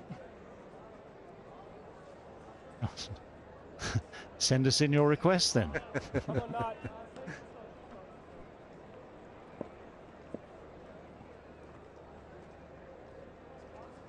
So back leg side field. Oh, nice. Good nut. And he gets a single into the offside. Good nut. I remember watching Michael Clarke on his Test match debut, actually, David, out in Bangalore, Australia, playing India. I can't remember why I was there, but he batted in a helmet throughout, and he got to about 94. And he called for his baggy green because he wanted to get his first 100 in Australia colours in his cap rather than his helmet. He was facing Anil Kumble from memory when he got there. 151 on debut for Michael Clarke.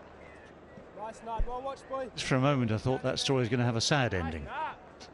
No, he got there. Out for 97. And he was delighted to do it in his baggy green. Oh, nice boy. there is that sort of psychological thing. I mean, I know we go even way back when the helmets first came in and people used to wear a grill almost automatically come what, because some of them had that feeling that if they take it off for 1 second, that'll be the most unlucky time of all and something will happen and you'll lose a couple of front teeth from a top edge or something. Nice boy. That single brings up 50 partnership. 50 and 83 balls between these two.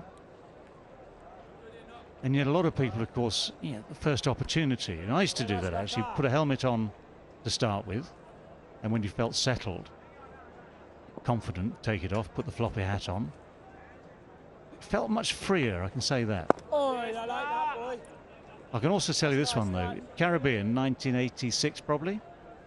For a moment at tea time, I don't know, having 16 odd hours or something in Antigua, I thought, maybe the white floppy. Thought better of it. 3 balls in, Colin Croft hit me on the side of the head on the helmet.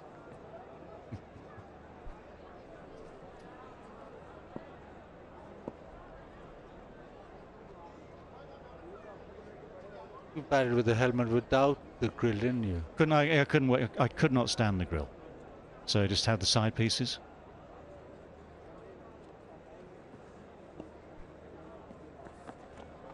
Oh, nice boy, nice boy. Great set, bud. 340 for 3. In England, of course, it's stipulated now in youth cricket, youth pathways, that you have to wear a helmet. So there'll be no young batsmen in England, or young batters, I should say, boys and girls, who would be used to not wearing a helmet. They have to wear a helmet whenever they play with a hard ball. Is that the case here in Pakistan, Baz? My guess is because of cost and perhaps availability. Not so, but I speak from ignorance. Yeah, no, it's not as regimented as it would be in England, and obviously you can't go to the remote areas, or you can't go to even to club games to actually make sure that everybody's following that. But yeah, more or less everybody wears the helmet, but it's not that sort of that rule to be enforced every time. Also, I found it, obviously people from Pakistan, when that first bowling loads or not being able to bowl as many overs in a day, that we found it very strange, because over here it's still thought as if you have to bowl a number of overs every day just to keep going, and sort of bowlers and even young bowlers pride themselves on bowling long spells, and we found it quite strange when that was introduced. A little outside edge this time around, but no damage done. A couple of runs for Babar. One thing I am aware of is that they love a bouncer here in Pakistan. When I came to the country a couple of years ago to do a little program on the return of cricket to Pakistan, I was taken to a tape ball game in the local park, and I had a bat, and every ball I faced was a bouncer. Everyone. They knew you well. They did. That edge didn't carry, by the way, to Root. It fell short of him. He's so quick. He's so quick on anything marginally short. And he whipped that away to the leg side. He's looking in fine touch.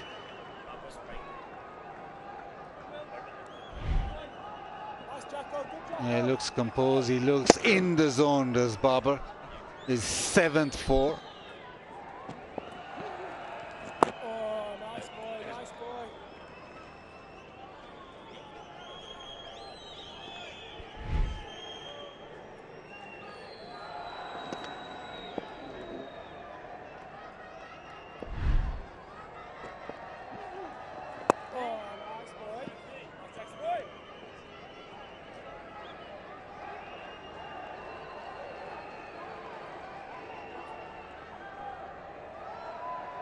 Ben Stokes consistently tinkering with the field. Now long on in.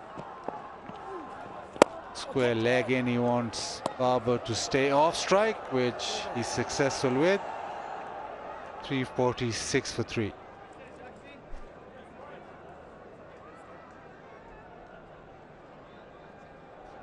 It's one of the things about Ben Stokes. When he was first appointed, people wondered what sort of captain he would be, just, you know, just not knowing. He's had an extraordinary life, an extraordinary career. I think people have been very happily surprised by the way he's led this side, both by example, by philosophy, and also just watching him in the field, this constant activity to tinker with things, change fields, experiment.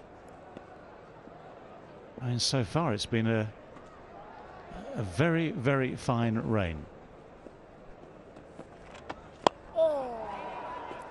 I can't think of an England captain who's had a more dramatic impact. And I obviously don't go back quite as far as you, David, but of the ones that I've seen... Oh, back in the 1800s, a lot of things came in fresh, you know. Of the ones that I've seen, I haven't seen anybody have the dramatic impact that Stokes has had.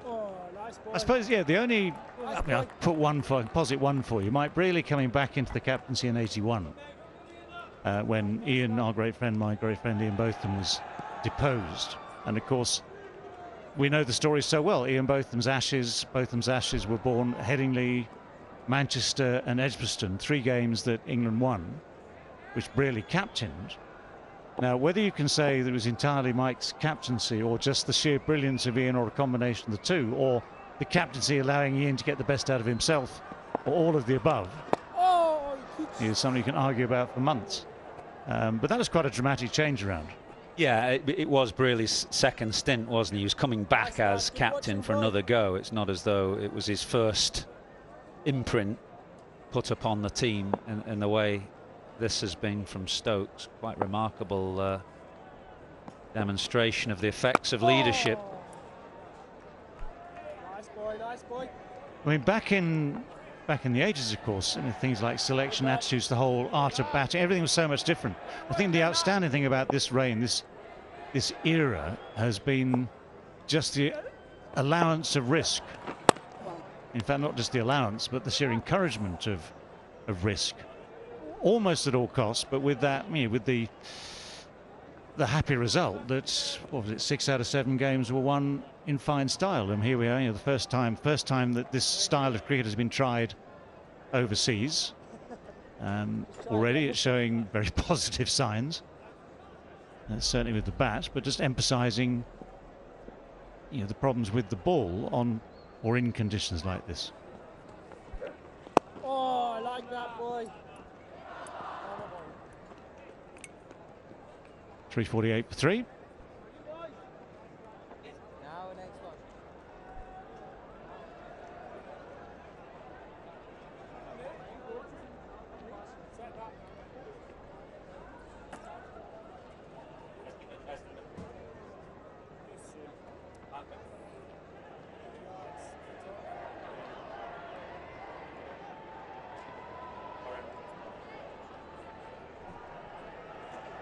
Babar Azam batting at home in tests, averaging 89. And he'd look back on that and say he threw away a couple of innings.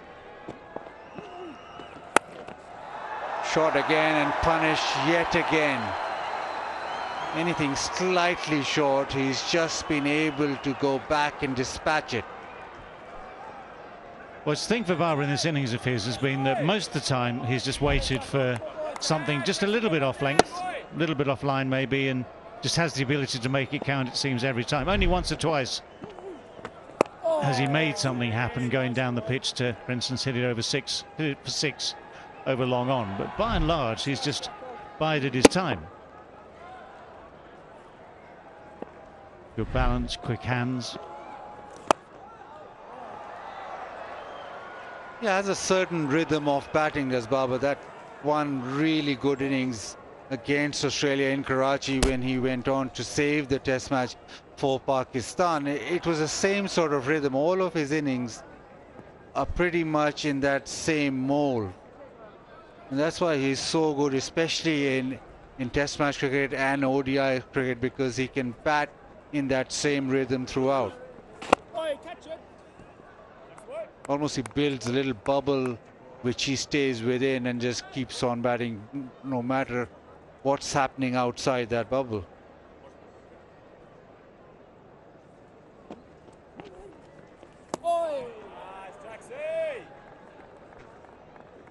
4 centuries at home for Babar.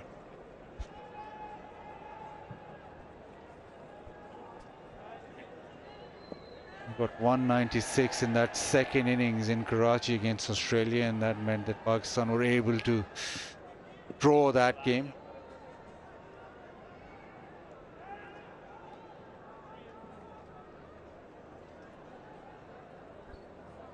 Yeah, whatever the conditions, that's still a mighty effort, isn't it? Second innings. One to your left, Ducky.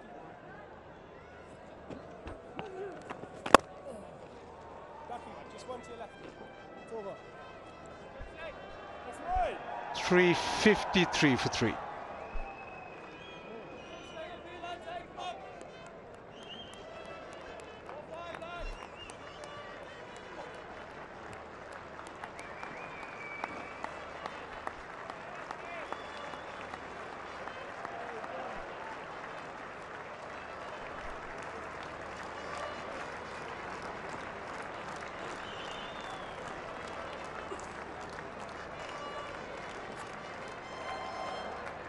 Come on in, Nat.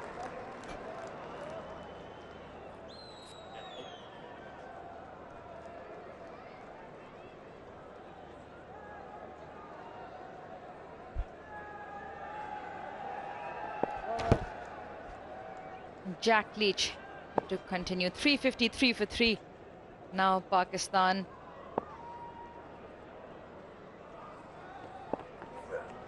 Oh, that's nice, boy. Nice and early in England. Back home for viewers joining us now. 8:45 in the morning in the UK, and the story so far is that England have managed to pick up 3 Pakistani wickets. A quick run, easily in the end.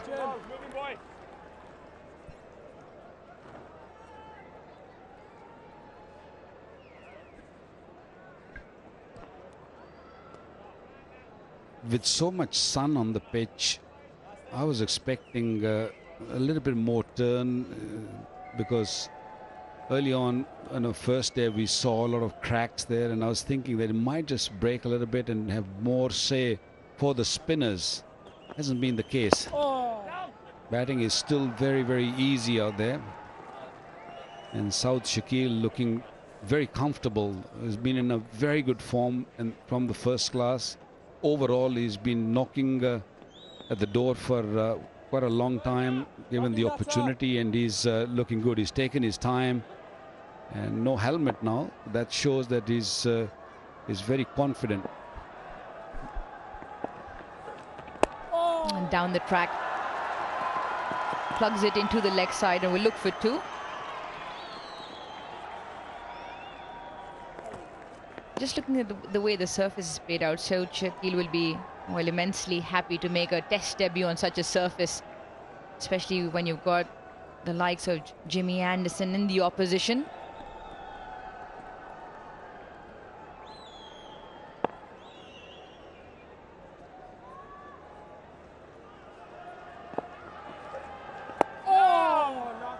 Nicely flighted.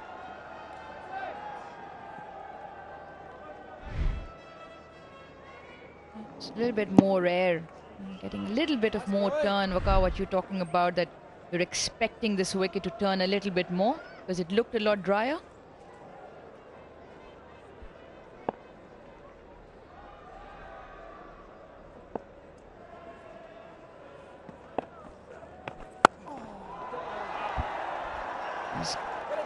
Nicely stopped. Will still pick up a single. 99 overs done. Pakistan 358 for 3. Well, when you bowl slower, that's the time when you get a little bit more out of the surface. But then it becomes very easy for a batsman to use his feet because it's not really spinning sideways. It's just only tiny bit. So you have to really push the ball. You have to really stick around 186, 87 kilometers an hour. Suddenly you bowl 80 or under. It is a lot easier to sort of use your feet and come down the pitch. 99 overs been bowled. Pakistan have done really well so far.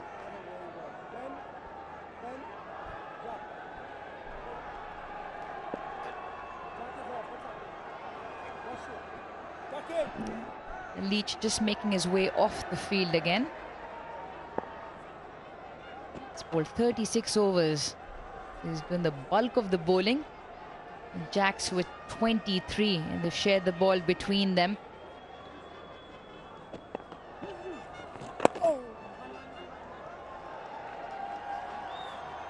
And Jacks has managed to pick up his first test wicket on debut as well. It was the order of the day when Pakistan were bowling. Their spinners bowled the bulk of the runs as well, courtesy the nature of the surface.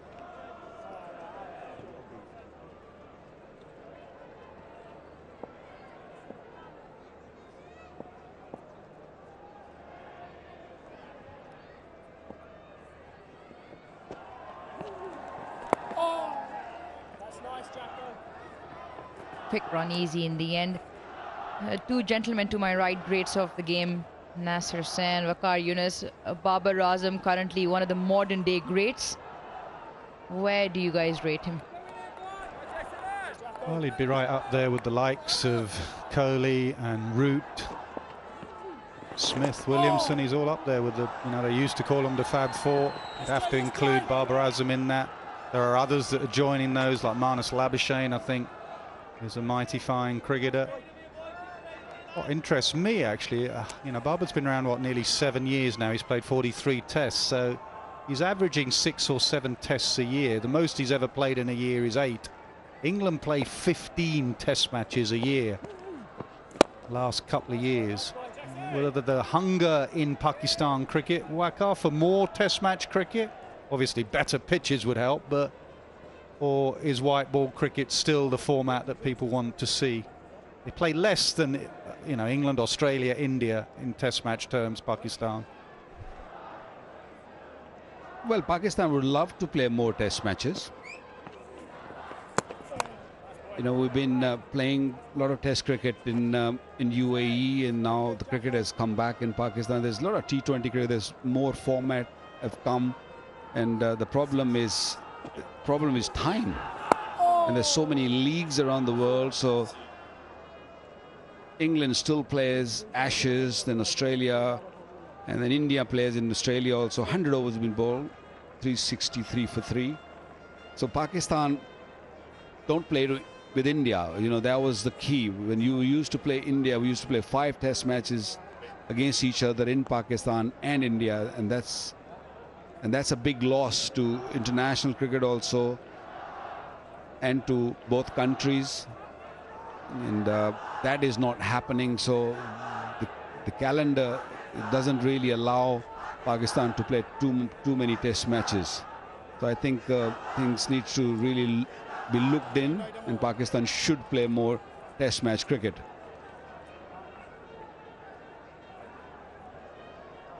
And I'm sure after watching this pitch, the cricket board and the chairman who was here yesterday, Ramiz Raja, spoke about it, and he's not really happy with the surface here. So there will be work done. He will talk to the curators. He will have words with them, and probably Multan and Karachi, we will get a much better pitch than this. I'm only hoping.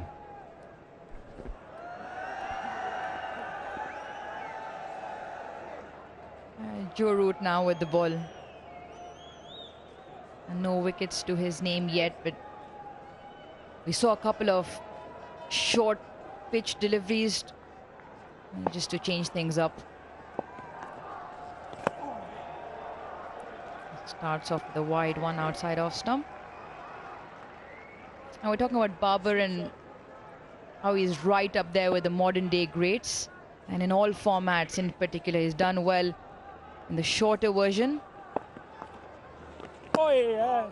The one thing that you can probably pick out of recent time is how he's been troubled by the googly.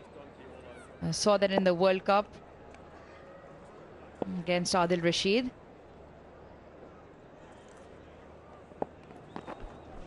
Oi, nice bounce. I wonder if Root's got that in his armoury, the googly. At the moment, he's struggling to find the cut strip because he's bowling it wide on purpose to Babar Azam.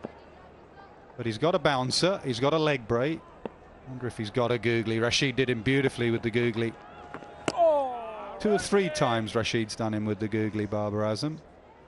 3 times in T20 cricket.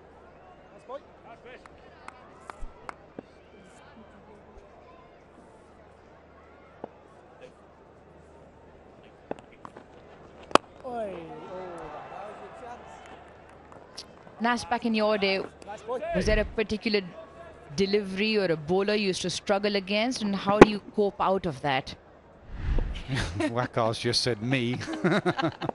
Absolutely. 363 for 3. We'll come back to it after drinks. Saklein Mushtaq's Dustra was an interesting one. Could not pick that at all. Just off the finger he used to bowl it. 363 for 3. Time for a drink.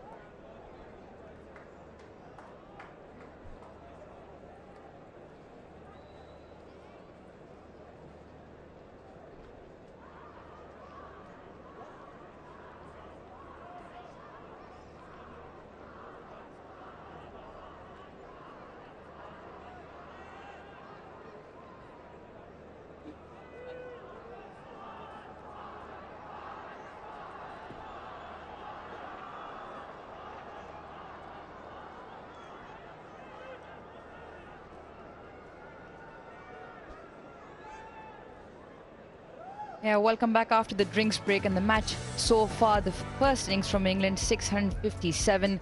4 centuries to their name from Brooke, Crawley, Pope and Duckett. In Pakistan, in return, centuries from their openers, Imamul Haq 121, Abdullah Shafiq 114. Pakistan still trailed by 294 runs. But they are sitting comfortable at 363. And they have lost the 3 wickets. Captain stepped in and he got the timing perfectly from the start. The runs keep mounting for him, and the class of the man oozed through that innings as well. He timed the ball well, both off the front and the back foot, and played all around the ground. That was the 6th that brought up his half century.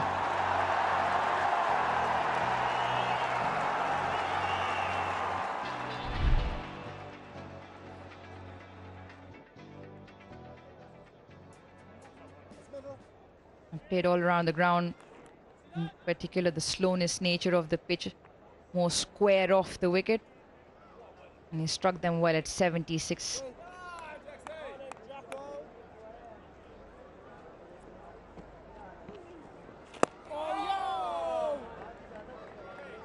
Just picking up from what we were talking about before the drinks break.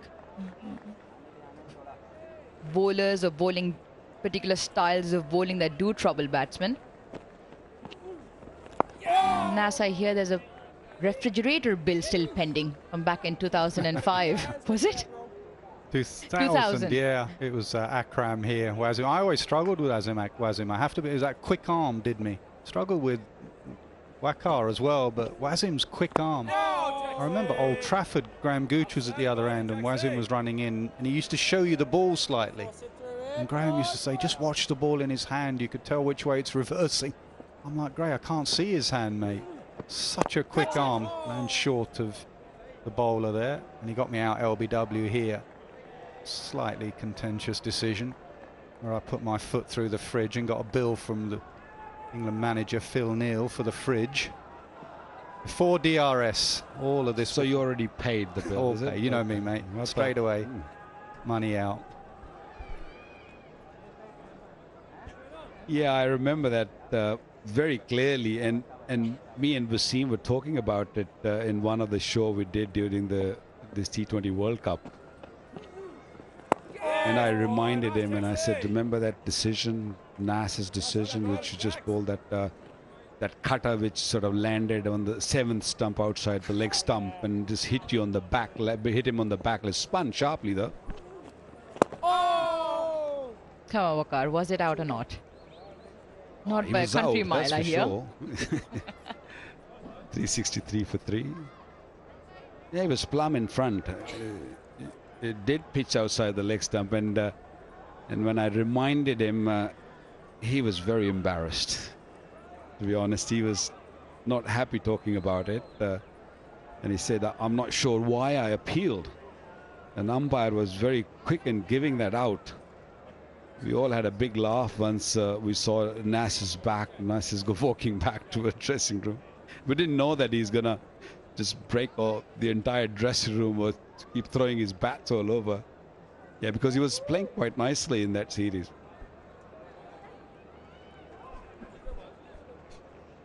Just ask Mazza, actually. You talk about who gets you out the most. It's Josh Hazlewood who's got Barber out the most, 6 times in Test match cricket.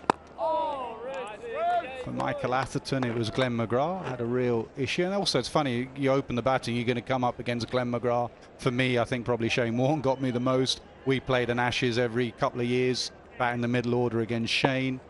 He's going to get you a bit. That's not going to get Barber, that is for certain. That is short, and Babar Azam moves into the 80s. This crowd is going to stay here, and they are hoping either side of tea. Their star cricketer Babar Azam gets another Test 100. Way too easy for him. Half tracker, doesn't even rock back completely and just dispatches that. Waqar, back in when you were in prime form, any particular batter you loved bowling to and always felt you had a chance against?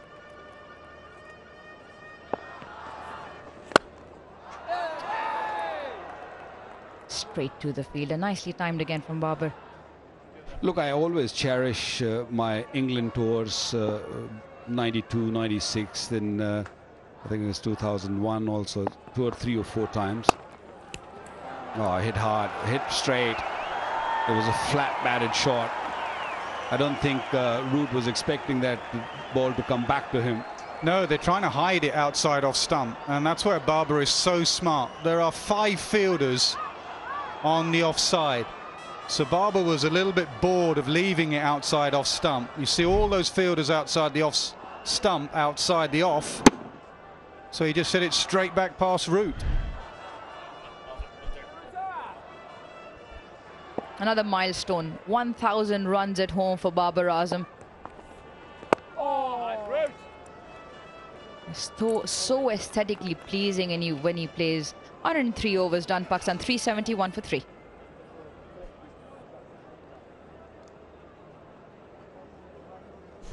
For the first time, England just looked a little bit flat out there. And it is amazing because on this flat pitch, it's 103 overs it's taken, but just it looks like they're going through the motions at the moment. And they may need a spark. I wonder if Ben Stokes is fit enough to have a bowl. He usually is the man that can provide a spark. Minimal. Not much, actually. He's trying, he's getting one arm over. Often he's the man that makes something happen.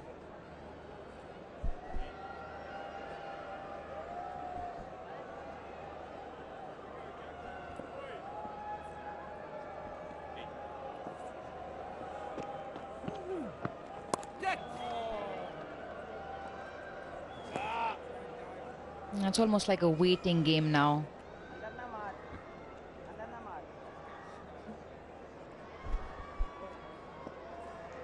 Definitely on the cards. Yeah, up until now there's been a lot of smiles and a lot of movement. The shoulders are just a little bit dropped now from the England boys. They've toiled and the ball's gone soft and it's gone flat. There's not many smiles now. These are the moments you need some characters. England teams have passed someone like Darren Gough was an ideal character right now. Phil Tufnell, people like that, just to keep them going.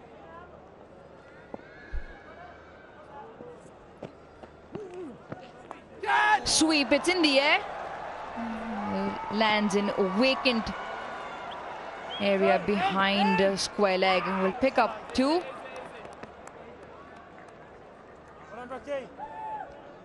Risky shot against the off spinner. There was a little bit more flight on that. That one turned and bounced a bit. Lucky that there was no man fielding there. Just spun away from him, just ran for 2. Was looking for the third one. Yeah, straight away Stokes putting a man there at short fine leg. Nice boy. Great cricket.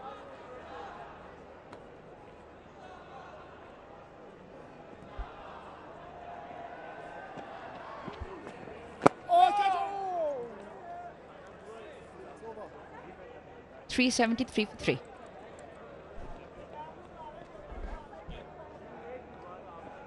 I think the Kookaburra ball makes a massive difference as well. That new ball, when it was hard and Leach bowled with it, you could see the sort of zip in it.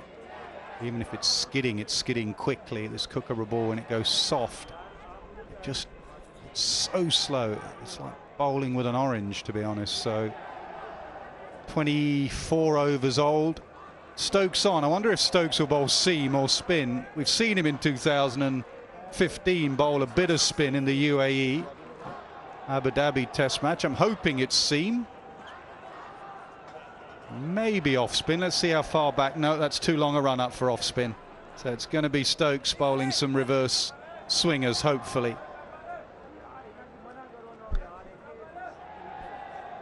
So many times we have seen when there's nothing happening, Stokes is the man who takes the ball and make things happen. Only 23 overs old, but scuffed off quite a bit, so there might be a little bit of reverse there, trying to get some sweat on it. And it was Leach's head earlier, and then who's that? Whose back is that? Joe Root, trying to put some sweat on it and work on the ball. Wonder what Stokes is playing here. Late last night he went to the short ball. Wonder if he's got the energy or the need to be able to do that. Really, it is soul destroying on this pitch to try the short ball ploy. England haven't got anyone fast enough to do it, and the field suggests it is just normal bowling at the moment. It's going to be pitch up reverse swing bowling. There's not many out on the hook or pull.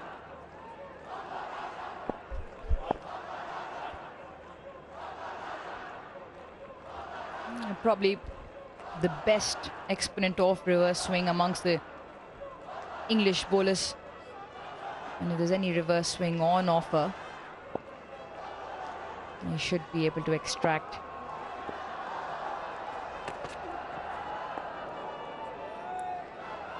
Not carrying through that one. Not carrying through and not following through. That's something you've always got to keep an eye on, Stokes, is his follow through. That will tell you exactly where he is with his body. He will be pulling up sharp because of that knee once he's spent 100 overs in the field. And that's the only problem with Stokes being your enforcer, is that he's the most likely one to snap as well. And that's something England cannot afford with their captain. But just keep an eye on his follow through.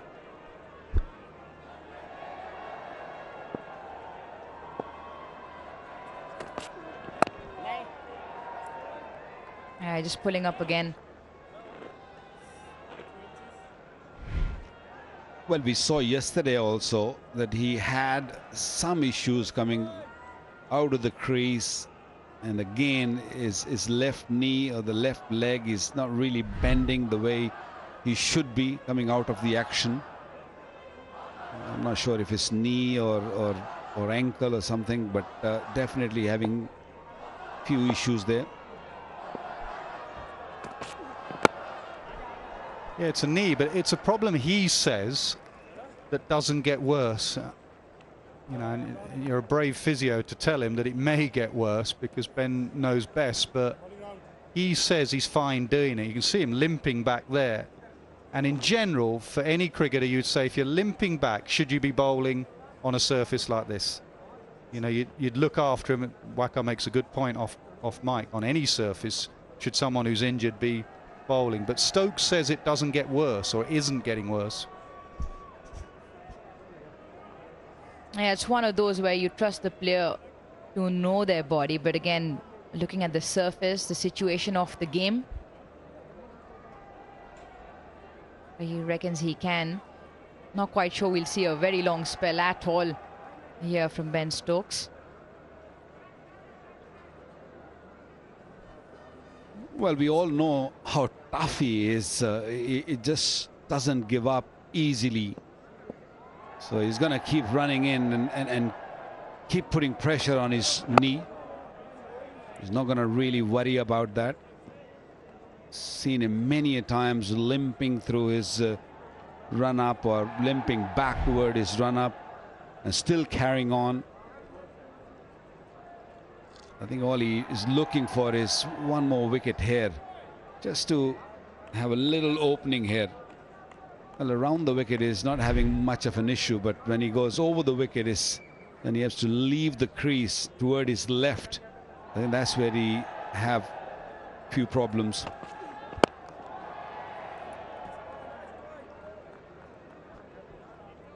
And as you mentioned, he went short yesterday. Has been fairly pitched up so far, although there is a man stationed for the left-hander on the boundary. Deep fine leg, slightly wide. I wonder if that might be the case, odd short one. Yeah, he's often used as the enforcer, used wrongly in Australia in that role. For a couple of reasons in Australia, actually. Joe Root used him as the enforcer. That's the end of the over, 374 for 3. One was because he hadn't bowled because of his injuries, and he took a break through mental health. He hadn't bowled for 6 months, and then suddenly he was coming in the Ashes and banging it in. And the other thing was, in those Ashes test matches, it did a bit. Australia were pitching it up and nicking England off, and England and Stokes were banging it in. This is a situation where you need an enforcer to bang it in.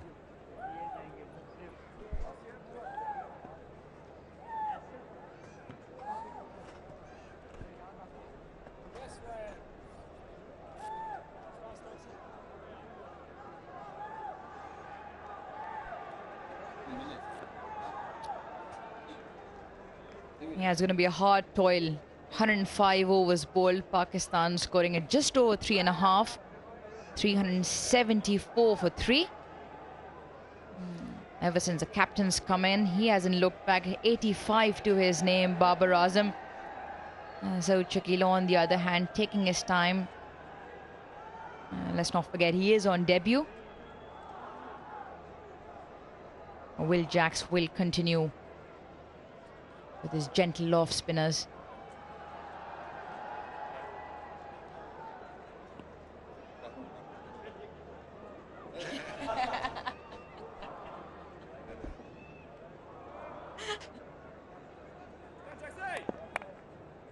Slip, a very fine leg slip. Oh, nice, Jacko. Very good, bud. Lovely, Jackson. Well, centuries are not only scored with the bat, but with the ball in hand also. Jack's gone for 100 now in 26.1. Not that it happened to you much, Waqar, but would you know that? Would you be looking at it in the 90s and saying, Skip, I'm okay for the next couple of overs, couple of days, actually? Not that it probably happened too often. Come on, Mazza, how many times did Waqar go for a ton? There'll be a few times, I'm telling you. Yeah, but once you get into 90s and you haven't picked up any wicket, you feel like leaving the ground. You feel like just sitting in the dressing room, and you look up and thinking, when are they going to declare?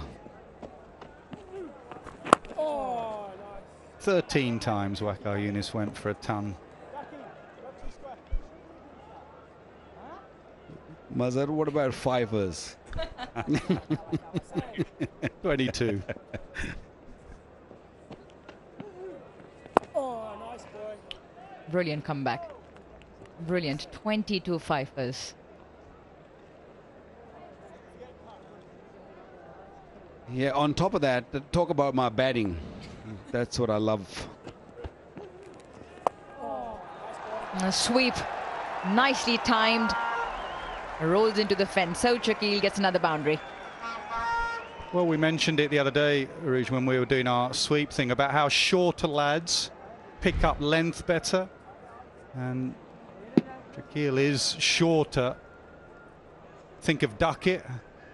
Just seems that the shorter you are, you're looking up at the trajectory of the ball and you can pick up length really well. That's why generally keepers are good sweepers. Mushfiqur Rahim being one example of that. Short lad, sweeps well, 379 for 3. And to add to that, picking up of length along with fast hands, the wrist, and we saw in particular, you demonstrate that really well as well, Nas. With the reverse sweep, how the fast hand, the wrist in particular, are extremely important. I said earlier, Indian batsmen don't play the sweep as much. Pakistan do. We mentioned Javid and Yunis Khan. We've seen Shakil here. Barber plays it well. I think it's the bounce. I think sometimes in India with that red soil that they have at some of their grounds and it's exploding and you're getting bounce, you get the top edge sweep. Whereas here with the lower bounce, it right on the middle of the bat. Sarfaraz, another one who sweeps really well.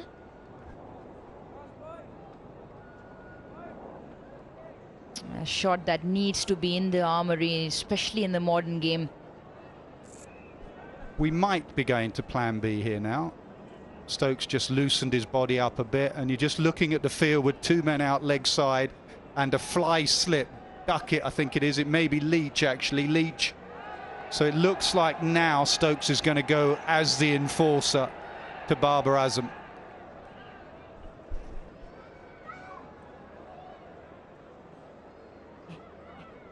Not just to the third man, also going down behind square on the leg side, hanging in between the 2 men. There's deep fine leg, deep backward square, and a man in the middle of the 2 of them.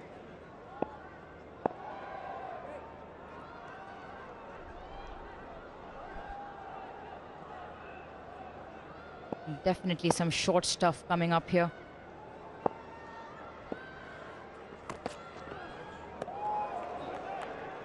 First up.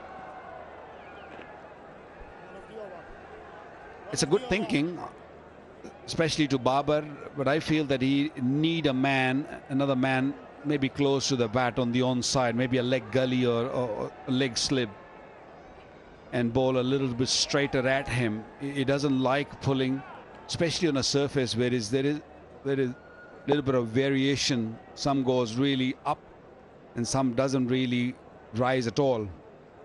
And bring that man, that middle man in the square, just close to the bat.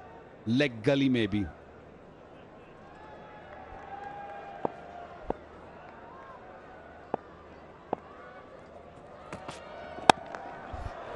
It didn't get up at all, that one.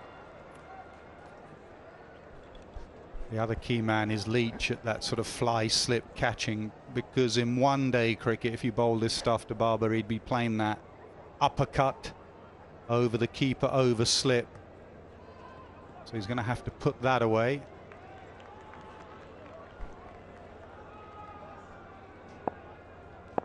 Root is there, but behind Root about 30 yards is Leach for the catch.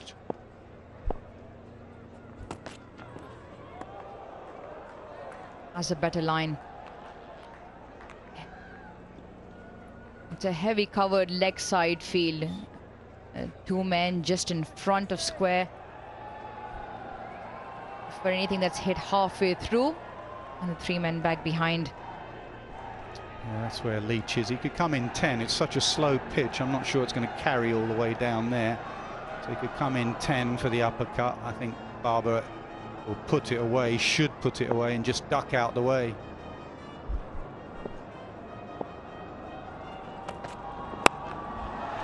Pulled in front, and nobody there to stop that. Barber races to 90. Problem with this pitch is that it's such an effort ball to get it up to the height required. It's just bouncing waist high, and Barber flat bats it away for 4. Moves into the 90s. If you want to bowl that bouncer, it has to be straight at him rather than outside the off stump. That's the one. You bowl him outside the off stump, he'll hit you even straight because the ball's not going to come up. He's going to sit up to hit it away. I don't think he's going to play that that scoop shot to that third man region. He's going to look to pull and pull in front if he decides. And England have left that area open in front of mid-wicket. No one on mid-on, and that's the area he targeted Barber. That didn't quite get up. 107 overs done. Pakistan 383 for 3.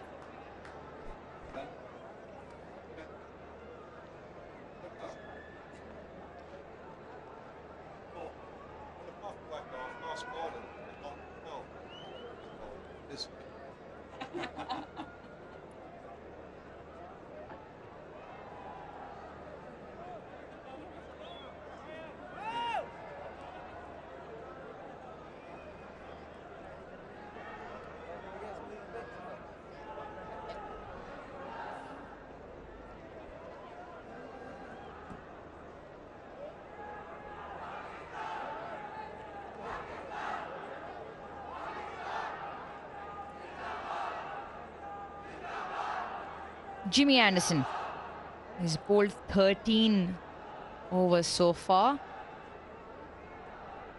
I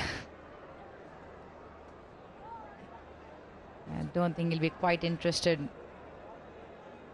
in the way the match is going. He'll probably be here.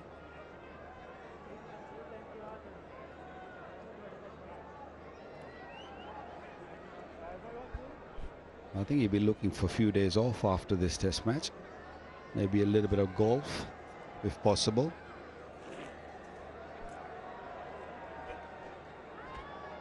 It's been quite amazing to watch Joe Root work on that ball throughout the test match. He's been so gentle and delicate with it. You notice he holds it in his sleeve to avoid any sort of sweat coming on it. When he's holding the ball, he holds it from the seam with just his fingertips. And plenty of places where he's managed to get sweat to shine the ball. The best being on top of Leach's head.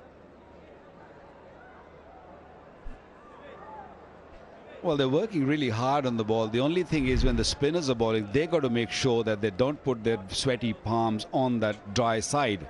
And I see bowlers just sort of playing around with the ball, and that's what we used to hate, especially with Mushi and Saklan. They used to sort of keep playing with the ball before they sort of deliver. And I think that's when the ball gets very soft and slippery. And that's what you hate as a fast bowler.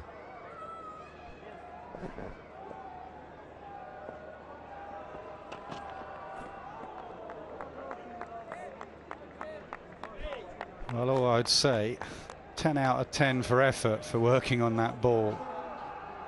And he's been in, different methods. Again, he's gone for the neck now, but it is gun barrel straight still. It has done nothing.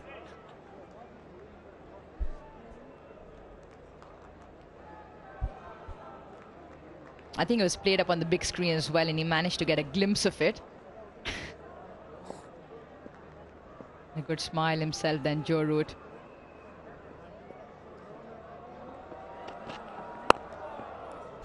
Which ground in Pakistan, in your experience, Wakal, would you turn up and go, this is reverse swing? Would you be looking for the most? Or did it just alter from year to year, depending on the conditions of the pitches? Yeah, purely talking about reverse swing, I would say Karachi, because with the sea breeze and the humid weather, the ball swings a touch more than any other part of Pakistan. Rawalpindi Stadium in the past, go back few years, had a lot of grass on the pitch, and it used to sort of seam around a bit, but not anymore. You can see the entire square. There's no grass at all. And I think Pakistani bowlers are hoping that this will scuff up the ball quickly and they will be able to reverse the ball and pick up wickets easily. Even if it reverses, it's not an easy job to pick up wickets on this surface, because off the wicket nothing happens. It's all in the air, and nowadays modern batsmen, they don't just go lunge forward and try to just play from the front foot. They sit back, they wait, they allow the ball to swing, and then sort of manage big heavy bats with a lot of stroke. All they need is just a touch or a timing.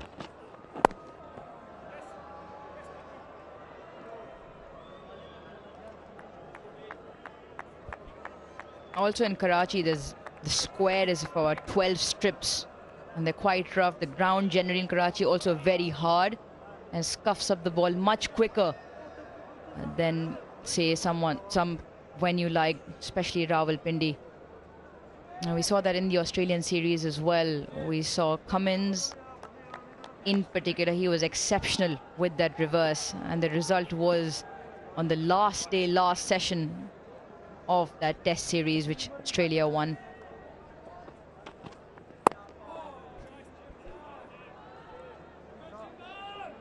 What I really look for is not only the reverse swing. I just want to see the ball carry to the keeper.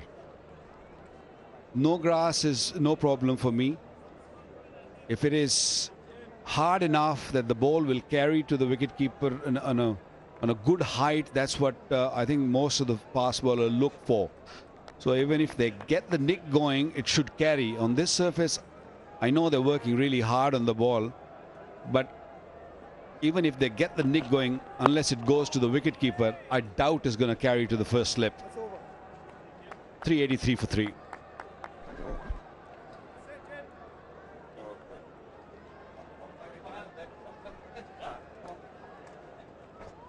Oh, there you go.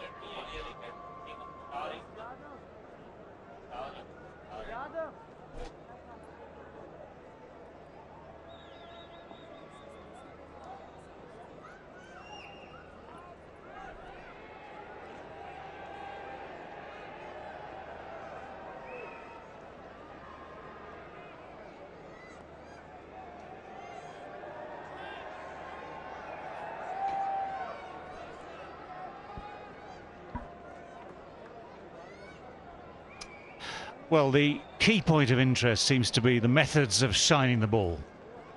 And the highlight today has been that clip you saw just a few minutes ago, repeated, of Jack Lynch. He moved on to different foreheads. That one's been blessed by the Pope. We've seen the back of Roots, the T-shirt, the undershirts, soaked in sweat. And as Nasser was pointing out, it's made all difference to the the eventual result in the air, or very, very little different, shall we say. No lack of effort, no lack of appreciation in the stands as well. Stokes again.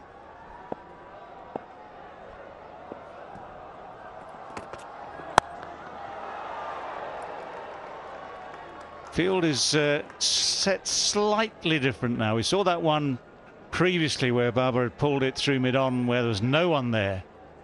And that same sort of line and height. And now we've got 3 in front of square on the onside, just the 2 in the deep behind square. But what he's done, Barber, very deliberately is duck under anything that would have headed behind square and only really played the shots to ones he can control so far.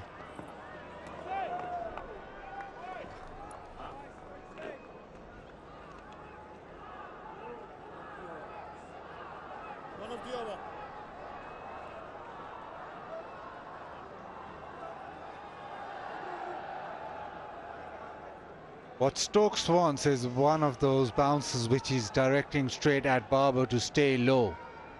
Just one.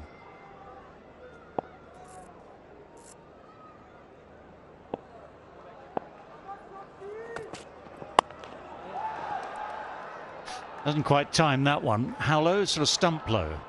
So to take all the pace off, disguise it as a slower than slow bouncer. The ones that sort of stayed low have been sort of outside off stump. He wants it sort of within those stumps which just stays slightly low. So that'll create a lot more doubt. Right now Barber's tucking underneath it and pulling it easily. You want just to sneak low, because I don't think on this pitch you'll beat him for pace.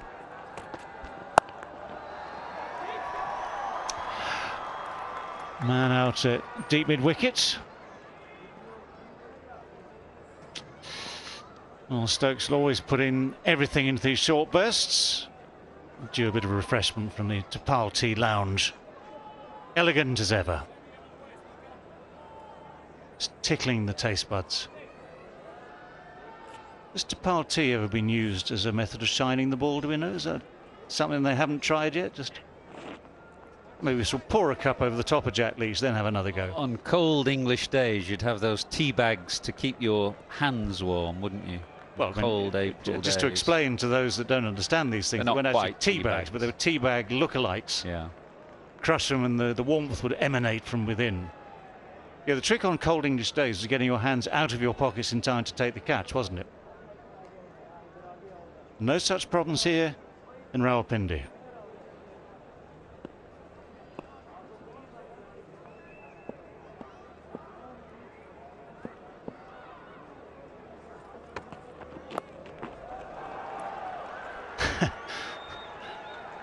Just seemed to have a lot of time, didn't he, just to watch the ball arrive, get on top of it. It was a decent height, just needed to be arriving at about 10 miles an hour more quickly to have any effect.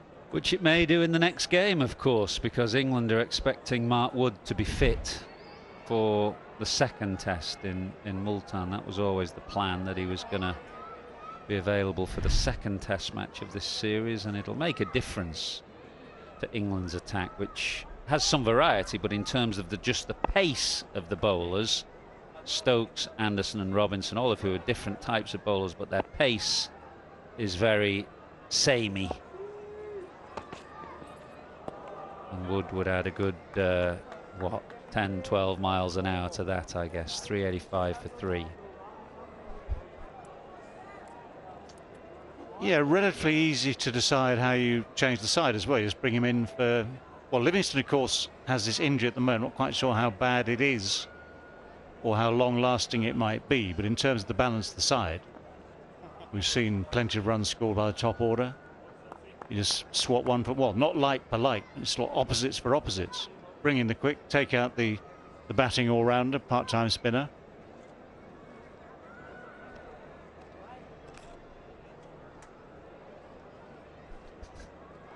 How quick would Overton be? Overton's pretty quick. He's not as quick as Mark Wood. He would be in between the Stokes, Anderson, Robinson type pace and Wood, somewhere in between, maybe late 80s. Wood is consistently up in the early 90s, maybe topping 95, 96 at his top pace. Obviously Anderson and Robinson are early 80s, and Overton would be somewhere in between.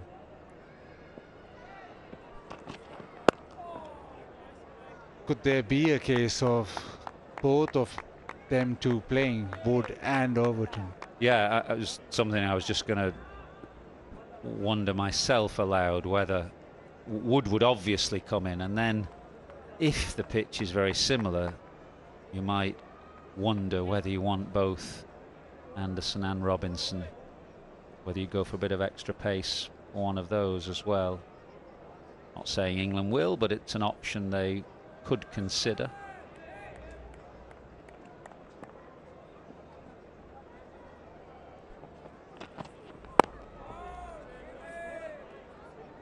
Interesting one, because if, for the sake of argument, a pitch is blunting an attack, and Overton might have a little bit more pace, but if he's not going to get anything to happen with the ball, the argument then becomes, well, it comes onto the bat maybe slightly better.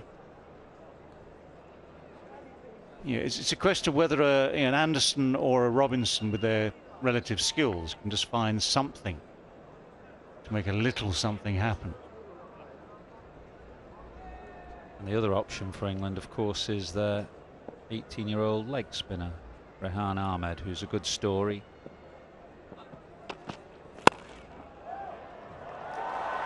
Misfields, so the chase is on. We had a packed short offside field. Didn't seem to be any way through, but Shaquille here just times it. Not particularly awkward bounce, is it? Well, if there's one bowler you don't want to do that off, it's probably Anderson, who is on the grumpy end of the scale day to day. That was a brief look at Rehan Ahmed, who very young. He's only played 3 first-class games. Wasn't in the original squad, was added to the squad after a week in Abu Dhabi. What a challenge that would be for him.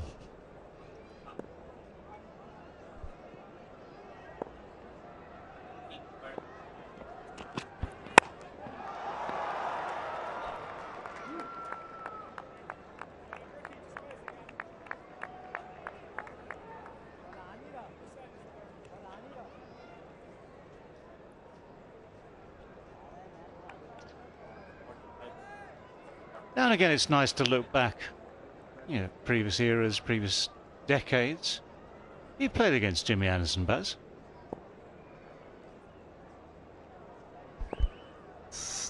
17 years ago. Well, it obviously wasn't recently. That much we did know.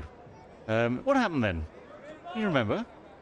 I was playing at my original home ground, Barga Jinnah. You've been there and played all my club cricket there, and went down to the last over. Imran Tahir, played so long for South Africa, was with me, and we needed about 10 of that last over, and we got through. And I can only remember the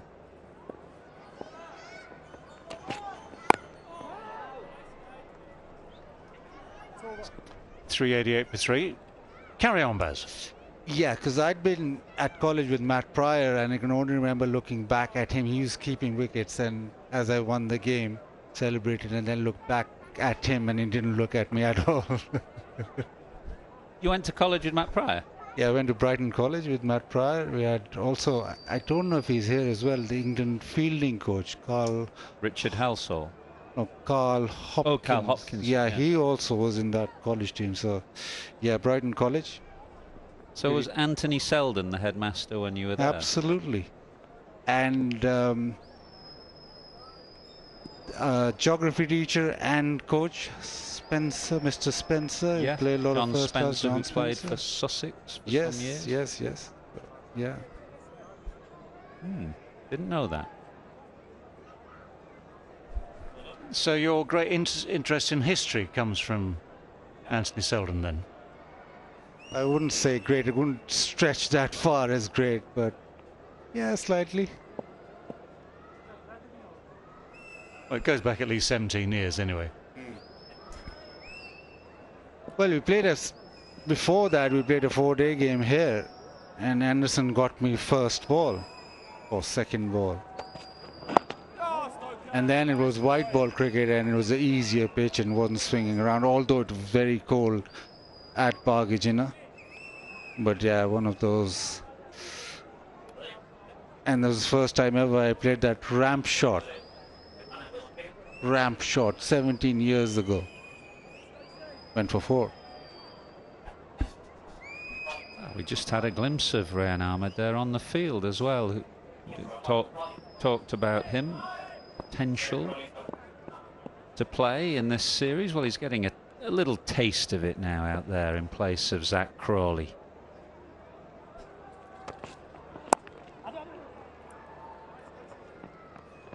Well, chatting to Rob Key, and he said he was very close before the game because they hadn't any fit player. Didn't have an 11, and Rehan was almost going to play. It was very late that Jack Leach actually was fit enough to get into the 11. Well, it would be quite a story. He'd become England's youngest men's Test cricketer if he played. It's only a few months ago he was playing in the under-19 World Cup. Of course, other countries and England, actually, England gets an unfair rap for not picking their players young, but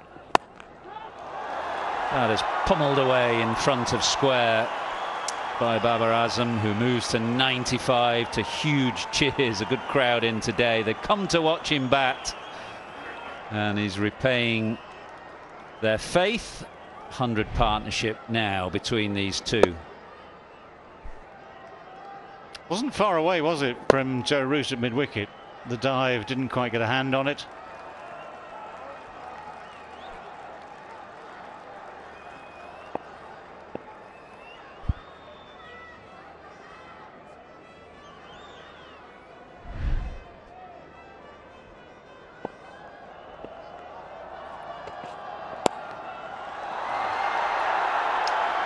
Well, very similar.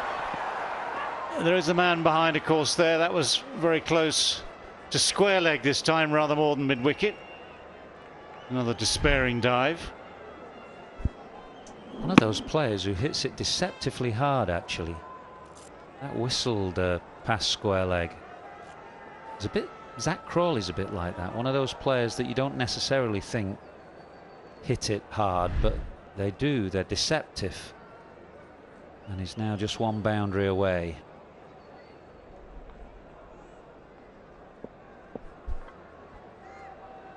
Well, the ground did fill up when the news spread that Bubba was in.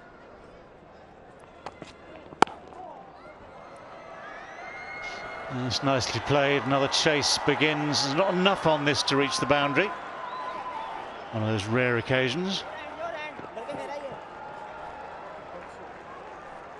Yes, there'll be a groundswell as Barber gets back on strike.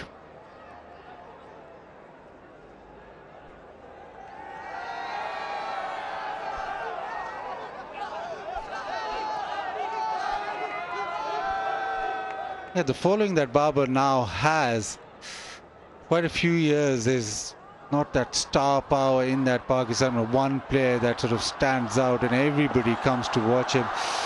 Afridi had it for quite a while. Afridi was the crowd favourite, but Barber now is just a complete favourite all over Pakistan. That's all he needs to complete yet another magnificent 100. 8th century in Tests, the 5th at home in Pakistan, and yet the first against England, and he's made it in his own beautiful, effortless, inimitable style. As always, makes it look easy, but he's gone at a fair clip, almost 80 that strike rate, 13 boundaries and a 6, but Babar Azam, well, he makes it look so simple. And the timing and the elegance that he possesses, that's why his Pindi crowd rises to its feet. It rose to its feet when he came in, and now it's just sitting in. Yes, he's got to his 100, but you know Babar loves batting, so he thinks he'll want more, and he's not done yet. I think that would be the supposition of many. Has the engraver got enough ink for this game? That's the 7th 100 of this test match. It stands with the rest of them for quality. He didn't hang around in the 90s, clubbing one through mid-wicket and then to that short ball, just standing there and smashing it through the offside. A fantastic way to get to 100. All that pressure that he carries with him every time he comes to the crease. You'll be aware that they came to watch him today, and he's delivered.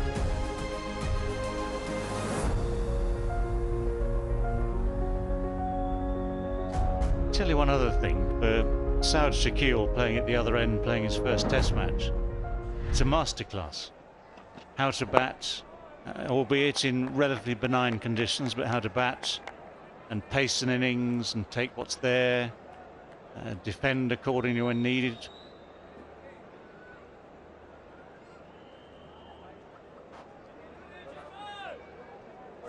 Just one of the best to watch, one of the best to learn from.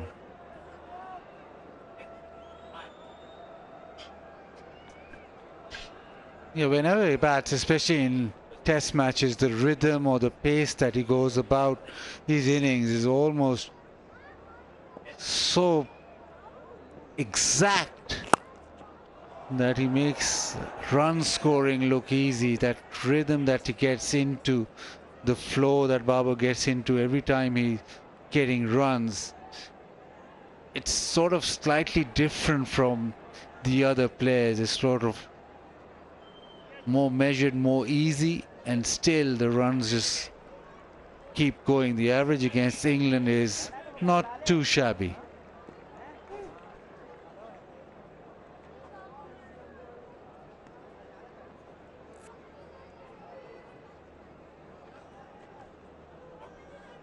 Yeah, but if he gets out, he'll just knock it back into the aces.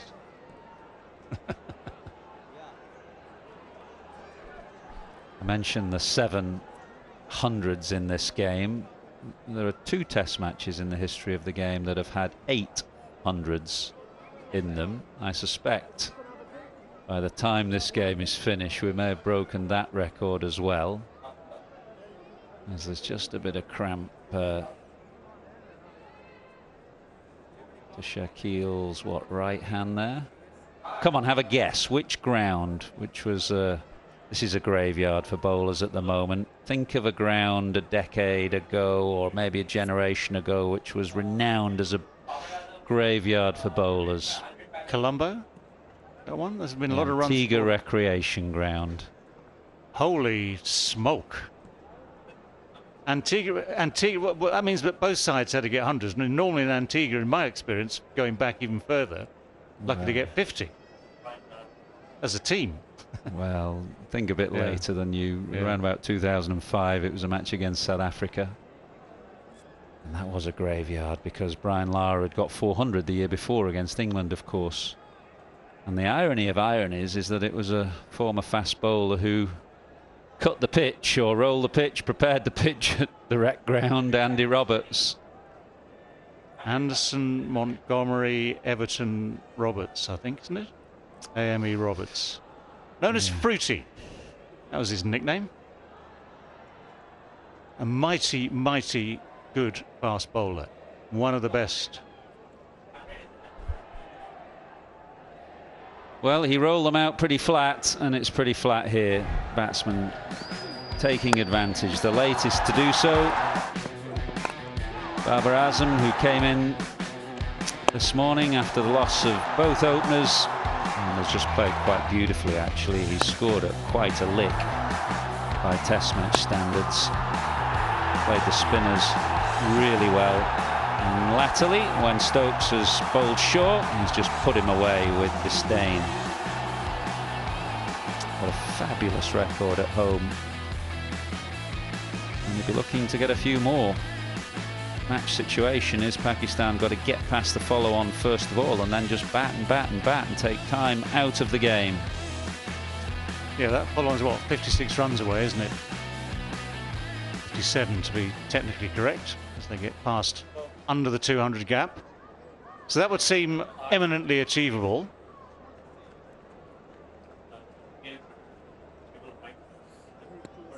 Just emphasise once more, although there's been a familiar pattern to this game throughout 2 2/3 of the game so far, almost. Still quite a long way to go.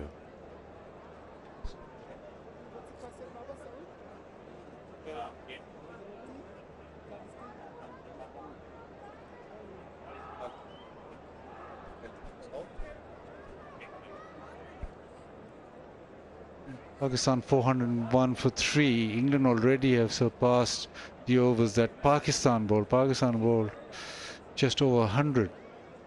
111 and counting. So maybe that tactic of scoring so quickly, don't think they'll be too happy with that right now, especially this man who has to keep running in.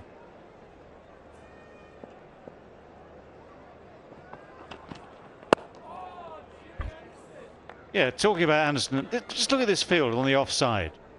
If we can just do that, you've got 4 men in a ring. Now, when you normally talk about the ring of fielders on the offside, they're 25 yards back, all on the one, and trying to block off the boundaries, of course. This is, I think it's the first time I've seen quite so many people, all within, say, 15 metres, in a very tight ring on the offside. So obviously the tactic is pitch it as full as you like, encourage the drive, no width, so as straight as you like, as full as you like, and just see if you get a mistimed drive. When I said 4, let's call it 5. I've seen rings of fielders like this in the slips, never between cover and mid-off, as far as I can remember.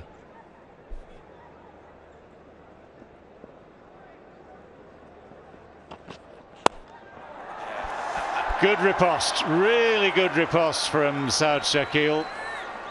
The other man, by the way, just on the other side of the pitch to the short mid-on. So that length ball just gets helped straight down the ground over the top of Anderson's head. And the message from that is, sorry, close fielders? What close fielders? There's always a gap if you hit it over the top. But he made sure he went at the ball and made sure that he hit it in the air. There's a lovely shot in the end. But yeah, with those fielders so close, it's better just to go over the top. There is a famous photograph, isn't there, of a test match that Australia played in where they had 9 slips. I can't remember which one it was. I would say it had to be the Wacker. I'm guessing it had to be the old Perth ground. It might be wrong. And one of Lilly or Thompson bowling, that kind of era. Yeah. Chappell captaining, Lilly behind the stumps, bowling, 9 slips in place. Chappells, yeah.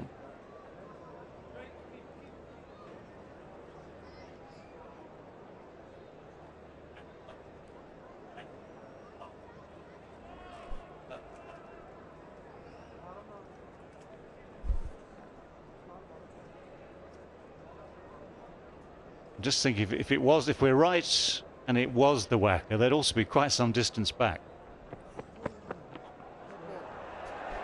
We found it actually. Mazza to my right, quick as a flash. Australia, New Zealand, Auckland, 1977. We got the right bowler, Dennis Lilly. 9 slips.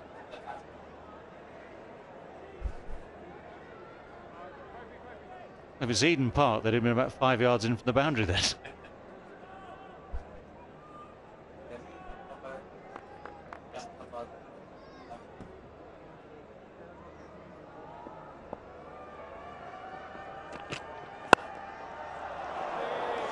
Well, it's found one of them. Diving stop. Ben Duckett. But hit, just to be clear, hit very firmly into the ground first.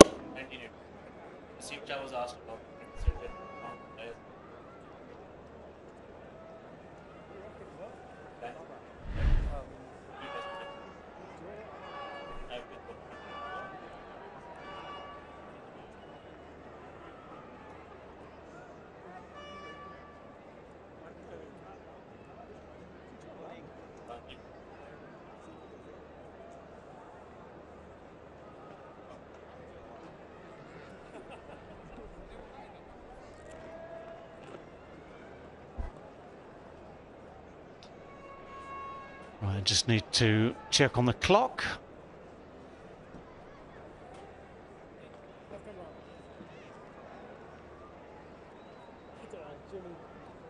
Been playing around with the timings of the sessions the last couple of days after time lost to bad light on those first couple of days. So T is actually at 5-2 as opposed to what, 22 would have been the original plan. 5-2.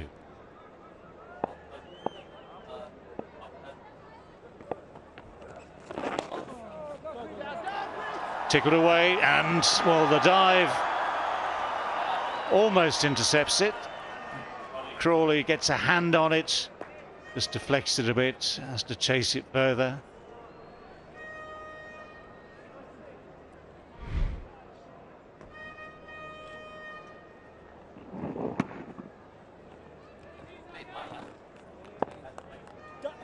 Rookie.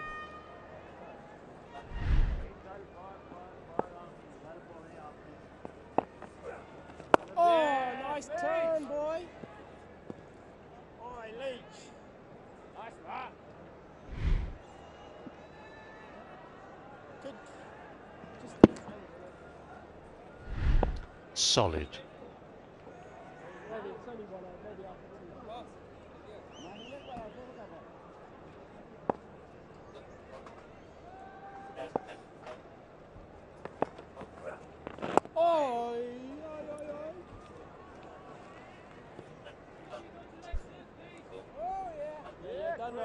Well, it's time for that Sensodyne sensitivity-free moment, because life is indeed too short for sensitive teeth. Ahead of a tea break.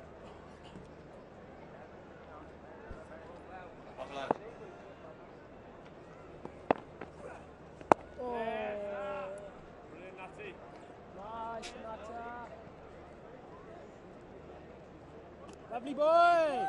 That's that. Everyone just taking their time, including Leach and Barber.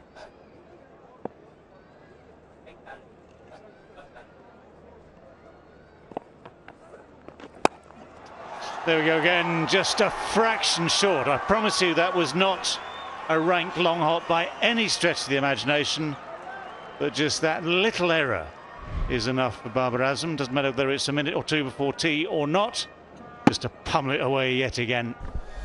The key is he stays low, and in England, if you've been brought up in English conditions, there'd be a bit more bounce and it would hold in the pitch and you'd kind of stand up a little bit more.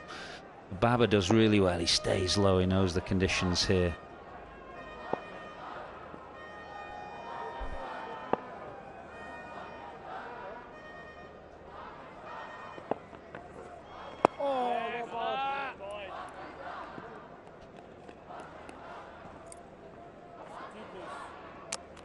Well, everyone just wondering whether indeed it is time for tea. If you wanted to be pernickety, just got round. That little hand, that big hand, just got round in time. It is tea.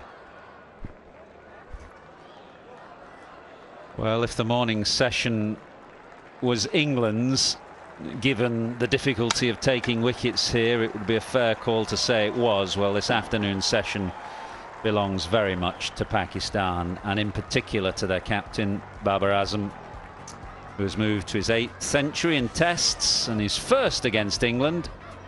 Quite sublime display of batting this afternoon, and he's easing his team towards that follow-on target and therefore towards safety. 113 runs have come. Babar goes to tea, 106, and on debut Shakil has played very securely. 35 from 90, hasn't scored at the rate that his captain has, but you wouldn't expect that given the discrepancy in experience in international cricket, but he's looked very solid and very secure.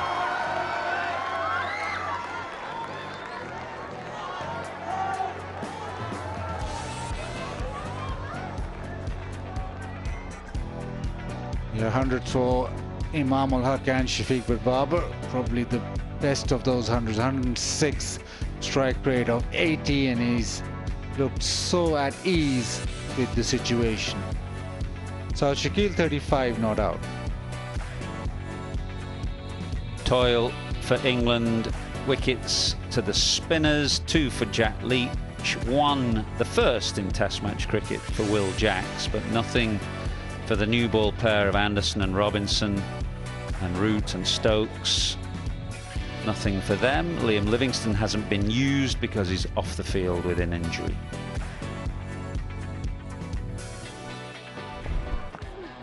It's been a session where Babar, as he does, eased his way. It shots down the ground and on the back foot. He picks up length so quickly, does Babar. And from ball one, he's looked composed, and whatever the conditions, wherever he's playing at, he looks classy. Saud Shakil, well, he was solid in between. Babar yet again making sure that he picked up length quickly and thumped it. He was very good off that back foot especially. And whatever England threw at him, Babar had a response. And without actually looking too fast, he carried on, getting to the boundaries, getting to the fence and getting to his 100. He makes batting look easy and he makes classy runs. Saud Shakil with a classy shot himself, and Pakistan went into tea in quite a secure position, and that means 657 plays 411 for 3. Babar 106 not out. Saud Shakil 35 not out, and we'll be back for the final session of play in 15 minutes time.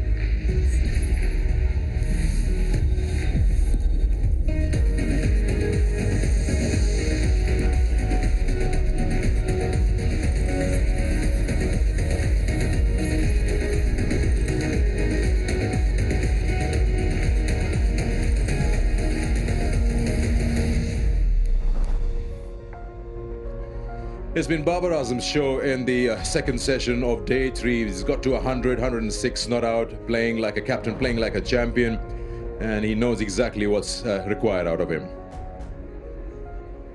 Let's have a look at the match summary. As we know, England posted 657 batting first, and they had some big hundreds there, 4 of them getting them. And then Pakistan in reply had a brilliant opening partnership with Imam and Abdullah Shafiq posting more than 200. And the first session today was for England. 3 wickets were taken, but then second session, as I said, Babar Azam along with Saud Shakil keeping Pakistan in the game. 246 is what Pakistan still trail by. Hello and welcome to, of course, Inverex Solar Energy Pitchside Studio. I've got David Gower and Waqar Yunus alongside me. I'll start with you, David. Pakistan using the conditions, of course, with the bat, doing what they can do best, and it's about the tying game. How long can Babar stand there with his partner? And England would have to be patient because we know not much for the bowlers. Absolutely. I mean, anyone has to be patient on a pitch like this. Babar has given a masterclass. I mean, let's give full credit where it's absolutely due, because he's missed nothing. He's judged everything pretty much perfectly. He's so quick on just minor errors of line and length, especially off the spinner. So we saw just in the last closing overs, Jack Leach dropped one just a little bit short, bang, off it goes for 4, and he never misses. And the thing I said on air actually was that for Saud Shakil at the other end, playing his first test match, what better way to learn than by watching Babar Azam play as well as he can? Yeah. There seems to be a bit of a plan out there. No, Saud Shakil has consumed more deliveries, but it's more about giving that partnership with Babar, and they don't want to lose any more wickets after losing 3 in the first session. Look, I can understand Saud Shakil the way he's playing, because, you know, playing for the first time, you want to make the most of it. You don't want to, you know, play any rash shot. So, I mean, his technique and his inning, I think, was really, you know, good to see. He's technically very sound and, you know, managed the spinners really well, and equally good against the pacers also. So, you know, good form from the first class, bringing into the test match and making the most of it. Really impressed by Saud Shakil, but what an inning from Babar Azam, captain, leading from the third century of the inning of this inning from Pakistanis. You know, after conceding 657, I think hats off to all these boys. They have been superb, outstanding. Yeah, you're right. It's the 700 of the match already in day 3, session 3 to begin. And you're speaking of Babar Azam, of course, a masterclass. Let's have a look at Babar Azam, because he's our top performer of the day. Top performer, brought to you by Inverex Solar Energy. Well, the one thing, or one of the many things about Babar Azam is so good to watch, aesthetically so pleasing. Everything is about balance and timing, which are the 2 hallmarks of the great batsman. He's able to play extraordinary shots as and when he wants to. But for the greater part of this 100, he has just played whatever shots have been on offer, using maybe a little bit of width at times, using a little change of length. The Stokes ball wide of off stump to allow him the 4 to get to the 100 was a bit of a gift, I have to say, but nonetheless, he just put it away with consummate ease. Waqar, it's more to do with the line that England is bowling at. I mean, you've got predominant onside field, and they're attacking him with the short ball. That's why you feel the wagon wheel shows more on the onside.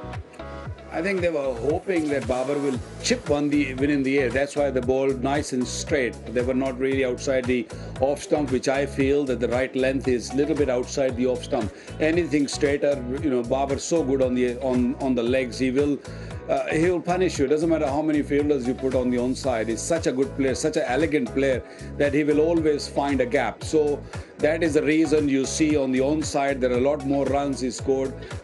He's equally good on the offside also. Don't forget, he's a magician. I mean, once he gets going, it's a treat to watch. I mean, look at this crowd. They've just come for one particular reason to watch Babar bat, and they're having their money worth. I mean, they're enjoying every bit of it. Top performer, brought to you by Inverex Solar Energy. Well, time for David Gower's favorite moment of the day, and that's the expert prediction. I'm going to push him into the deep end. I'm going to ask him, do you think Babar is going to get a double 100 today? Expert prediction, brought to you by Inverex Solar Energy. Well, you dare not say no. I gotta say, thankfully you've narrowed it down to yes or no. Yeah. The only thing that might stop him, what is he, 160? The thing that might stop him is the light. So if I say no, it's not because I have any doubts about his abilities to make a double 100. It might just be a question of time. In your big vocabulary, you'd rather say, why not? Instead of a yes or no. How about you, Waqar? We're looking and wanting, as you said, the crowd is also here to get entertained by Babar's masterclass. So, a 200, why not? I mean, it's still a long way. It's hard to predict that he will get. Once he cross 150, I think I'll be able to, say it with authority. But at the moment, still far away. But, capability is there. The pitch really asking him to get 200, get 300. Why not? There's so much time in the game left, so he can bat and bat as long as he wants. Expert prediction brought to you by Inverex Solar Energy. All right, here we are. So time for us to thank our guests and, of course, get into the final session of day 3. All to play for. Pakistan 411 for 3. Thank you, gentlemen, for joining me. Let's find out where this game takes us by the end of the evening. And it's an amazing test match. Lots of batting to enjoy.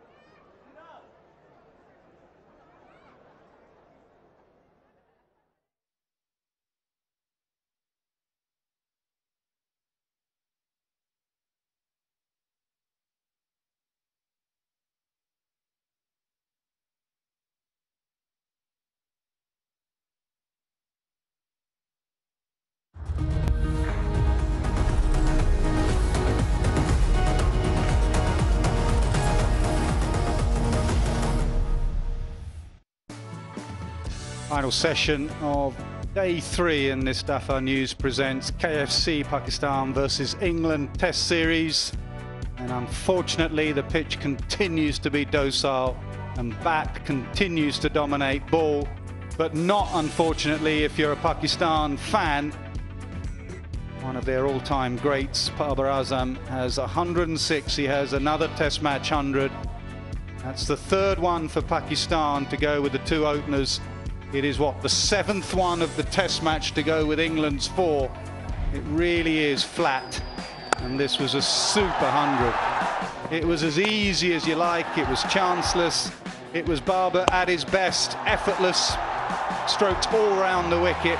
It's a flat pitch, but you still got to get him. And when Babar Azam gets 100, it will be very, very watchable. And it was.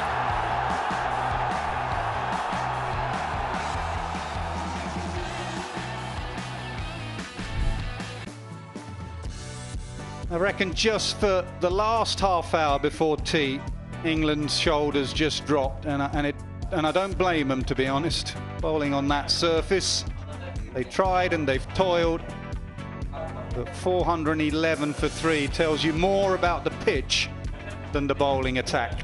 657 plays 411 for 3. Pakistan trail by 246. They should get past the follow-on unless something remarkable happens. And there's no sign of this pitch deteriorating. And there's no sign of these two having had enough. Babar will want to convert. That's one of the things maybe the batters haven't done in this Test match, is go on and get a big 100 or even a double 100.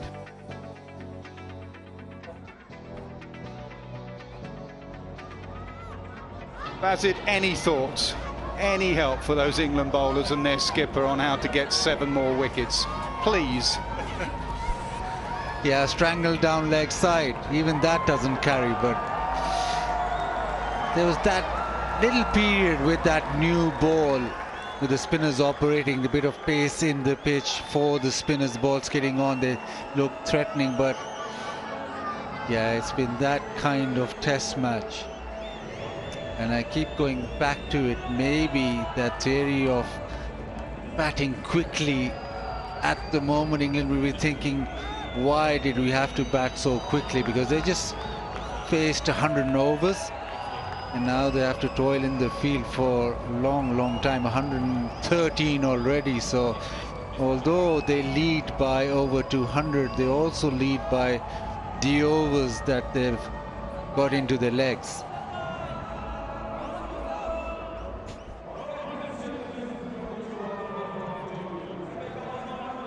Well, McCullum and Stokes have asked them to enjoy their Test cricket. This will really test them. But they will try hard. They've got to realise as well that that third innings becomes tricky when scores are level and parity and big scores in the first innings. We've seen it in Adelaide over the years. We've seen it a variety of grounds where you don't know whether to stick or twist in the third innings. Cricket has a funny way of jumping up and biting you. So England better switch on. They can have 20 minutes off. They're going to have to come back hard here.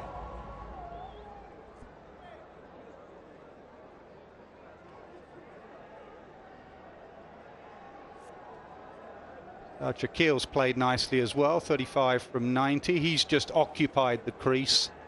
And Babar Azam, without really playing a shot in anger, just gets that strike rate up. He's 106 from 132. So that field where you have more catches in front of square than behind continues. 1 slip and 2 catches on the offside. And it's Robinson for the first ball after tea. And it's Dispatch. Maybe third will come round and cut it off. It's Leach out there. And they do.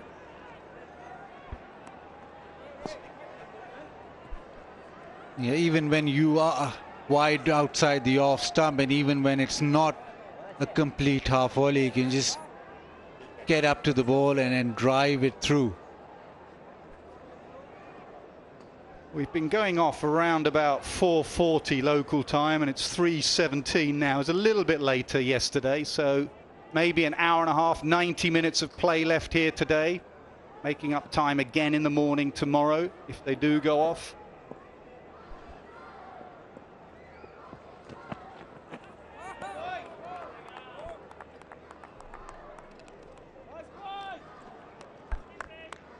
Yeah, the previous stint, Gower and Athers were on about that field in front, the catchers in front of the wicket, and they alluded to that great photograph, Dennis Lilly bowling with so many slips. And remember, Dennis Lilly toured Pakistan in 1980 in Faisalabad. I think it was Taslim Arif who got a double century. If Mazhar can just confirm that.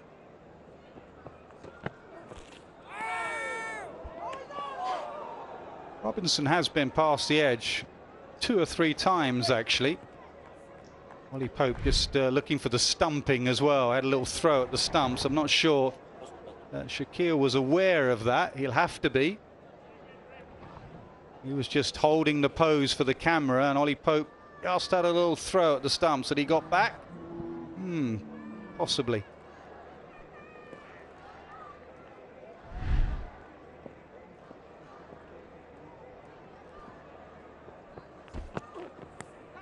And again, this time he finds the edge.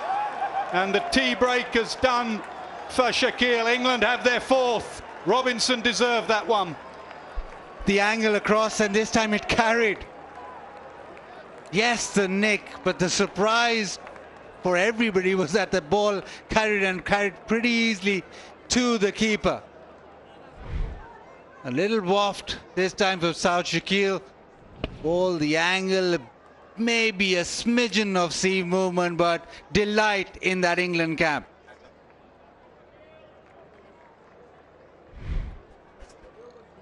South Shakil 37 of 94. It's 413 for 4.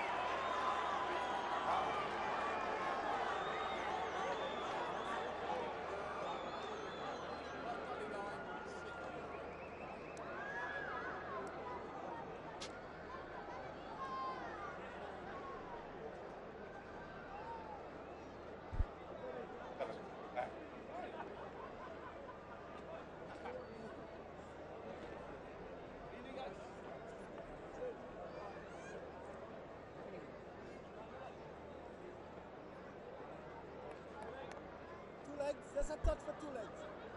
That's leg. 2 lads that open the innings in the T20 World Cup against England, and now in the middle. Mohammad Rizwan joins Babar Azam, averaging 41 in Test match cricket, 30 years of age now. Just the 25 Test matches for Rizwan. So a good start after tea. England needed that tea break just to regroup, and Robinson deserved this. The angle going across, a little feather through to Pope.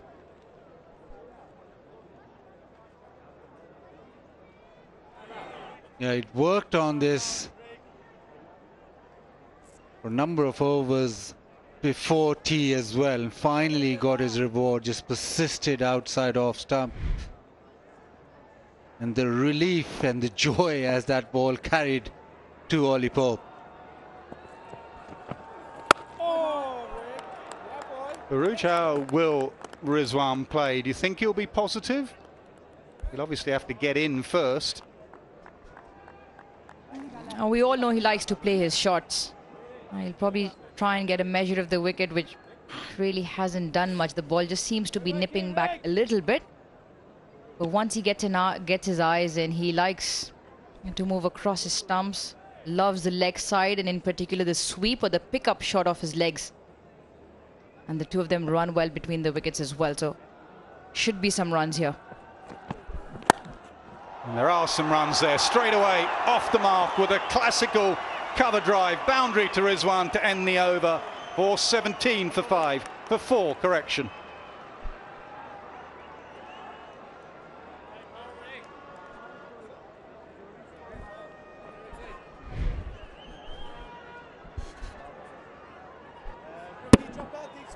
Right in the slot, just what you want when you've arrived at the crease. And he put it away beautifully.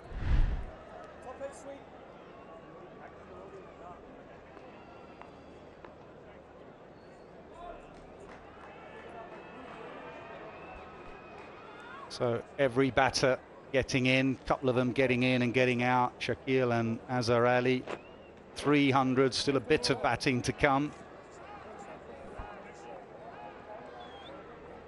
Pakistan will want to get up as close as they can to England.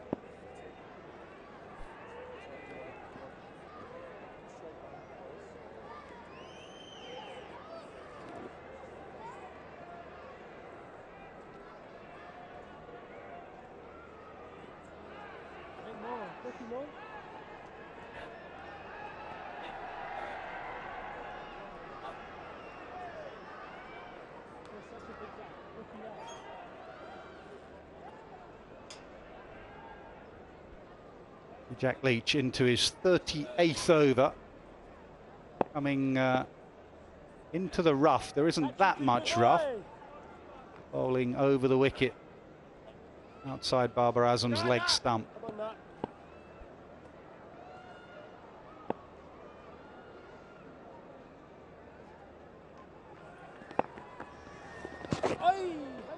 Remember the laws of the game. If the ball pitches outside leg, you shouldn't be given out LBW.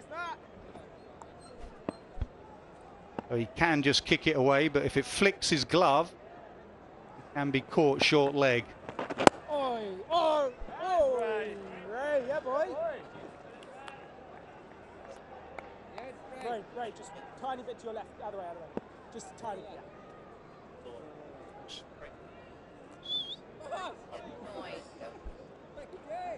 Here's somebody just walking straight across. There's always someone.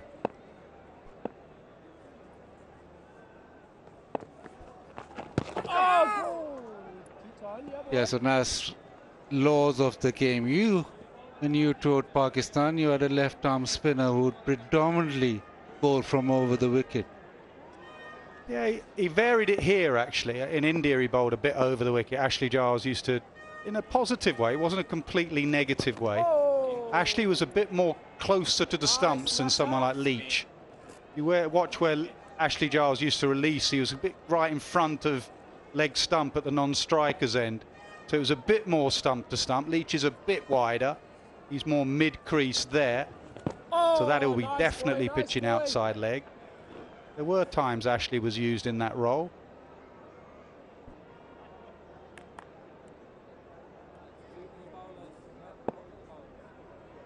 Man comes up on the sweep. So he does sweep. That is just playing with the field. Stokes said to him, "Do you want to have a sweep?" Barber said, "Yes, thank you." And he hits it for 421 for 4.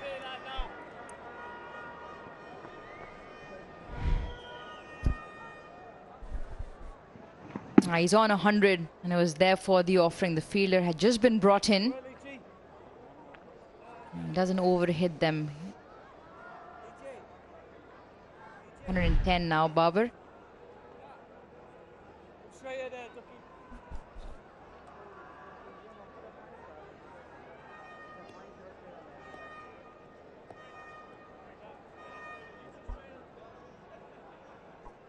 Still that very straight field with a leg slip, which tends to suggest the plan hasn't changed for the new batter. Obviously a left-hander gone, right-hander in, but it'll be exactly the same as the plan to Barber, which will be middle and off, try and get him LBW or bowled.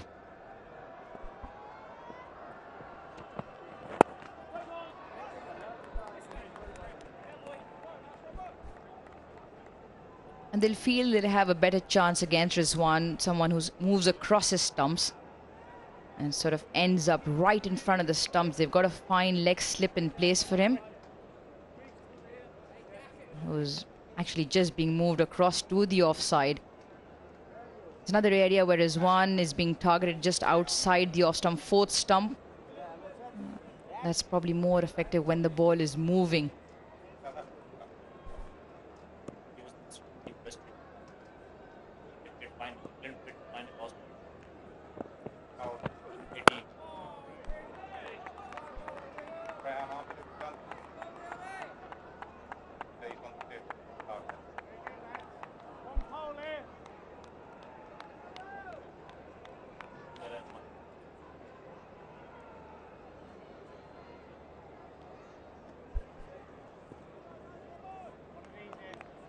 Rizwan normally quite positive. He likes to take the game on, especially in the longer format.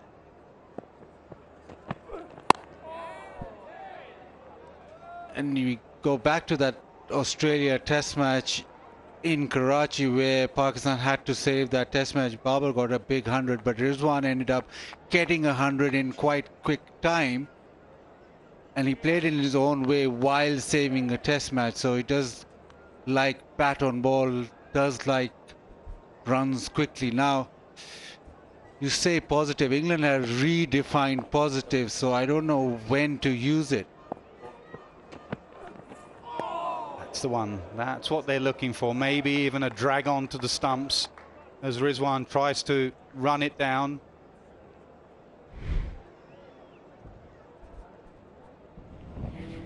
It's probably the ideal channel to bowl to Rizwan. We saw during the recent T20 World Cup, he was targeted around that fourth stump and did drag a few on.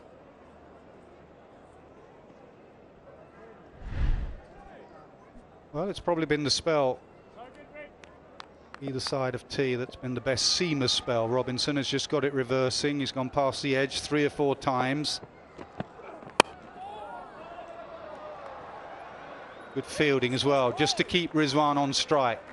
It's not the run that you save, it's the fact that Rizwan, the new batter, is still on strike. Good from Harry Brook.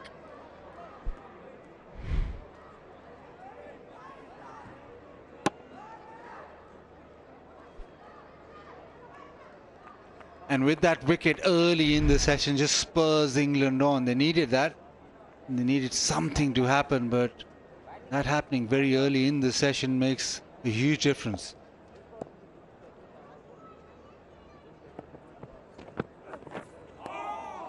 Good leave. 421 for 4.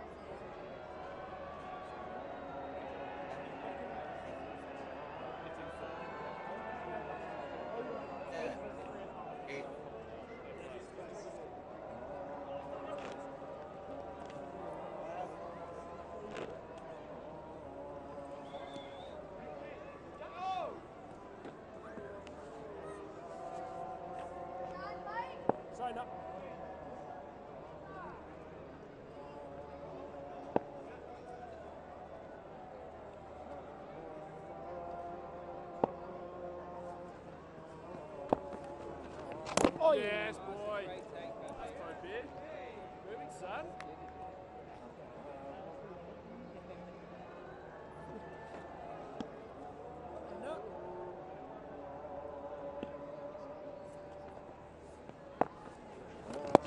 Oh, yes, boy.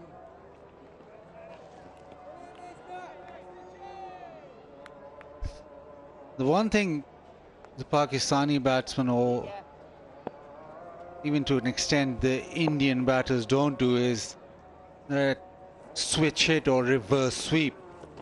So once you go over the wicket, you're only defending that sweep. You won't have somebody like maybe a Brook who can just switch around and hit it over extra cover.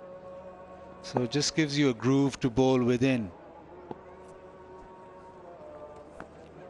Oh, nice boy. Good deflecting, Ray. PCB shop, shop.pcb.com.pk, and where your passion, get all the Pakistan's merchandise there. Down the pitch, threw mid on, and that goes away. Goes away for 4. Fast hands again from Babar. Stay low there, Ray. Yeah, he defended the first 4 and got to the pitch of the ball on this occasion.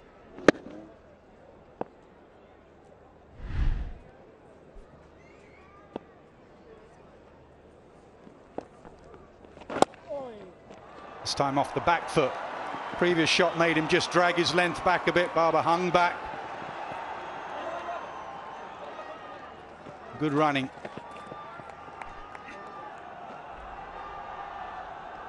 .428 for 4.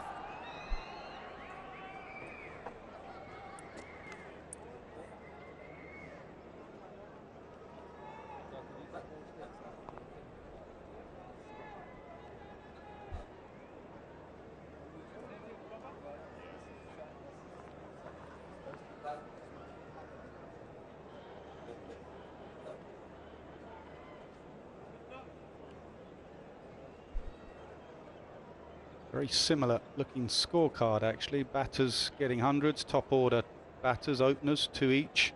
And a middle order, 7 centuries. Look at the spinner as well, 2 for 145. Mahmood 4 for 235. But look at the rate at which the spinner went. Mahmood was just taken down, going at nearly 7s there. A bit more control from Leach, the left arm spinner, and also obviously the different styles of batting. Pakistan compared to England and their aggression.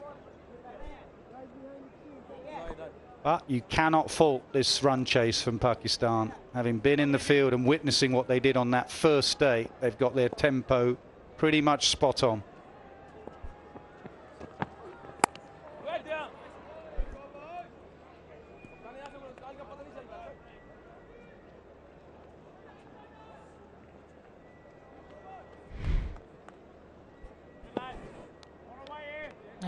Previous over when he came down the wicket, Babar looks in good touch. I think Pakistan have scripted this chase, this first innings, really nicely, playing to their strengths and not trying to match the scoring rate of England.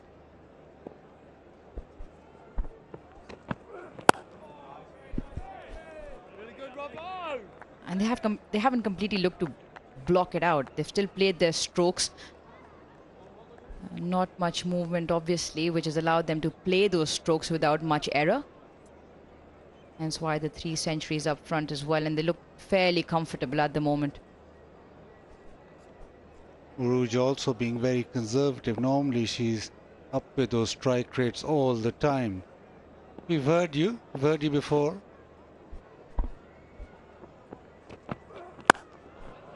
Classic cover drive, classic. He does not move. Babar Azam, he knows that's a 4. Stand and deliver. Picture perfect. Absolutely picture perfect. Pause there and take a photograph. Trademark Babar Azam cover drive. Plays it right under his eyes. Times it really nicely.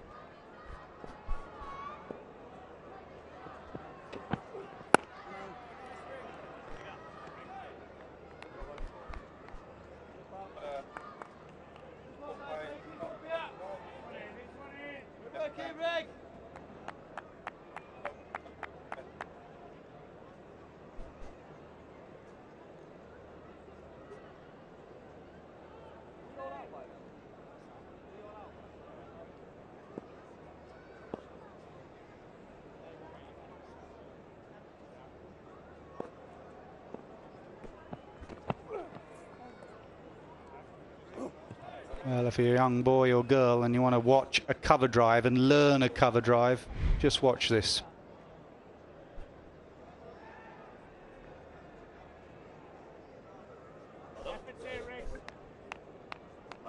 As it's been all too easy for you in the comm box so far. Is that the best cover drive in the world? There's a few guns, aren't there? I played lucky enough to watch Ian Bell. Ian Bell had a exquisite cover drive. Easier when the ball's not moving, but it's still just as pleasing on the eye. 432 for 4. Just on cover drives and Ian Bell, Babar Azam rates his favourite cover driver, or the player who played the cover drive the best was Ian Bell. Another thing that modern day batters do these days, they don't get their front leg too far forward. It's a head that follows. So they get their foot in a relatively good position Get the head right over the ball and let the hands through the line of the ball to time it. Wonderfully executed there from Babar.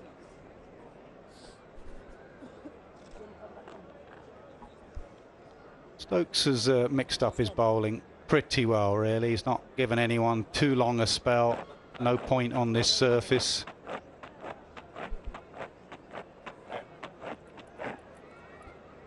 Jack's now back into the attack. No point bowling those top two into the ground. At some stage, both sides, not at the moment because there's still a lot of time left, but at some stage, skippers and sides will have to think about their bowlers because it's back-to-back-to-back test matches. 3 games with only 3 days in between. So towards the end of day 4 and day 5, you're just going to have to think and look ahead. Especially your bigger men, look after them. Nazim Shah with his shoulder, second time round. Oh, that's beautiful, Jacko. Harris Ralph's got a quad.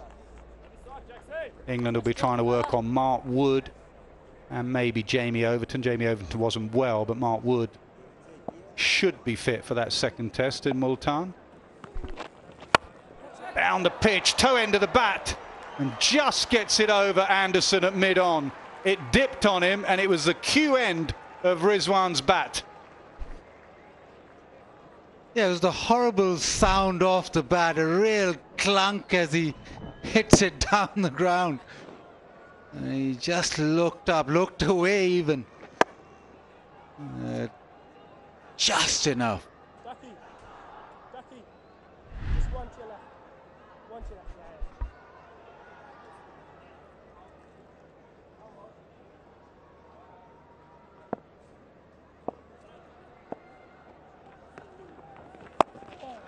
Short pulled, that sounded better off the bat. It was 4 more.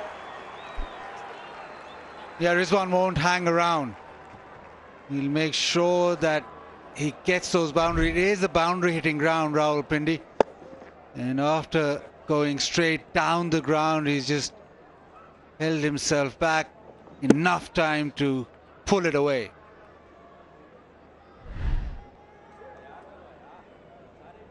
Been the problem for Jacks is his control of length. That was better.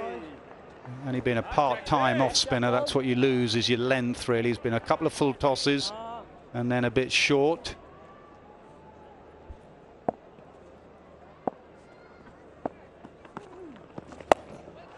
That's the big slog sweep. Rizwan is in a hurry.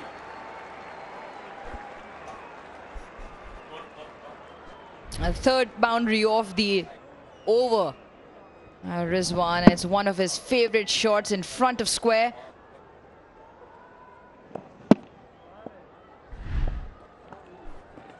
Goes again. Is this further? No, just lands short. 4 boundaries off the bat of Rizwan in that over. 448 for 4.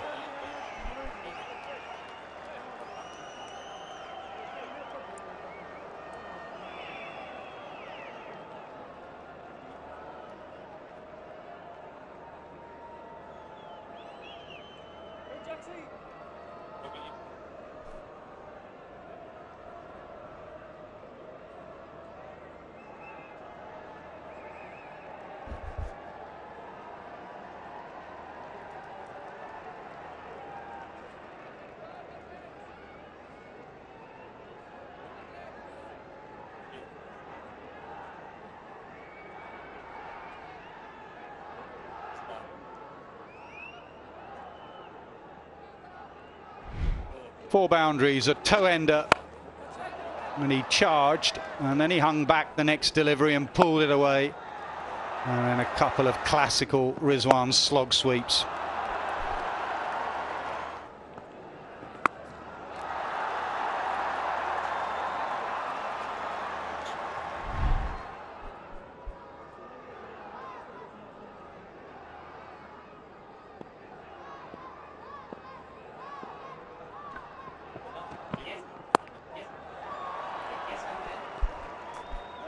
And as you talked about the scheduling with back-to-back test matches, 3 test matches with 3 days in between each test, so you've got a traveling day and just 2 days to recover. And like we saw in that Australia series, you have one bad session out of what, 15 days, and you end up losing the series. Not only physically it's tough, it's also mentally it's very draining in terms of not having any days between the tests.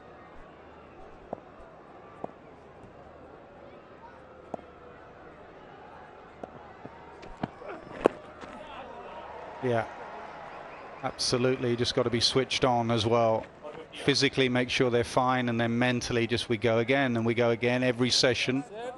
And you're right, that Australia series, what Pakistan lost a session towards the end, they lose the series.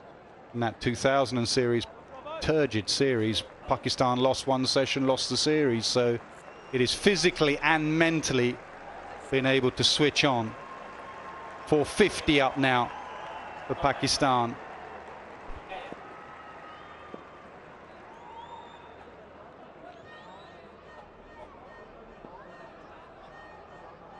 They're all coming in. Arbor wants 2, I'm not sure. No, just 1. I'll do it now. Wicket of South Shakir was a nice setup from Robinson. People work you out a little bit. His first test match, round the wicket, he looked very comfortable with the ball coming in. But then just going across him, less comfortable. And that is something that Saud will have to look at and work on. Shah Masood has had similar issues from over and round the wicket. Completely opposite for someone like David Warner as a left-hander who had problems with Stuart Broad from round the wicket.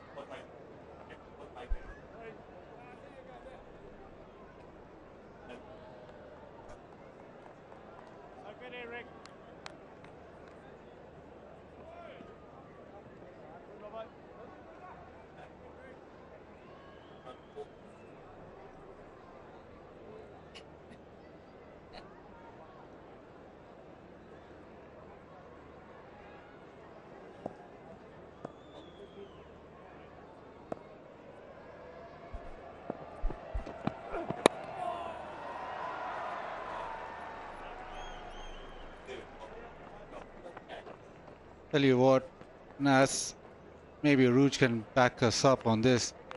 Normally when we commentate, you look at social media and you look away because there's not a lot of polite messages there. But once Nasser Hussain has come to Pakistan, Nasser Hussain is such a crowd favorite in Pakistan that even us are getting complimentary messages, which is such a relief. I think you just shift here. You make some excellent points, Basit. And a bouncer from Ollie Robinson, 452 for 4.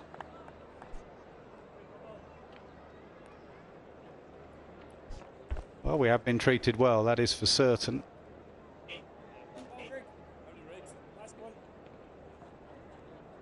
Not much in the surface, but plenty to play for still. 452 for 4.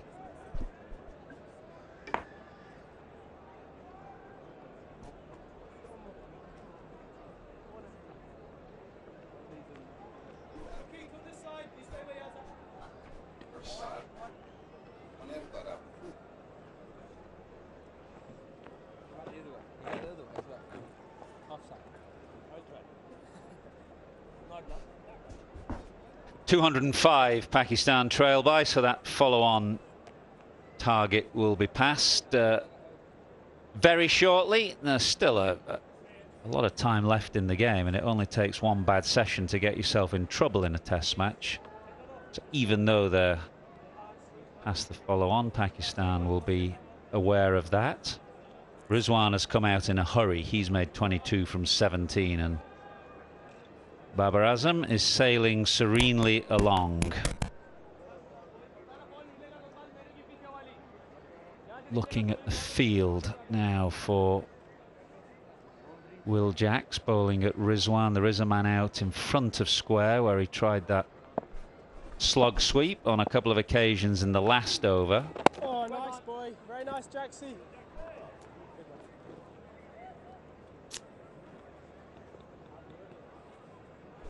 Nice, Jacko.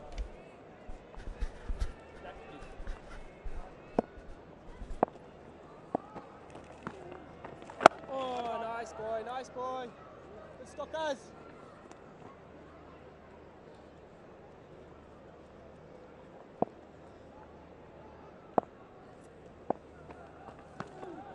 Oh, no.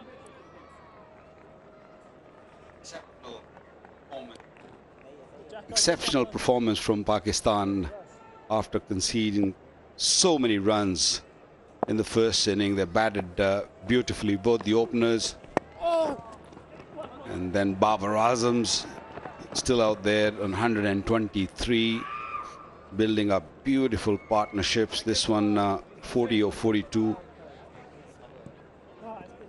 Still trailing, we're at 204, still a long way away. But till the time Babar is at the crease, Pakistan will probably at ease. Yeah, and they go well together, these two, don't they, Rizwan and Babar Azam?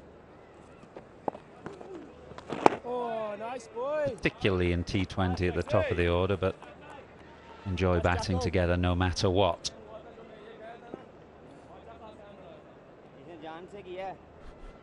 Still no signs of any real spin. Oh. Well, it kept a little low. Rizwan got the toe end of the bat on it. Beats backward point and should produce 3. 456 for 4.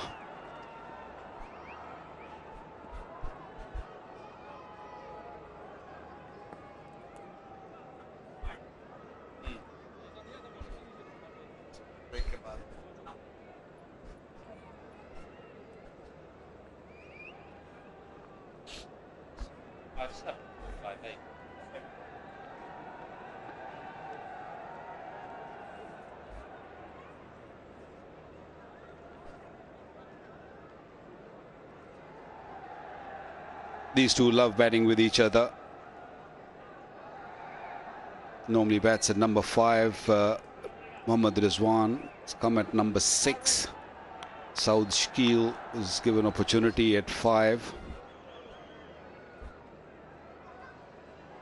Wickets are hard to come. Robinson bowling his 17th over. He's picked up 1 wicket. They've tried everything. Slow deliveries, the cutters, the in-swingers. This one was an off-cutter. Very easily dealt. He has actually bowled off spin in a test match down in, was it Australia? I think it was. I've seen him bowl off spin in a test match anyway. Got a natural off-cutter action for that slower ball.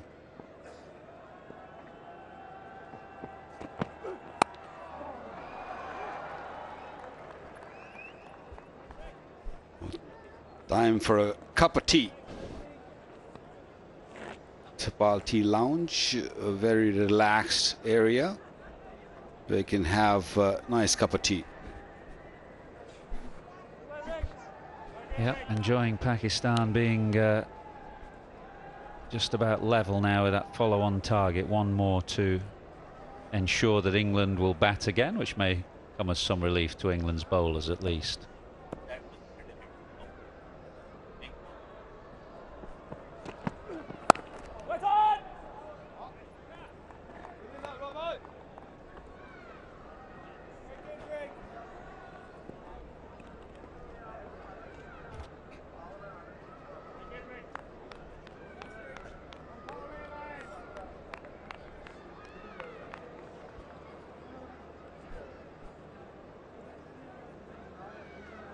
I reckon we'll get about an hour's play from here on in.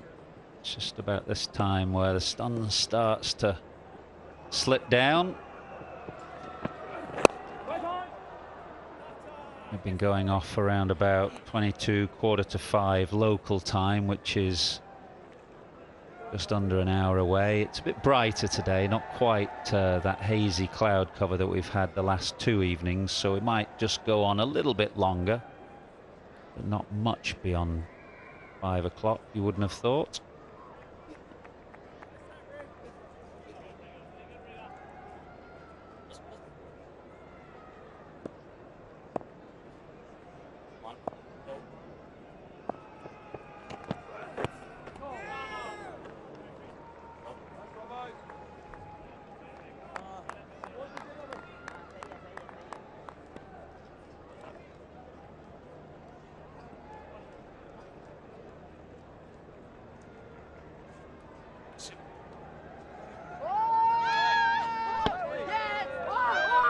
Would you like to know about civil twilight, which is the period between the sun setting and going down below 6 degrees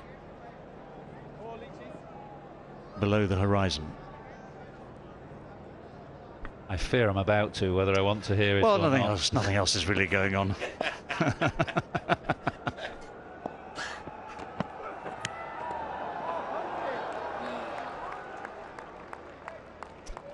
Well, it is the follow-on save, which is no mean achievement, regardless of how flat the batting pitch is here. 458 up for Pakistan. England will bat again. And they may not do so for a little while yet, because Pakistan still just 4 down. So the top order have absolutely done their job here. 458 for 4. 122 overs gone. Lovely. Yeah, no, civil twilight, thanks to Benny. We know Benny, don't we, from the stats department, the other side of the world. He was intrigued by this, so he sent me this email about twilight, of course, being shorter at the equator and longer close to the poles. It's the angle, you'll know this, the angle of the ecliptic. You're with me, aren't you? The angle of the ecliptic, or the path of the sun, moon and planets across the sky as seen from the equator, etc., etc., etc. So the closer you get to the equator, the faster the sun drops. Therefore, as we've seen the last couple of nights, it goes behind that stand over there, which I guess is in the west, drops below there, goes another 6 degrees further down over the horizon, and suddenly, before you know it, it's dark. And you thought I'd finished, didn't you? Rawalpindi, 33 degrees north. Sunset yesterday, 16:59. Civil twilight, exactly 27 minutes. Beat that. As I said, light fades quickly here. Root floats one up. Got to watch for his bouncer. He's bowled 3 by my recollection so far. In the 15 overs that he's bowled. In fact, the very first ball that he bowled today was a vicious, searing bouncer.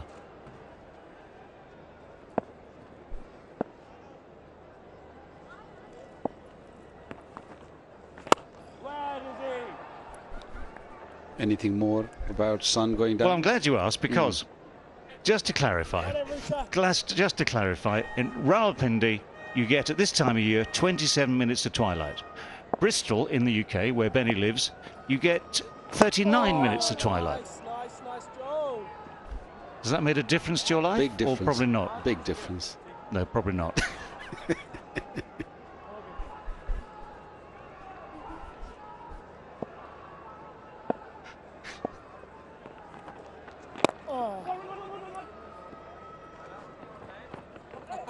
He's very proactive, Rizwan. He defines the term busy, really. If you think about busy batters at the crease, you think immediately of Mohammad Rizwan.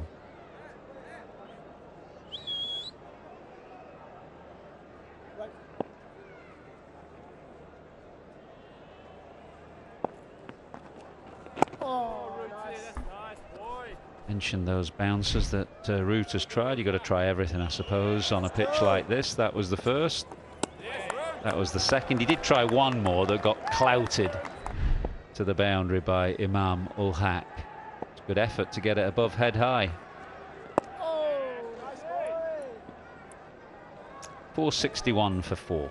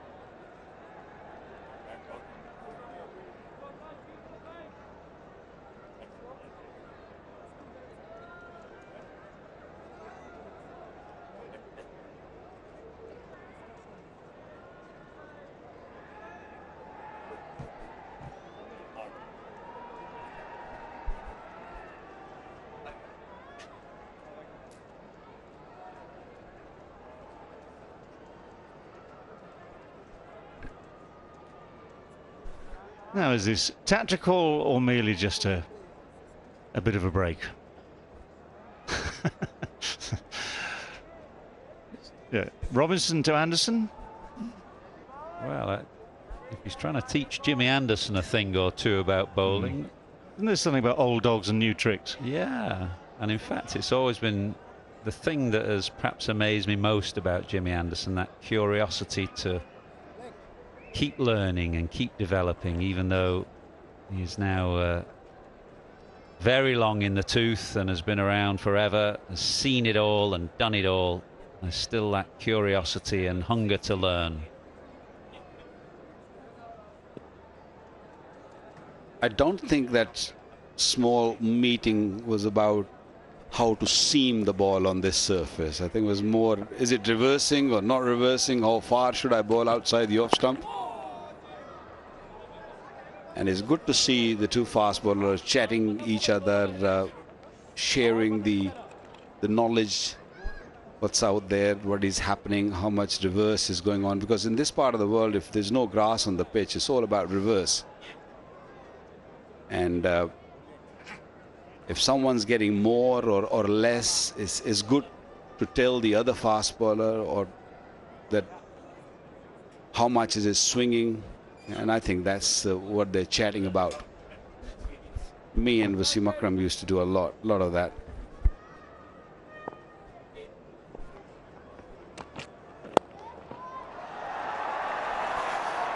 Beautiful poise at the crease. Babar Azam, great balance. It was a gentle leg stump half volley, I suppose, but the balance is lovely to clip it away there through square leg. It's a 50 partnership now between these two, who go well together in whatever format of the game we're watching. Yeah, certainly good to watch. Whatever that conversation was about the grip and the seam and the rough or the lack of rough or the half shiny side, still not swinging.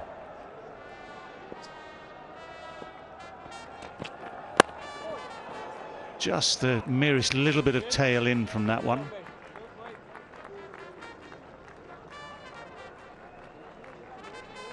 Yeah, it's definitely reversing, and there wasn't a bad delivery. It just came in late, and really Babar was a little bit off balance, just falling over a bit. All you need is another maybe 15 Ks behind it to go through, especially on this surface.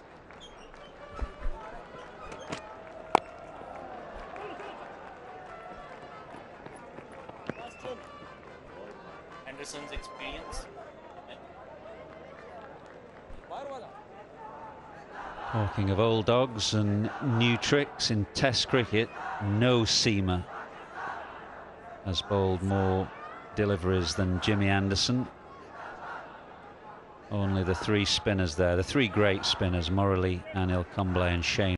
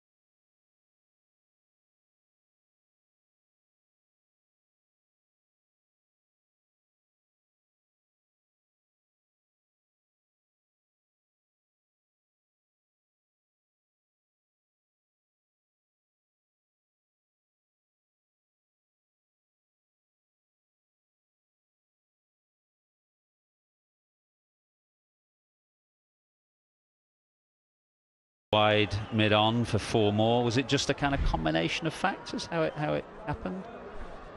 Look, I always had a fair idea of reversing, and I was a very high arm bowler when I first started, but because I had a back injury very early in my career, and everything just changed automatically. It wasn't that I did it on purpose or I worked on it. It just happened that I had to sort of protect my back somehow. My body sort of mechanism sort of started working in a way that my arm sort of dropped a bit, and with that, over time, I learned that if I drop my arm or drop my wrist a little bit also, we'll get back to that. 473 for 4. So all you got to do is just not only you got to drop your arm, you also got to drop your wrist a little bit sideways.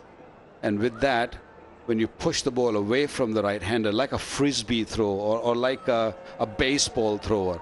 So if you just go like that, the first movement which I push, which will go away from the right hander because of the force which I've given to the ball or behind the ball, and then around about 17 meters or 17 yards, and then it automatically comes back or drops back or dips back. And that's where I had my success, because batsman at that pace has already committed to play on the offside, and if it comes back, yeah, it becomes hard then. It's counterintuitive for English bowlers, because of course the first thing you're taught is to keep your wrist behind the ball and keep that seam upright, and you're saying that's exactly what you don't want to do when you're looking to reverse. Yeah, when it's reversing, that's what you need to do. Is you've got to drop a little bit. But when I learned my new ball art, then I just sort of kept my arm nice and straight and sort of shown this palm. My pace was, of course, going away. It wasn't really that quick, so I just learned with the new ball that I have to keep my palm behind the ball and show those two fingers nice and straight, and then create that little bit of an angle on the ball to just sort of deviate away from the right. I wasn't a really big in-swing bowler, but outswing was something I learned later on in my career. So we mentioned Darren Gough, whose arm was naturally slightly long. He was very good at getting that same sort of effect. But someone like an Anderson, who's spent 20 years with his wrist behind the ball. Just look at that last one there, for instance, when the arm is relatively high still compared to what you're talking about. I mean, Robinson is much the same, although they're talking about how to get, you know, the ball positioned so to give it a chance of swinging. It's never going to really seem to get that dramatic swing from that sort of arm action. No, you still get the reverse swing with this action. Wasim did it all his life. He was very high arm. He used to just, but his was more of an angle from left arm coming sort of from the left. It is never easy for a right-hander batsman. Good Yorker from Anderson, well dug out by Rizwan. Yeah, what I'm trying to say here is, because he's really high arm and his wrist is behind, you can clearly see the ball started swinging a little bit early, so it was easier to sort of pick. You want to push the ball away, so the initial first maybe 12 yards or 15 yards, it has to not swing, or it has to just go away. This is nice and, you know, high arm, which is perfect for a seam bowler.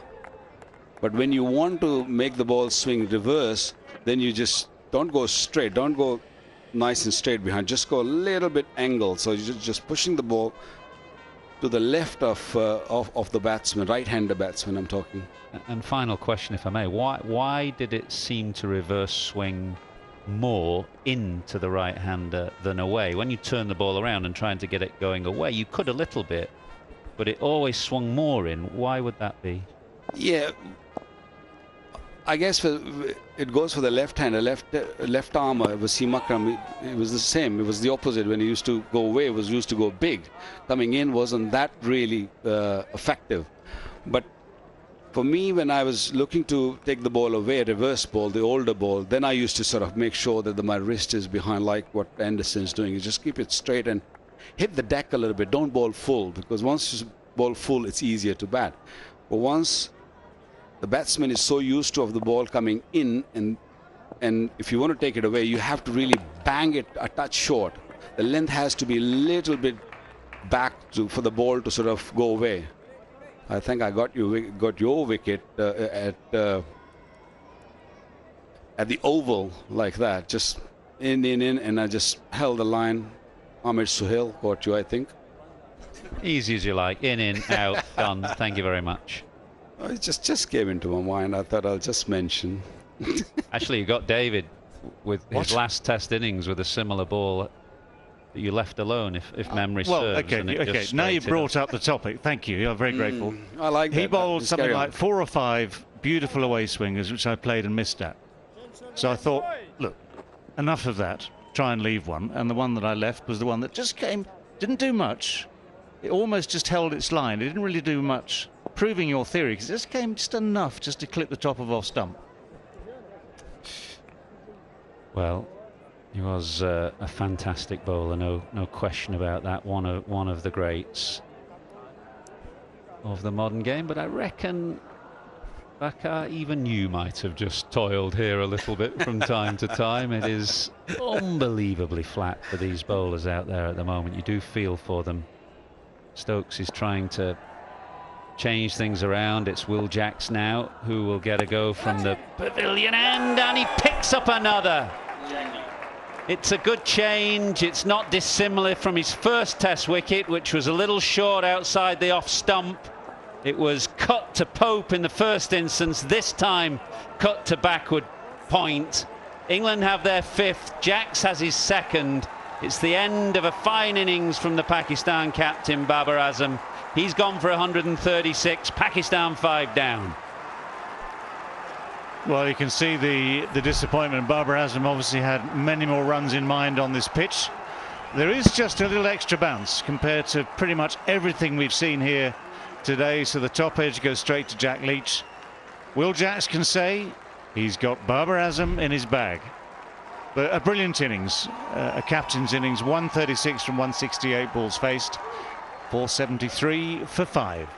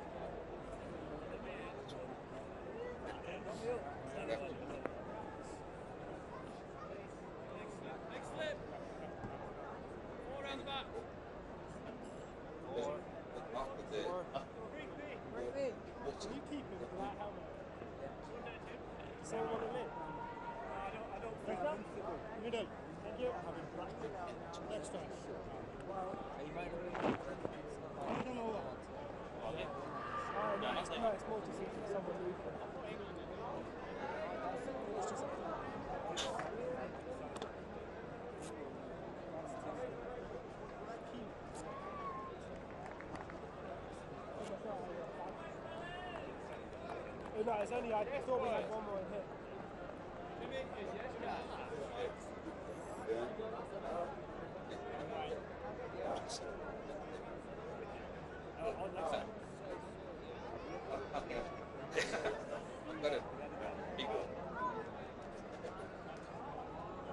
There's more, I thought we had one more. We're quite fair, isn't it? Oh, yeah.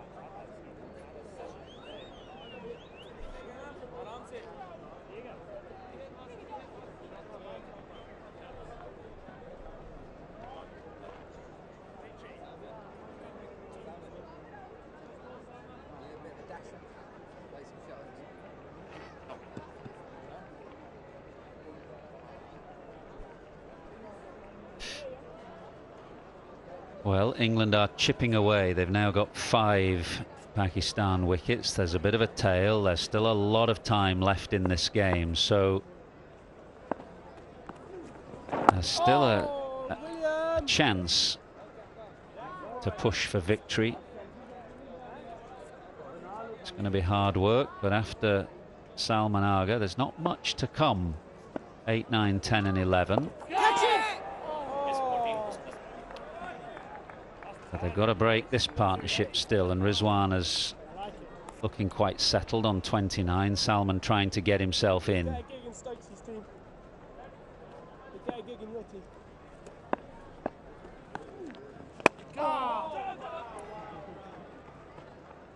He gets off the mark. Worth looking at Will Jacks' second wicket. It's one he'll remember for a long time because it's quite a scalp, that of Babar Azam. It was the end of a fine innings, but he would have eyed a few more on this surface.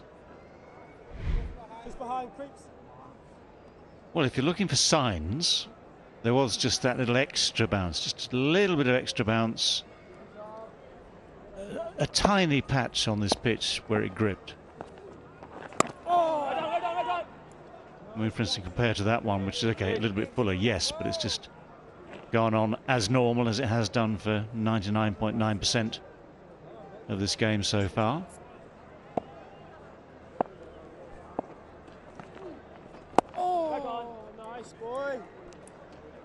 Successful over for Will Jacks, 474 for 5.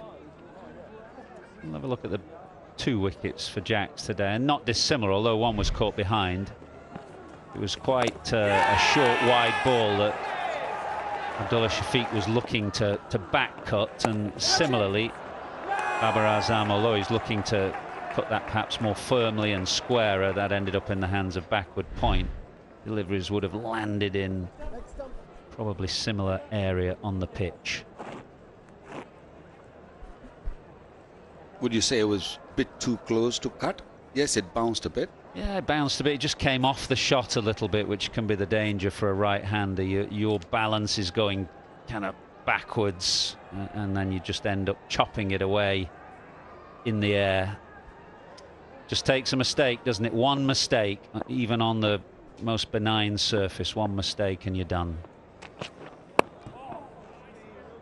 See what Anderson is trying to do to the new batsman, talking about reverse swing and Yorkers, Waqar Younis style. It would always be the new man. You'd try that extra effort Yorker to try and get it into the base of the stumps or on the toes of the right-hander.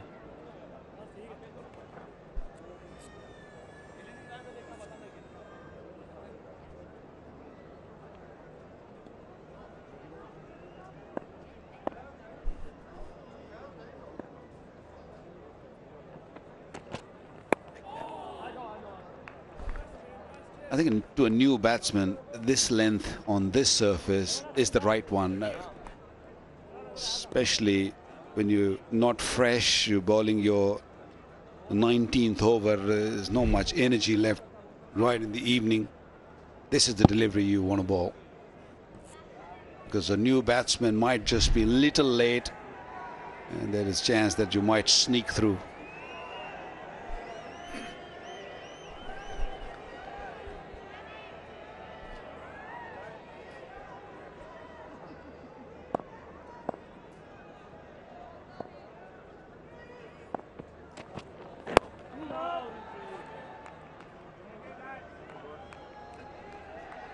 Yeah, it's that time again. It's the Sensodyne sensitivity free moment, because life is too short for sensitive teeth, and it will be dark soon.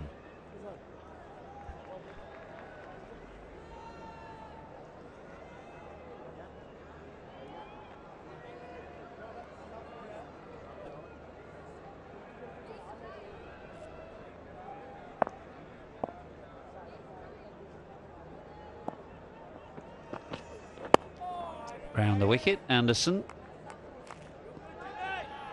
Of course, when the ball is reversing just a little, you have a chance of getting an LBW from round the wicket, which normally a right-handed bowler like Anderson would struggle to get an LBW to a right-handed batter like Rizwan, but if it's full enough and it just swings back onto the pads, you have a chance. And how big is that if?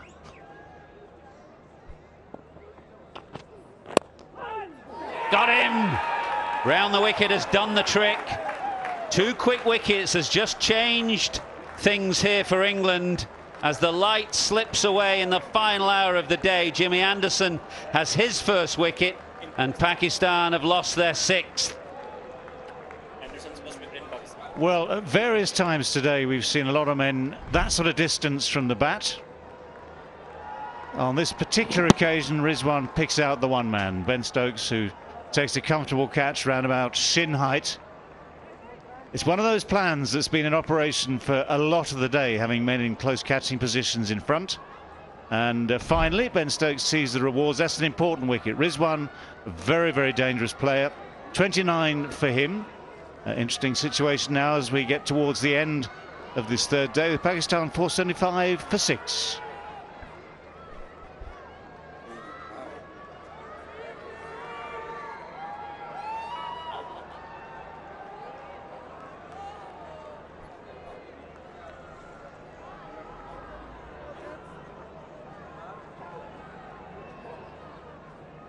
Want to do it now? Do it now?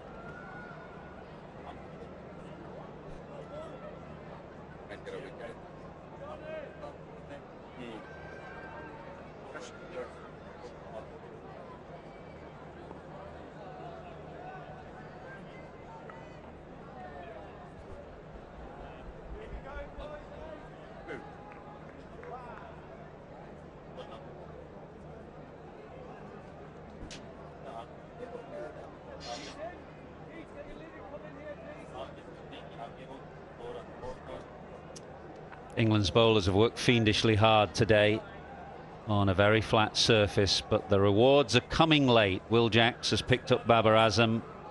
Moments ago, Jimmy Anderson has taken Rizwan in the leg trap, and now England are through to the bowlers. Naseem Shah, first of all, at number 8.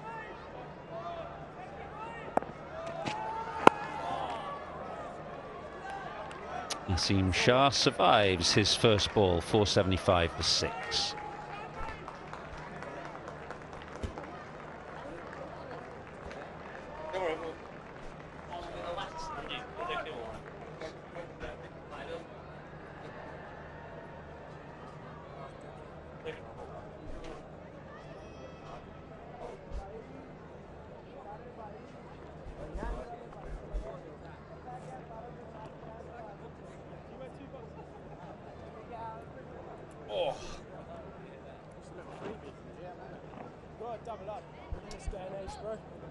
Yeah, wickets in consecutive overs for England. Suddenly, one just a little clip into the leg side. They've set that field in front of the wicket for so long. Finally, success. But huge wickets. Rizwan followed Babar, so now is a bit of an opening. Still 182 runs in front are England, so if they can wrap things up quickly, who knows, short and wide. That's the wicket-taking delivery from Will Jacks. He's got a couple of wickets right there.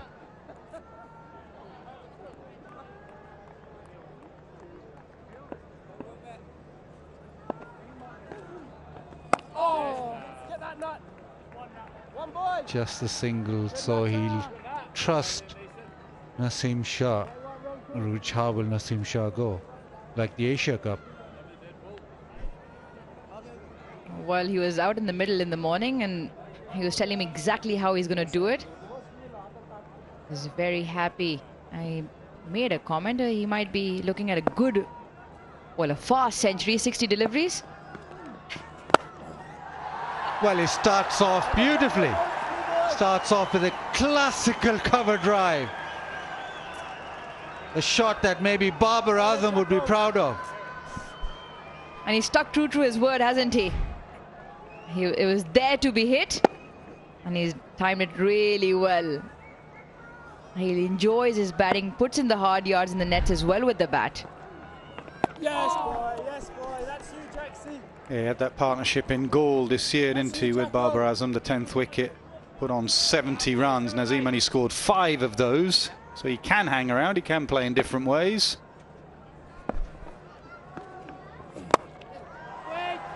Brought it out, this time misses out. It's a challenge for Jax, actually, that most of the time he's been bowling with 1 or 2 men in. When the skipper gives him 4 round the bat, as a part-time spinner, you get a bit nervy and you miss your length. Oh, that's nice, boy. What about the players around the bat? Don't they get nervy when a part-time spinner's bowling? 480 for 6. Yeah, absolutely. But he landed it right in the last delivery there. He's got a couple of wickets and some runs on debut, Will Jax, so he'll be pleased with his efforts.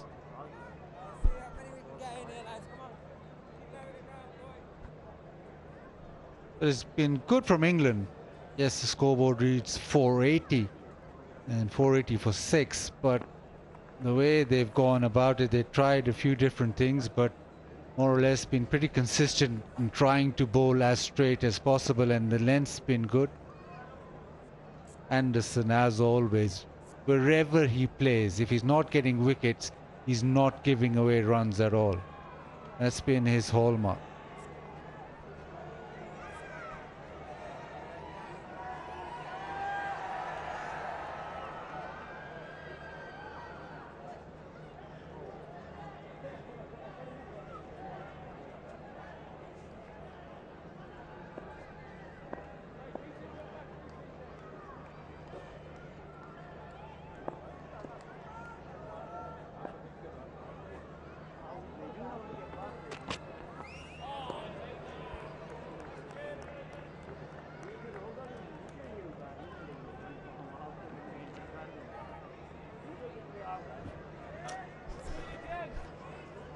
It won't be long before the umpires get the light meters out. It's just about 4:28 local time. The sun sets here in Pindi.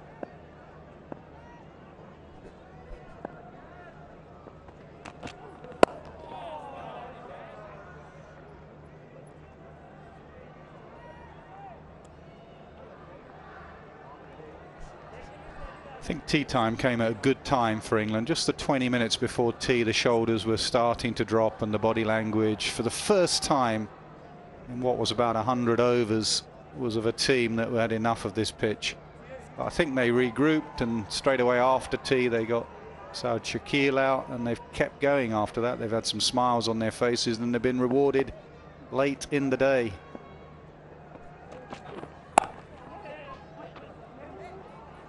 Just scamper through for a single.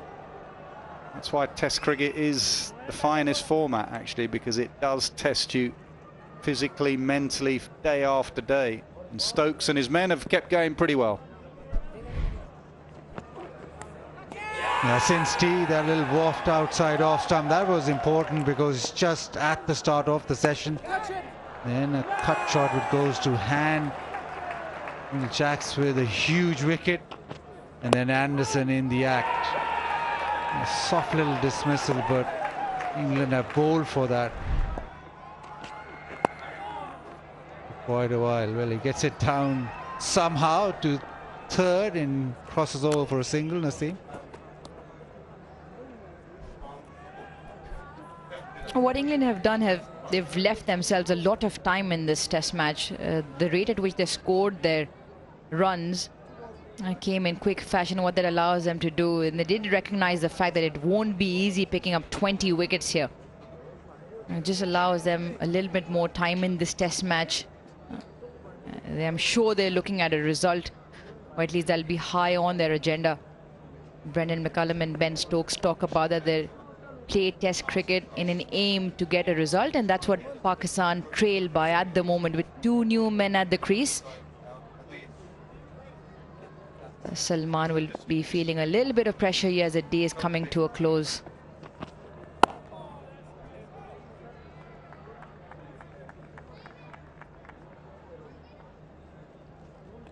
Yeah, the one aspect, Nas, which probably we haven't discussed is Stokes is such a dynamic cricketer.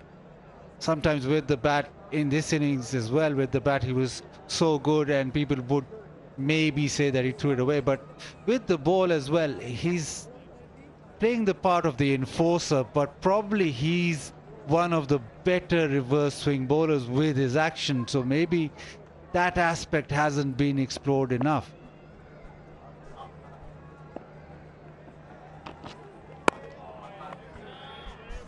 .482 for 6. Yeah, Baz, the only problem is it just hasn't reversed big, has it? It's just been very gentle and it's died. And I think he's got a fragile body and he's just been sensible. If it was reversing big and carrying, maybe Karachi has a bit more reverse, he would have bowled more. Cape Town, there was a game it reversed and he was bowling at the end and won England the game. So I think he's just been sensible. Gentle reverse swing, and he's as good as Anderson or Robinson. Just looking after the body a bit. But you're right, the enforcer role takes its toll. He can't do everything. He likes to, but he can't do everything.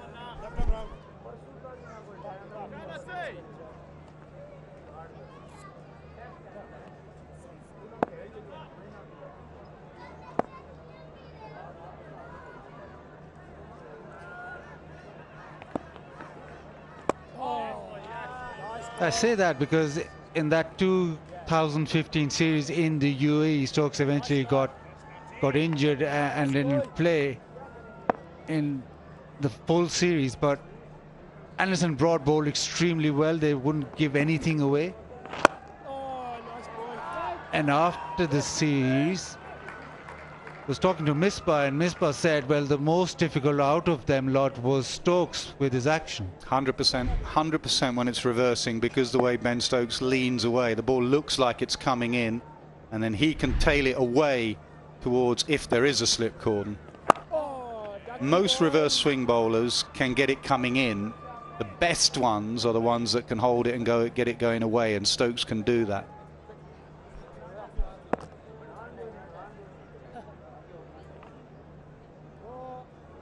Just a slight change that silly mid-off goes to a short cover. 2 catching there. There's almost an extra cover, no mid-off.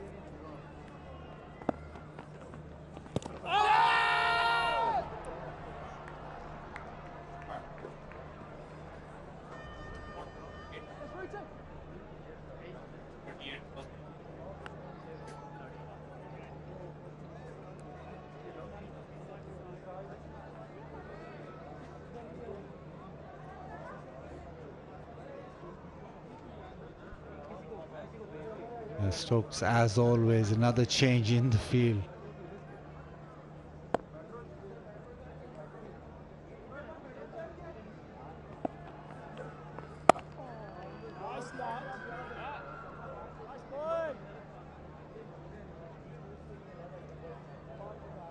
With that lack of pace in the pitch, exactly, to try and hone in on the pad, but the lack of pace allowing Naseem Shah to go on the back foot. And this time, well, he's had enough. He's hit it down the ground and it's gone all the way.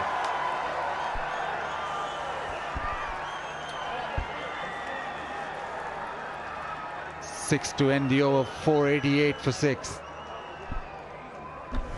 Lower order batters, the moment it goes up above their eye line, they can't help themselves. And he helped himself there.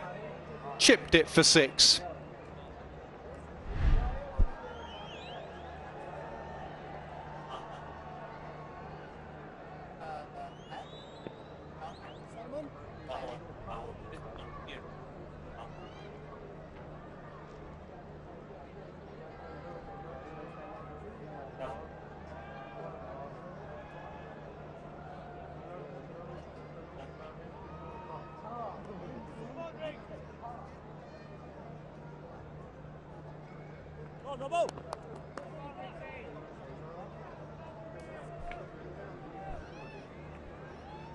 England have chipped away with the wickets.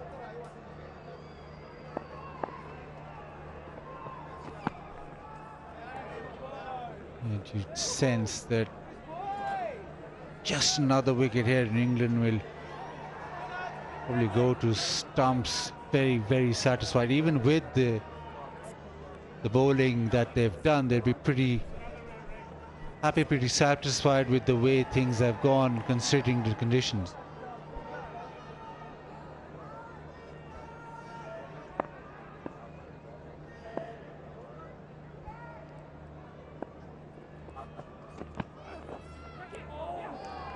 Yeah, just throwing it forward a day or so. Maybe bowl Pakistan out at lunch tomorrow, maybe with a lead of 80 runs, something like that. Stokes saying that he doesn't want to play for draws. He's trying to take draw out of the equation. England will come and thrash it as hard as they can.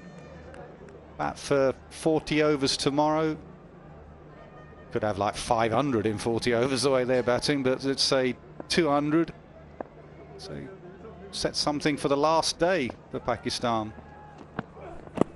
A lot of ifs and buts in there.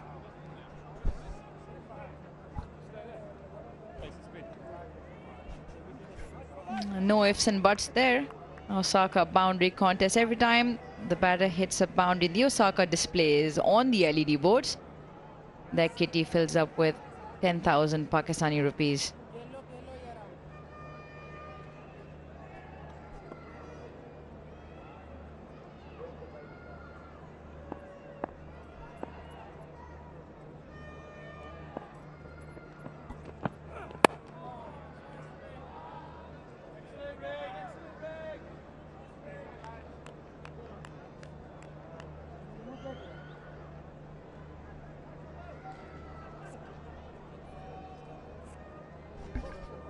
England will be happy with this. And as you mentioned just before, I just felt the energy levels drop a bit, and it's the wickets that dramatically change those levels. You hear them have the spring in their step, a little bit of torque here and there.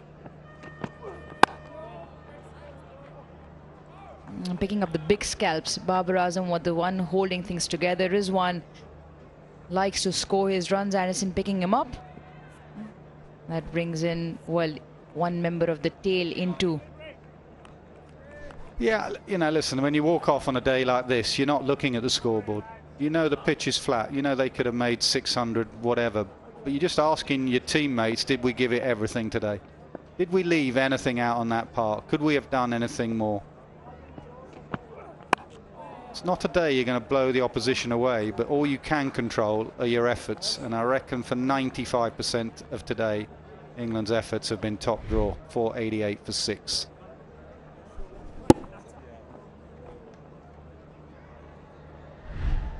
Agree 100% with what you said, Naz. Just the part of them walking off the park, I think they'll run off the park.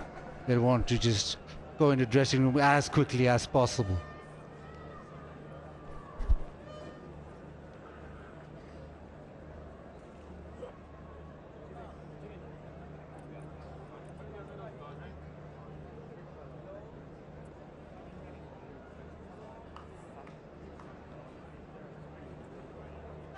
Come on, lads, let's get 7 tonight, boys.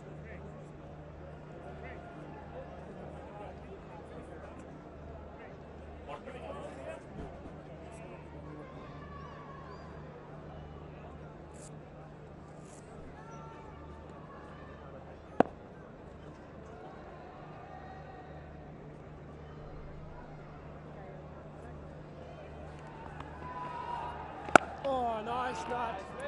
Nice, Nat. And still with mid-on hovering and no real mid-off, so Jack Leach will try and maybe just toss one up.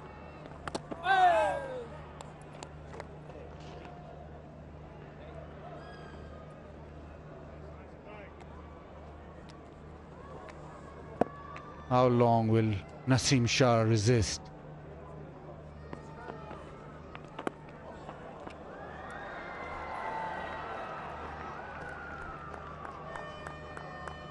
He's done well so far. He's obviously not looking to come down at every delivery or hit everything out of the park. Has played a few expansive drives, but just hanging in there with Salman.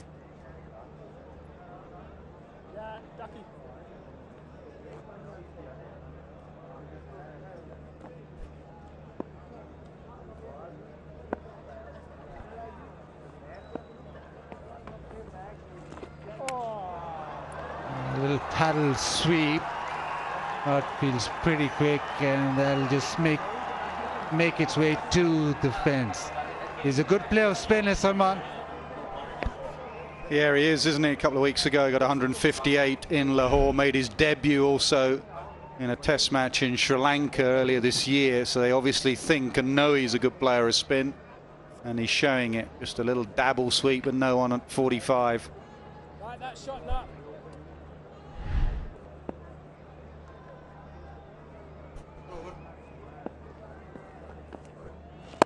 Oh, nice boy, nice boy. And that more of a batting all-rounder. Pakistan do prefer him on strips where there's not much support for the faster bowlers, and in Sri Lanka he was preferred and played in those test matches where there was plenty of spin on offer. Just bowled the 5 overs in the Pakistan bowling innings. Oh, nice little back cut, stylishly played, gets a single. It's 495 for 6.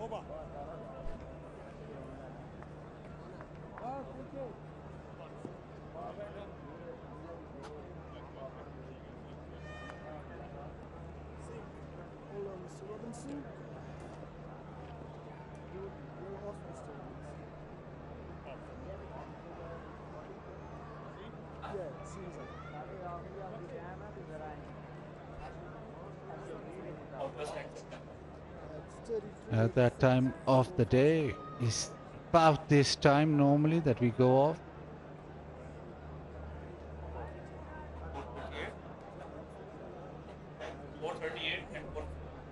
4:38 we went off first day, 4:52 second day, and it's about 4:43 right now. So once that sun dips behind that little building, it does go dark very quickly. Yeah, good from Stokes again there. He could have easily bowled his faster bowler here. Just mentioned that the team probably want to run off this field, but he's brought his second spinner on. Even at this stage, Stokes wants to stay on the field and get a wicket or two. I know some captains and teams bowl your faster men, get us off this field, Skip.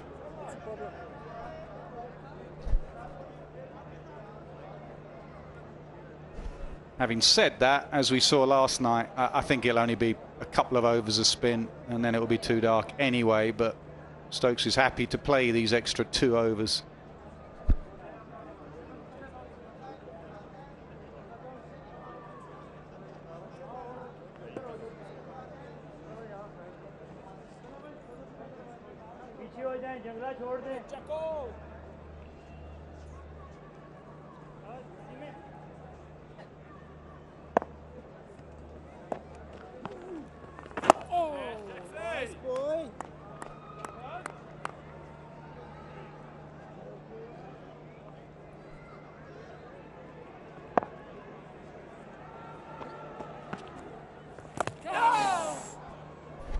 That's the dangerous shot. The tail ender ball coming in. He tries to play across the line against the spin. He can easily drag that onto your stumps.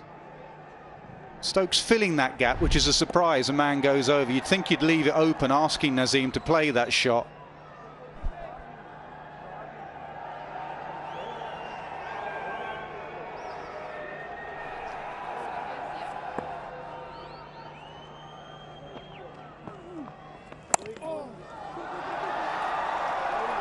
Well, he just put that man a lot squarer to offer him that back cut again, and I think Naseem Shah fancies himself with that shot. We've seen it a couple of times now.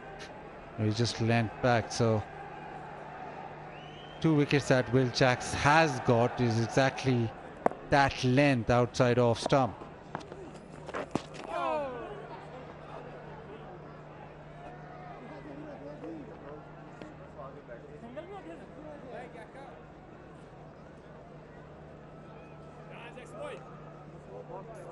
He's got a bat sponsor and all now after that Asia Cup innings.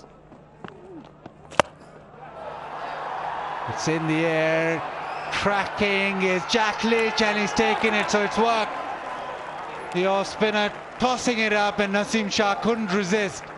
Good catch in the deep.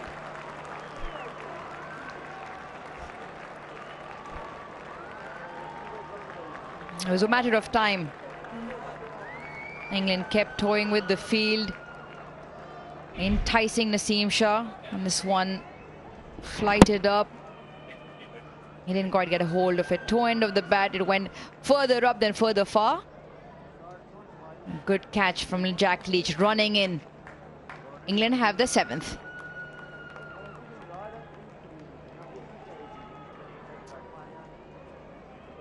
Will Jacks picks up his 3rd. Naseem Shah walks back for 15. Pakistan 497 for 7.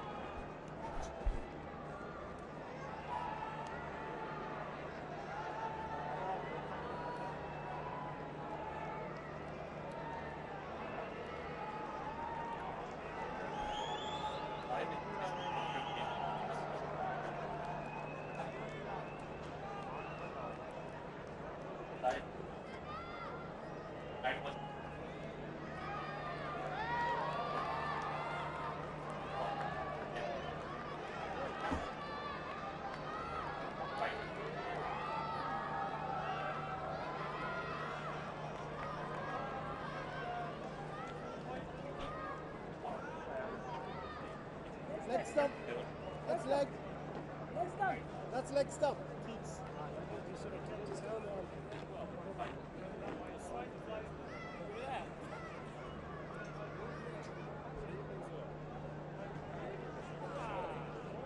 Zayed Mahmood walks to the crease.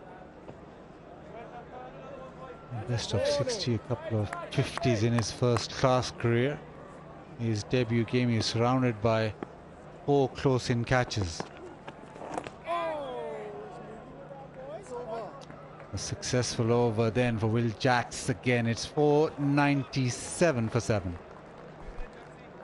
And very good from England, and Stokes had the option of bowling his seamers and the umpires would have taken him off, but he said no, we want to stay on even after 2 long days. There are opportunities for wickets, and he stayed on. That's exactly what came. Excellent from England in this evening's session.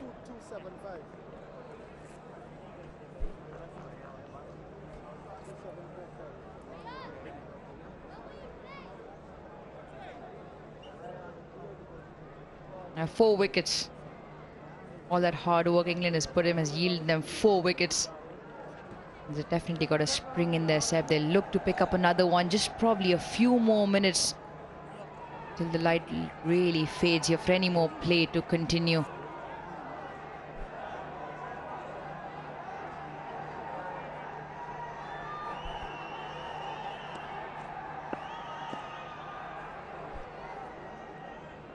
Yeah, Jack Leach. Stokes offering Salman Agha the single. Get on that, ducky boy. And Naseem Shah couldn't resist. It was floated up and he's had a crack at it. Jack Leach did a really good catch, running in late in the day. Made sure he got underneath it and kept steady.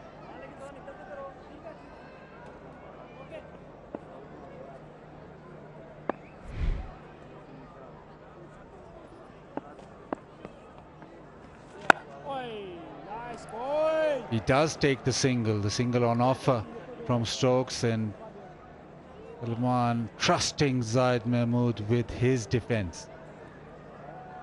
3 deliveries from Jack Leach for Zayed Mahmood. Maybe another over, but right now Stokes will be thinking that these 3 deliveries they can just walk off with Zahid Mahmood in tow.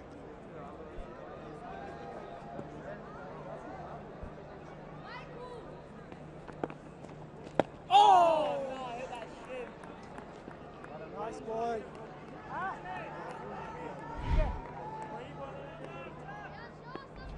Yeah, he just wants that to dart back in slightly.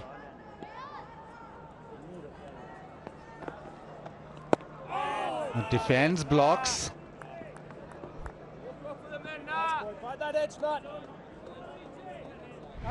Fight that edge, nutter. Yeah, he wants to be very straight. This is Dak Leach. He gets it down to third. Will take the single. Pakistan 499 for 7.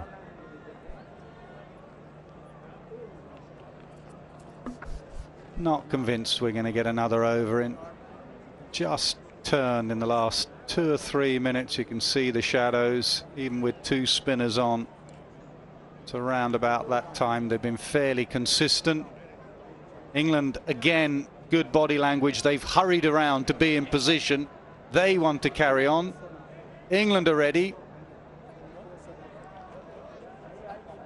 And they've put enough pressure on the umpires to stay on. I don't think Will Jacks will have a problem staying on. He's had a wonderful debut. He's picked up 3 with the ball. And I'm sure England wouldn't mind squeezing 1 more in. Possibility of 6 legal deliveries to maybe pick up 1 more. And they've got Zahid on strike.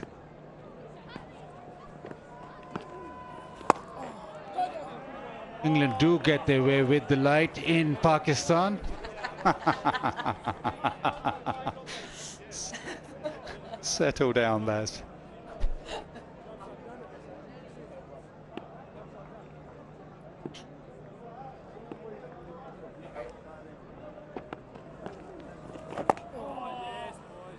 Looking pretty solid is Zahid Mahmood. Definitely won't want to be dismissed by a spinner.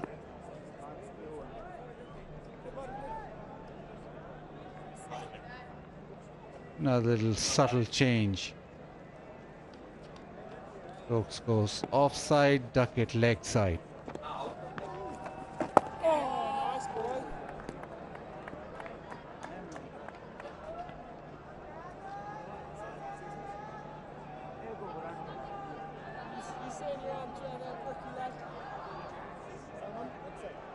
A change of angle. Will Jacks goes round the wicket. He's dragging this out, which is good from England. Almost the inside edge. With him going round the wicket, the LBW comes into play even more. Yeah, he's done well in the end to get bat down in time. Walked right across, didn't he, Zahid? Oh, I don't see ya, boy.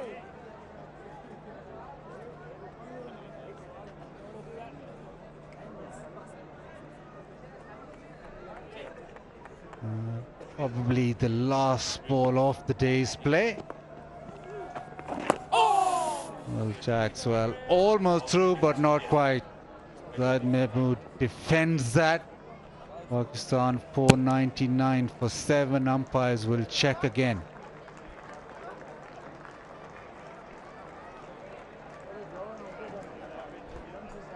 The shadows have definitely become a lot more prominent with the artificial lights that have come on. What's the verdict here? So that's it. It's been a good session for England. 3 wickets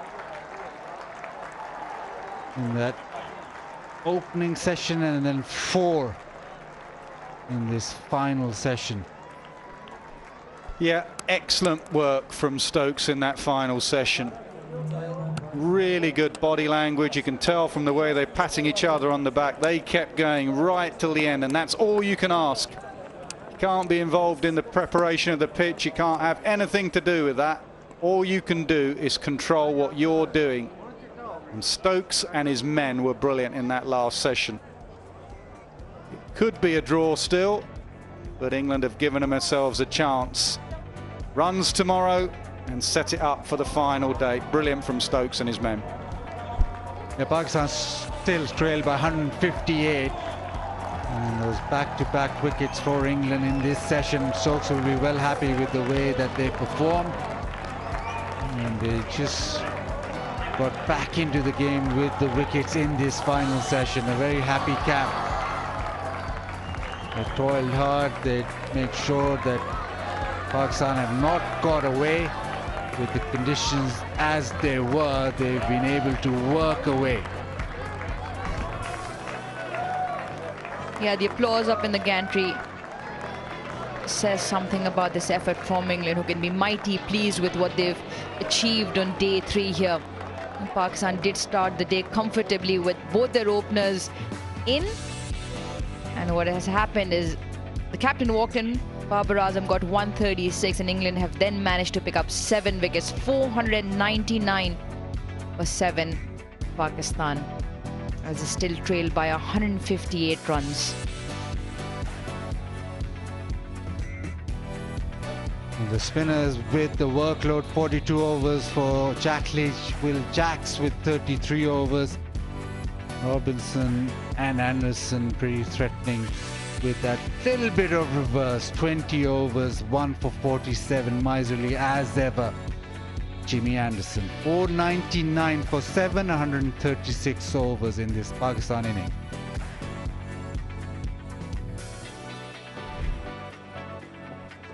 Well, England needed this ball just seaming away from South Shakil, and then the wicket, the outside edge, and this sort of prompted England on in that final session. Rizwan came in, and always he's quite willing to take the game on. Babar Azam was playing fluently as ever. Gorgeous cover drive, and the off spin was taken on by Rizwan. One down the ground and a pull shot, and then leg side, his favorite side. That was the last one of those to the fence. Another, so 4 boundaries in that over, and it seemed that Pakistan were well on their way. And Babar also making sure that he found the fence frequently enough, but in the end the cut shot a little too close to him, and Will Jacks had a wicket to remember. And then it was another wicket in the next over, which was Rizwan. Yeah, had Anderson playing him in front of his body, dragging him to that catch. In walked Naseem Shah, who was happy playing his strokes, one too many in the end, as he didn't quite get a hold of it. Jack Leach made excellent yards to take a wonderful catch later in the day, and England was really happy as they picked up 7 wickets. Similar time as yesterday, as the light was checked and the umpires called it a day. Match summary so far of this first test: England with that big score up front, 657, 4 centuries to their name. Brooke, Crawley, Pope and Duckett. Pakistan in reply: Babar Azam 136, Imam-ul-Haq 121, Abdullah Shafiq as well, continuing his run of form, 114. Pakistan 499 for 7, and they trailed by 158. Well, do join us tomorrow as the action will continue on day 4. This first test match, which hangs in the balance and favouring England. We will be live tomorrow at 9:35 a.m. It's goodbye for now.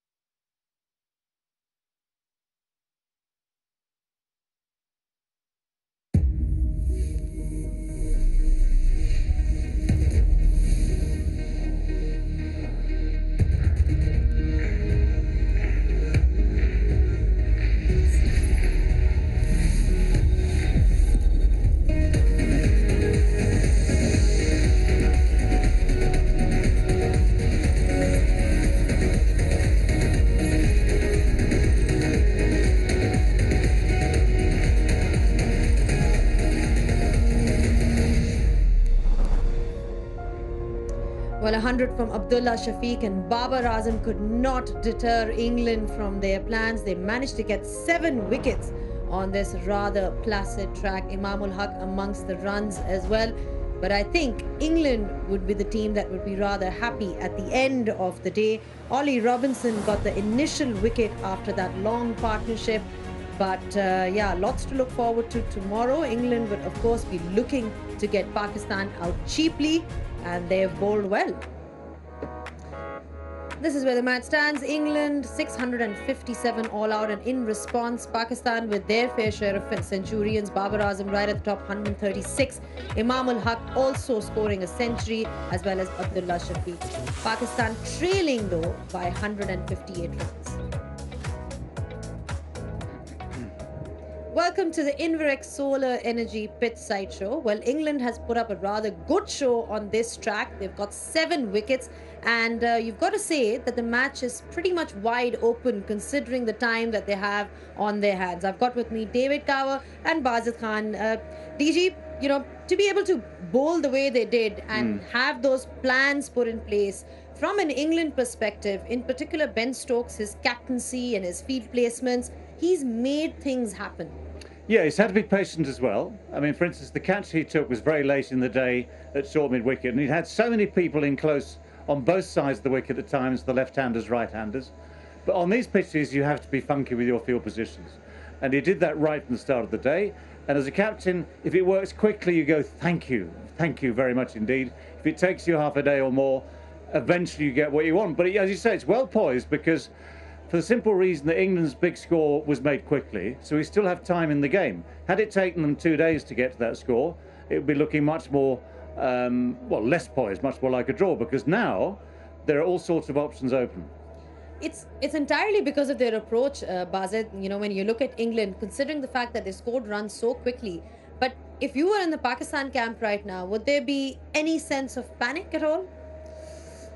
I don't think there'll be panic, but they'll be slightly disappointed the way that they lost those 3 wickets in that session, and back-to-back wickets, whatever the format, does hurt you. So consecutive wickets in consecutive overs, and that's where England sort of won the day. Babar and Rizwan at the back end getting out, and suddenly now you're looking at England being in the dominant seat. But the way that England are playing their cricket, and the way that Stokes is saying that draw is out of the picture, so it'll be very interesting if we go forward, and if there's a chance of a declaration. I'll probably bet on Stokes giving Pakistan some sort of hope with a declaration within their means. So I think we're in for a really exciting test match if England are able to bowl out Pakistan quickly tomorrow. Well, I'll tell you what, the biggest cheer in the crowd today was for that Babar Azam 100. We've had a few centurions in this test match, but it was a masterclass once again by him, which is why he's also our top performer of the day. Top performer, brought to you by Inverex Solar Energy. Yeah, he makes such classy runs, Babar Azam. Whenever he gets runs, there's no way that you're not watching it, because of the fact that he plays so beautifully, so elegantly, so classily. And throughout that innings, he picked up length as well as anyone. He hit anything that was within his sort of range to the fence, and it all looked so easy, and it came as a surprise when he got out, because he had from the word go been so solid and so calm and so easy in building that innings, and the rhythm was absolutely perfect. Top performer, brought to you by Inverex Solar Energy. Well, we saw plenty of wickets fall today. In comparison to what we saw yesterday, England bowled well. They bowled well according to their plans, and they had some great field placement to support that. Let's have a look at the fall of wickets today. Fall of wickets, brought to you by Inverex Solar Energy. Well, yeah, wickets are always going to be hard to come by. This was a good catch by Ollie Pope, just a little bit wide of off stump, maybe a little bit of bounce. And then for Imam, well, the man was out there, so it was going to be a risky shot whatever happens, and he didn't quite get hold of it. So 2 very good hundreds nipped in the bud. For Azhar Ali, it just hurried on a little bit, even on this slow pitch. Just hurried through, beat the shot, maybe just skidded a little bit, and the LBW is confirmed by DIS. An orthodox wicket, you can say, for Robinson. A little bit of a waft outside the off stump and simple catch for Ollie Pope. And then this one from Barber just bounced a tiny bit more, not a lot, just enough from Will Jacks to get the top edge run in the middle. And this is the plan that Stokes had in mind all day. A little bit of mistiming, a man in short himself, and that was that. Final wicket, Naseem, well, that was just lofted in the air. Good catch, actually, from Leach. Anderson thought he might go for it as well.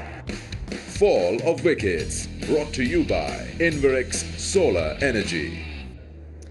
Interestingly enough, you know, we've heard a lot from you experts, but it's always nice to hear what the audience has to say. And they've got one particular question for you. It's time to have your say. Have your say, brought to you by Inverix Solar Energy. There's been a lot of talk, David, around, you know, the Test Championship and just, you know, getting points for that.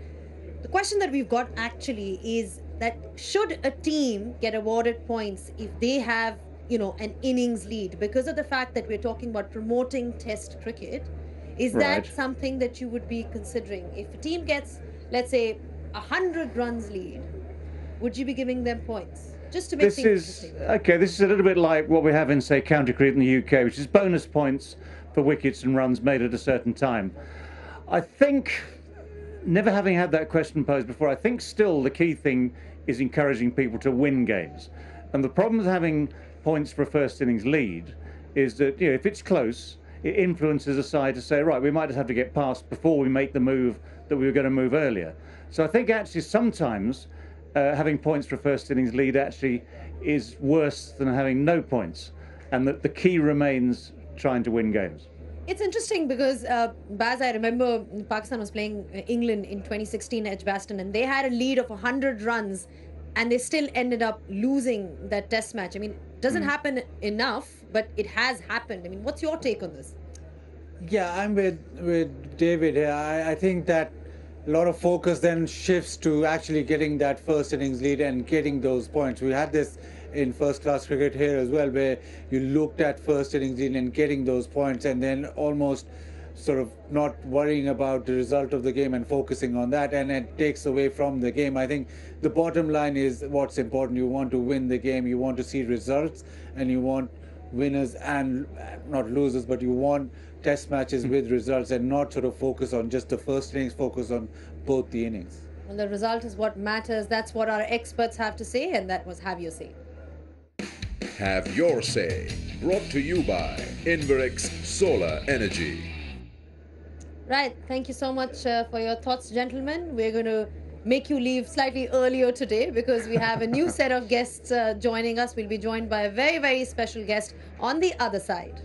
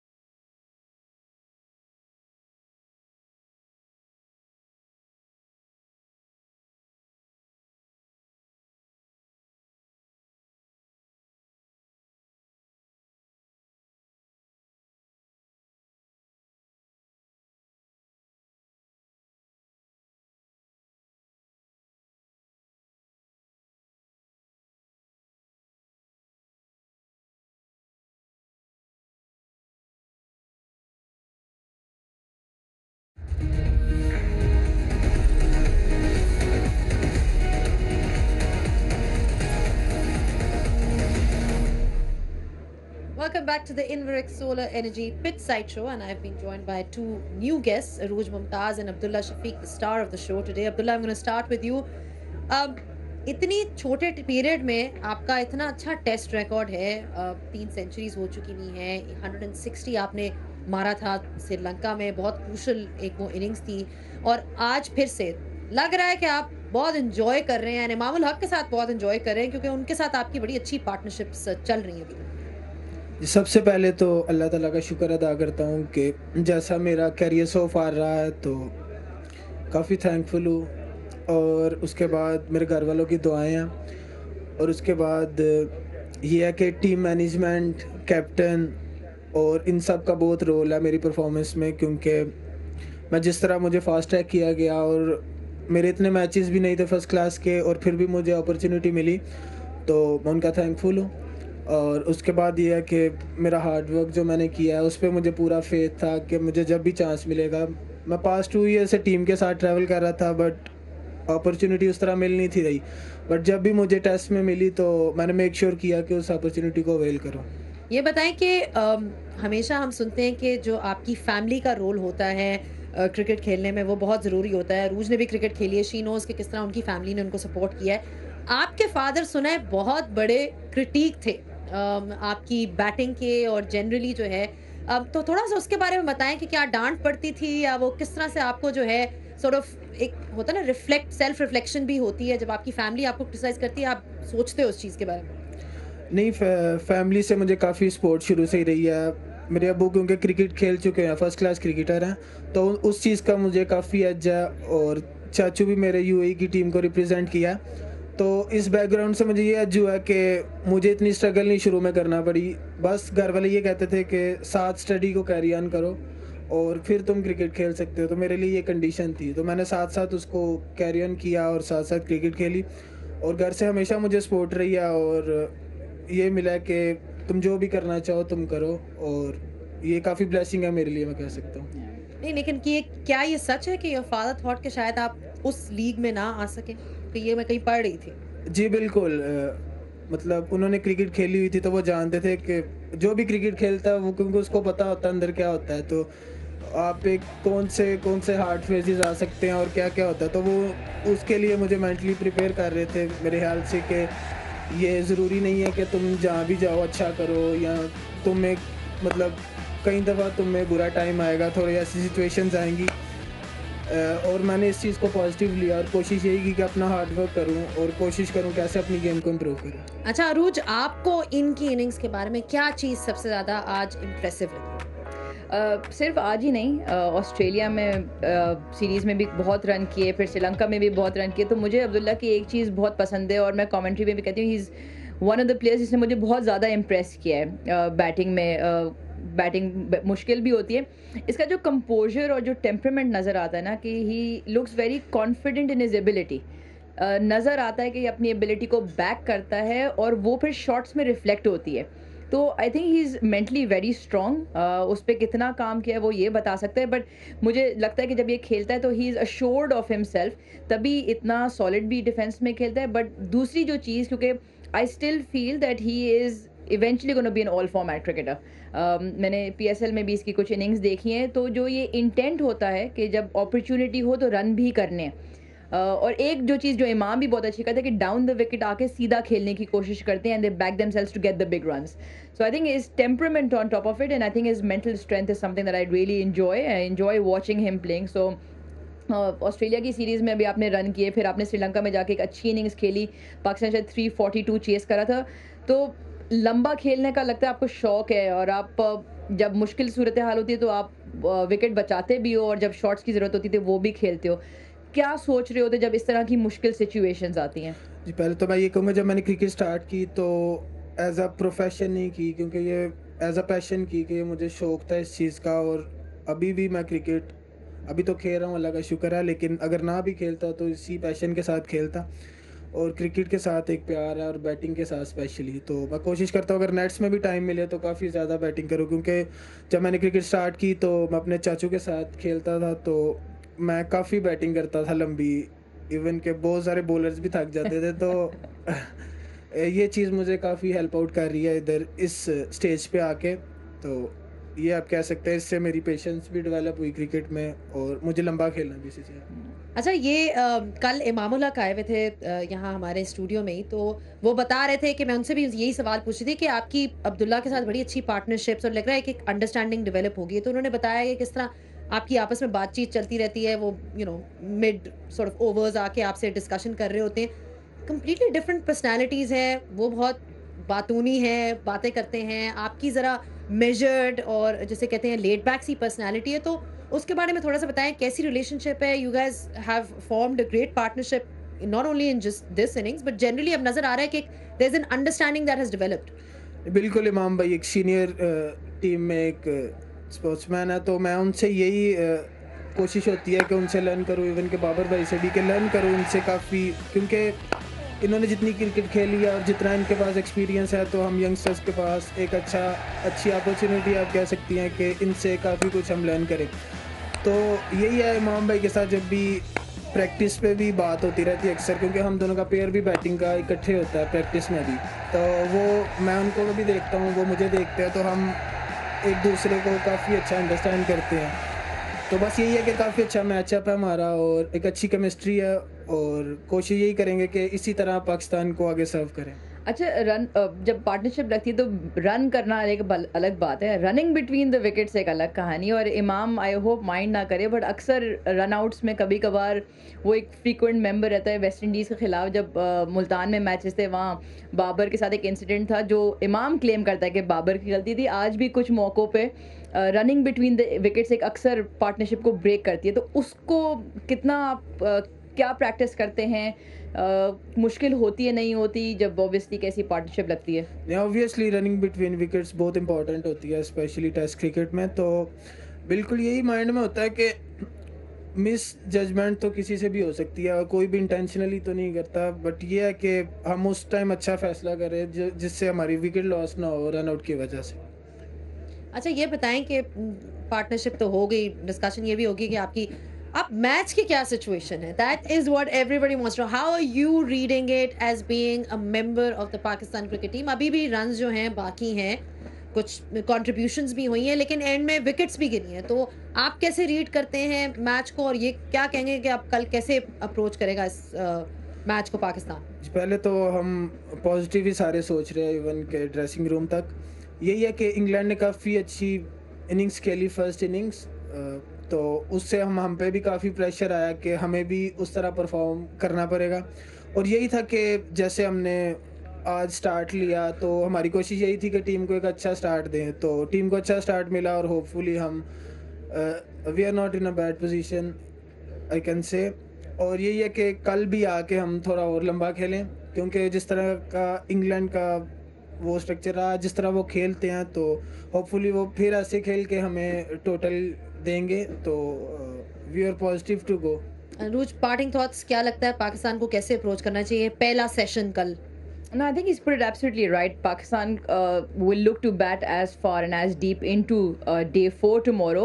England obviously विकेटें ढूंढेगा, tail exposed हो चुकी है, पाकिस्तान की ball थोड़ा सा ज़्यादा turn कर रहा है। तो पाकिस्तान की कोशिश ये होगी जितना टाइम बाय इन कर सकते हैं, क्योंकि I think England will come out all guns blazing. They'll try and put up quick 200 odd runs to add to if there's any lead, and then put Pakistan in again. So with the surface on offer, all of it is lots of ifs and buts, but hopefully time will tell. England is definitely looking for a result, right? That's how they play their game. Yeah, England's definitely looking for a result, and Pakistan is definitely looking to bat really long. Thank you so much for your thoughts, Arooj and Abdullah. All the best, of course, for the test match.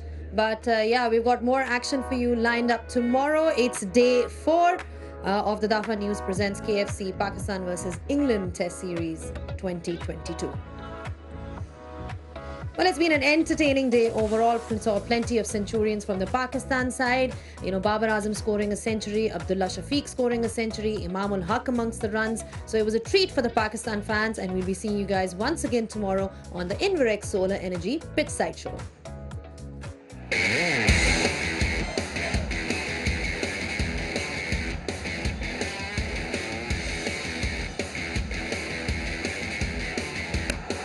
through a third Test 100 for Abdullah Shafiq. It's another 100 in Rawalpindi from Imam ul Haq. Oh, he's got him. He's got it straight to long on, toe end of the bat. Slightly full outside off, and early pounces on it.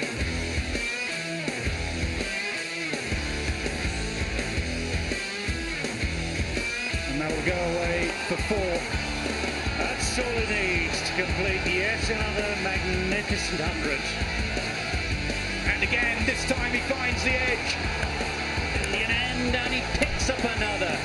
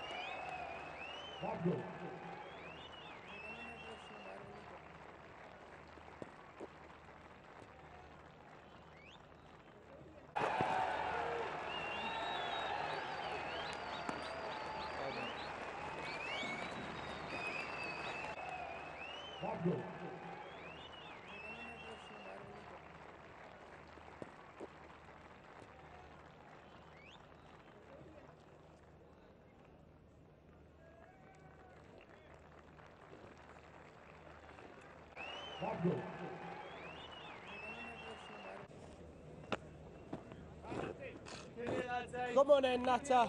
Doing good things here, boy.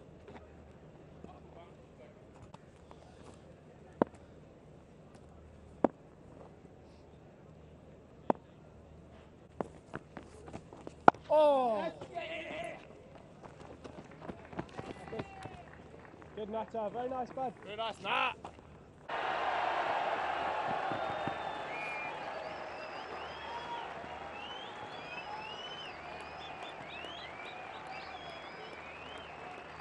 Nice set, Joe.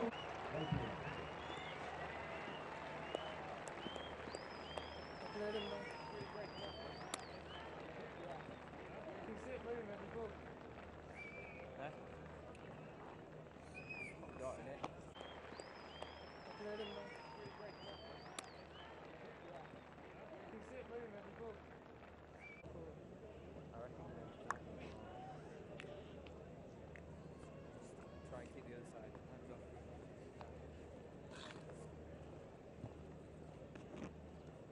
Anyway, boys, you've been really Come on good then, this Nat. morning. Push. Very nice, son. Serve a few softies, I reckon.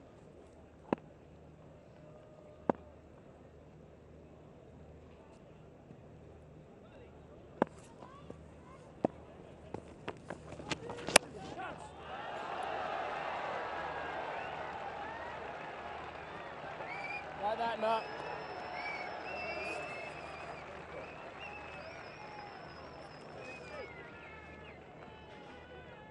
Nice boy, nice boy. Real good bowling here, lads. Fantastic work here, boys. Very good, So Natta. close, very good, boys. So close, boys. Good lads, good this. Couple of hard cancers this morning. Please, just get your head on that.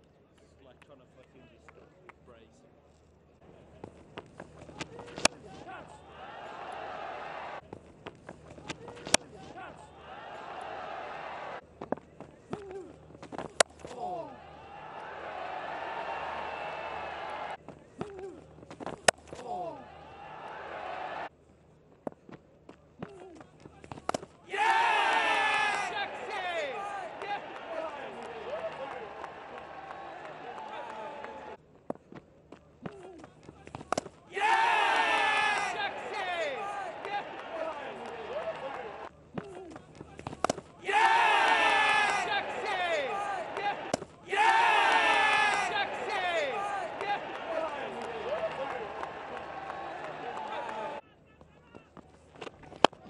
Oh, now he's playing a shot. Oh, nice boy.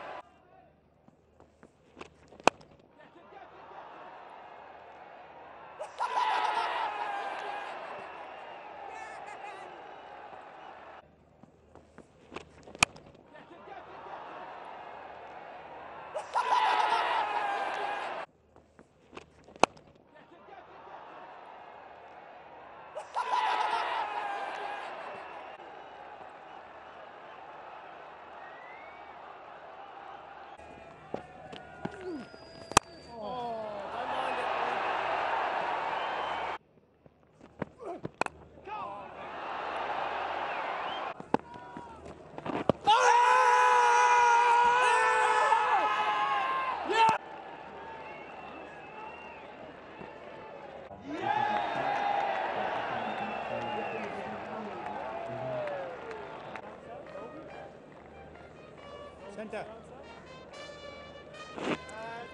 Left arm over. Duck. Let's go.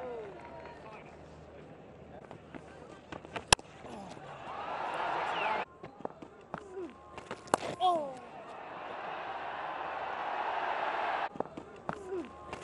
Oh!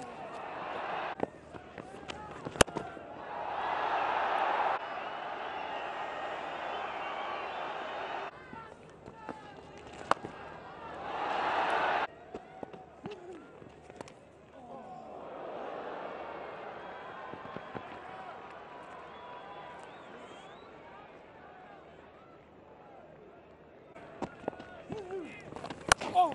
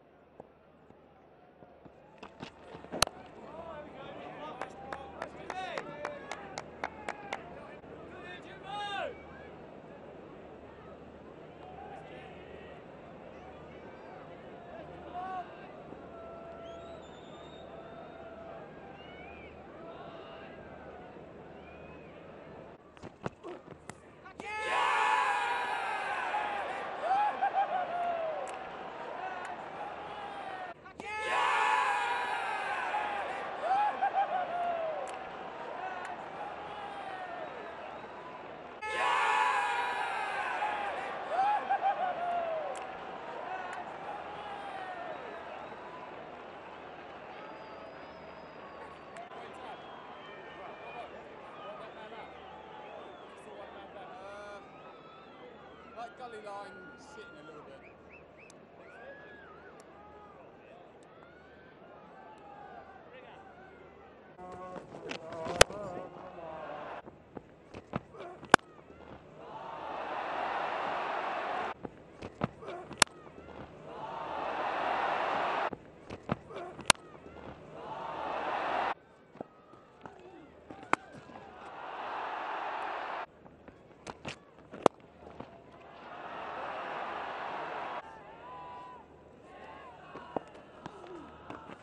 Catch it! Yes!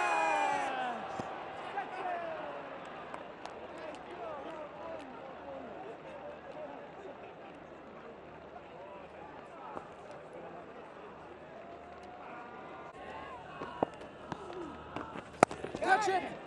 Yes!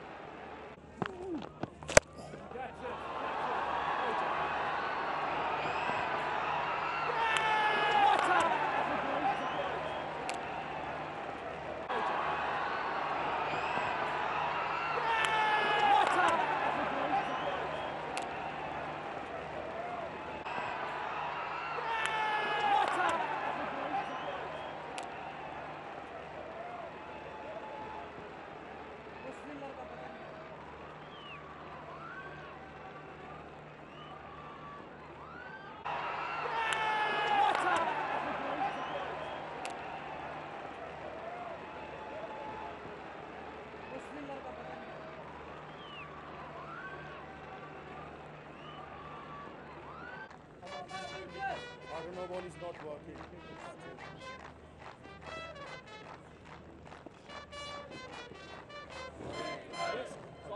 Bit early, Chig. Next one. I'm spinning it, you'll be fine. Left arm round. Nice, Nat. Nice boy, nice boys. Follow my lead, boys. Put in rig, great start, boy.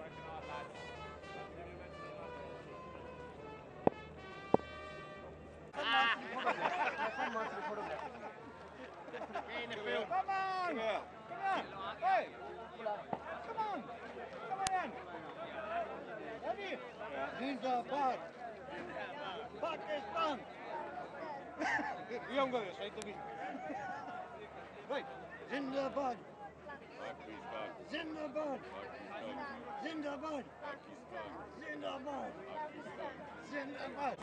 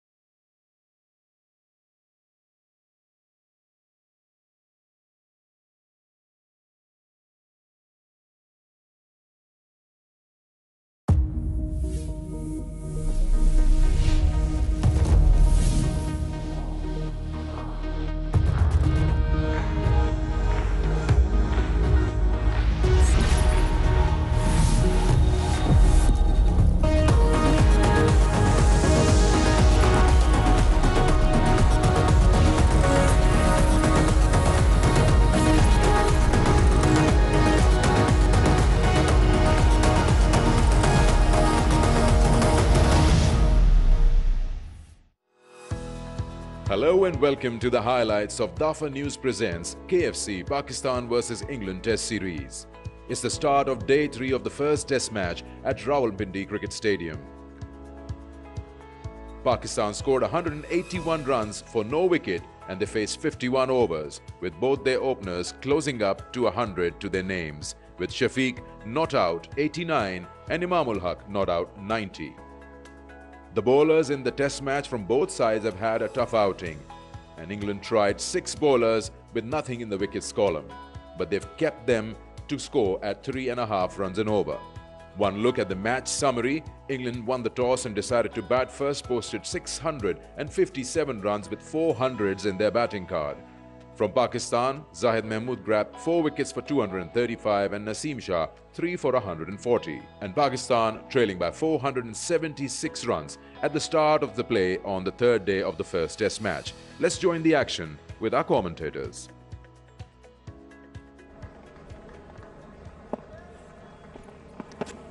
Oh, a bouncer to start with.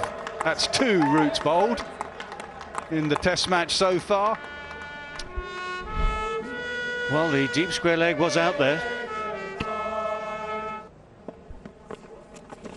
Oh, that's a big swipe leg side. Will it go all the way? It does. Shafiq moves to 99.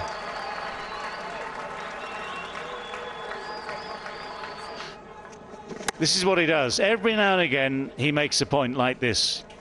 Good use of the feet, good head position, good flow of the hands. Opens the face, gets through a 3rd Test 100 for Abdullah Shafiq. He has taken to Test cricket like a duck to water. 8 Test matches, 3 Test 100s, as easy as you like. Yeah, very, very fine innings. Played at the right tempo for him, the right tempo for Pakistan. The one thing Pakistan needed from this opening partnership was cohesion. And the leg side swept fine. There is a sweeper out there. Can he get there? No. Not a boundary. 200 up for Pakistan, 201 for none.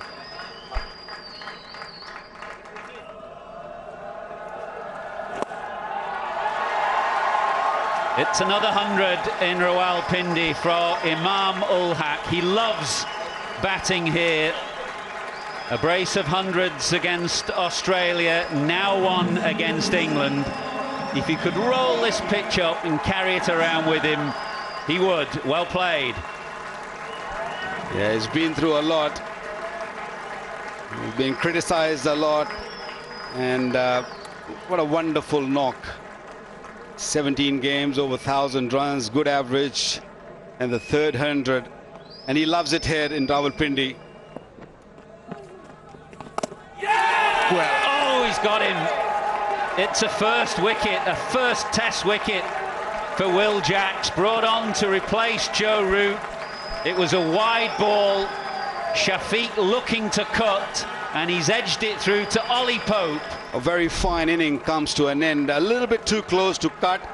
It was wide. He was just looking for it and got it. He's not happy. And that's the opening what the captain was looking for, England was looking for. But what an inning. Superb inning comes to an end. 114 of 2 or 3 deliveries is 5 for 1.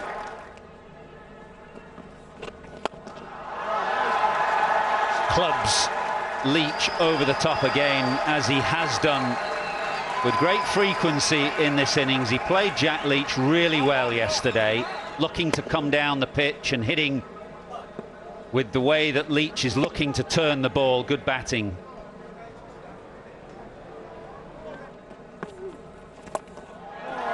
Well, that was the opportunity for him, because there's no man on the sweep.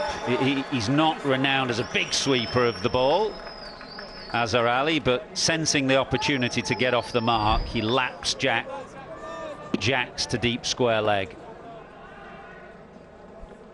And the pitch up and over. No, he doesn't get it over. He's got it straight to long on, toe end of the bat, and England have 2.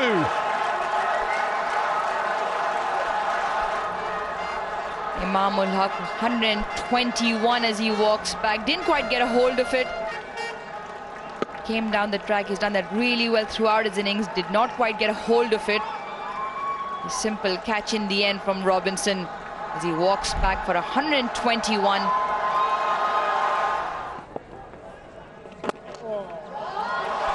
Off the mark, and he's off the mark with a boundary through wide mid-on. 249 for 2.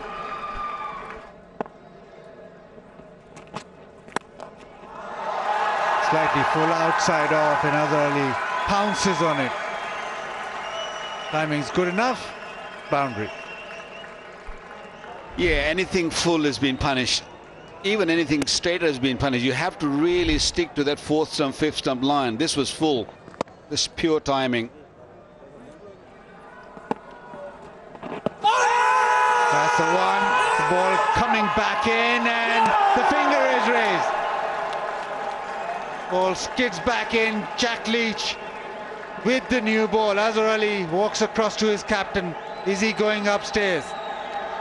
Yes, he is. Pitching line, impact in line, and hitting the stumps. So Hassan, you can stay with your original out decision, and I'll tell you when to signal now. Got 3 reds, and Jack Leach with the new ball. That extra bit of zip off the surface. So England have had a very good morning. Dismissed both openers, and now Azhar Ali as well. 290 for 3. Slightly too short, and timing excellent from Babar. Well, that's a terrific shot from the Pakistan captain. Into the leg side, and that should be lunch. Good session for England. 3 wickets for them. Yes, an excellent session for England, who came here today. Pakistan none down, both openers entrenched. They went through to their hundreds, but couldn't kick on. And England will be very satisfied on this unbelievably flat pitch to have taken 3 wickets in a slightly extended session. So we had 32 overs. You'd say probably that was England's session. So at the end of the first session on day 3, in the first test between Pakistan and England, Pakistan have managed 298 and they lost 3 wickets. Just a few moments before lunch, they lost the wicket of Azhar Ali for 27, but a brilliant opening partnership between Abdullah Shafiq and Imamul Haq, taking the side to over 200 runs. With a new ball taken, England would fancy more chances, but as of lunch on day 3, 2 wickets for Leach and 1 wicket for Will Jacks. The spinners have managed to fill up the column in the wickets category. If you look at the match summary on day 3, first session, England 657 all out and having 400s with Brooks, Crawley, Pope and Duckett. Pakistan's reply has been pretty strong with Imamul Haq and Abdullah Shafiq both hitting big hundreds, and Pakistan with 3 down, still trailing by 359 runs and 2 more sessions to go in the day.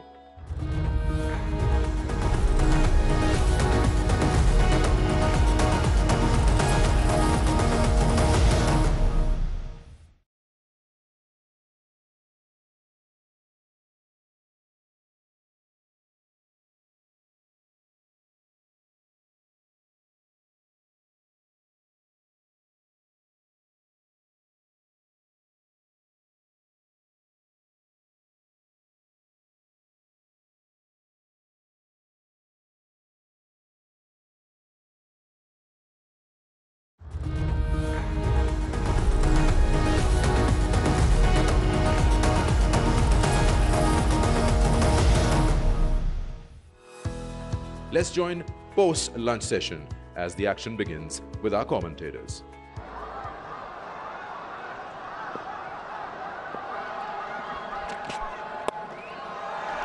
That's clipped through square leg. Fine leg should cut it off. Leach, who will throw with his right arm, being a left arm bowler. You just have to be aware of that. Leach gets it in, and 300 up for Pakistan.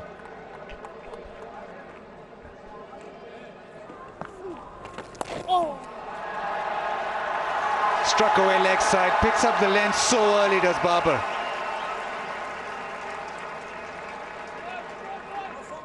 Yeah, Jacks anyway is trying to take pace off the ball. He's trying to use a bit of flight as best he can. Most of the time he's a bit fuller. down the ground, smashed over the top into the crowd and gets to 50 in style.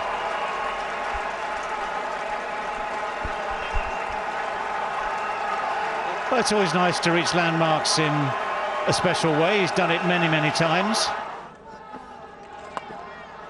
This time he connects and connects really well. Boundary for South Shakil. Yeah, on both occasions, you've got that second line of defence, which is the pad well outside off stump. Shot again and punish yet again. Anything slightly short, he's just been able to go back and dispatch it. Oh, hit hard, hit straight. It was a flat batted shot. I don't think Root was expecting that ball to come back to him. So Barber was a little bit bored of leaving it outside off stump. You see all those fielders outside the off stump, outside the off. So he just sent it straight back past Root.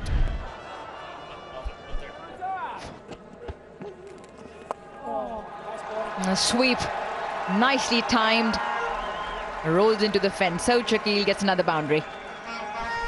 Well, we mentioned it the other day, Rouge, when we were doing our sweep thing, about how shorter lads pick up length better. And it just seems that the shorter you are, you're looking up at the trajectory of the ball and you can pick up length really well.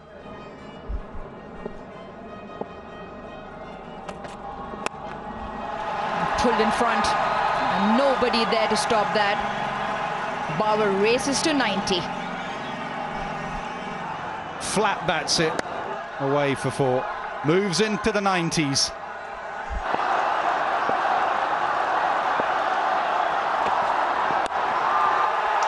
That's all he needs to complete yet another magnificent 100. 8th century in tests, the 5th at home in Pakistan, and yet the first against England, and he's made it in his own beautiful, effortless, inimitable style.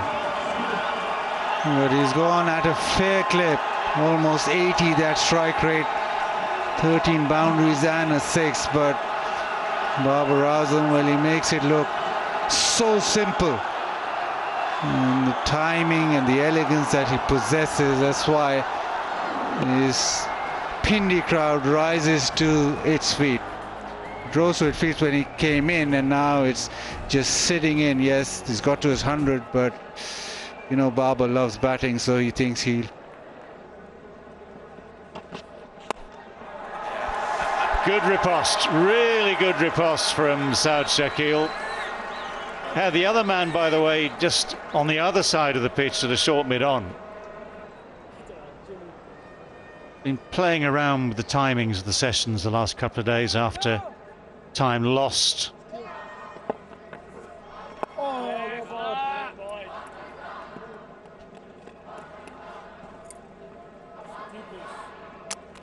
Well, everyone just wondering whether indeed it is time for tea. If you wanted to be pernickety, just got round, that little hand, that big hand, just got round in time. It is tea.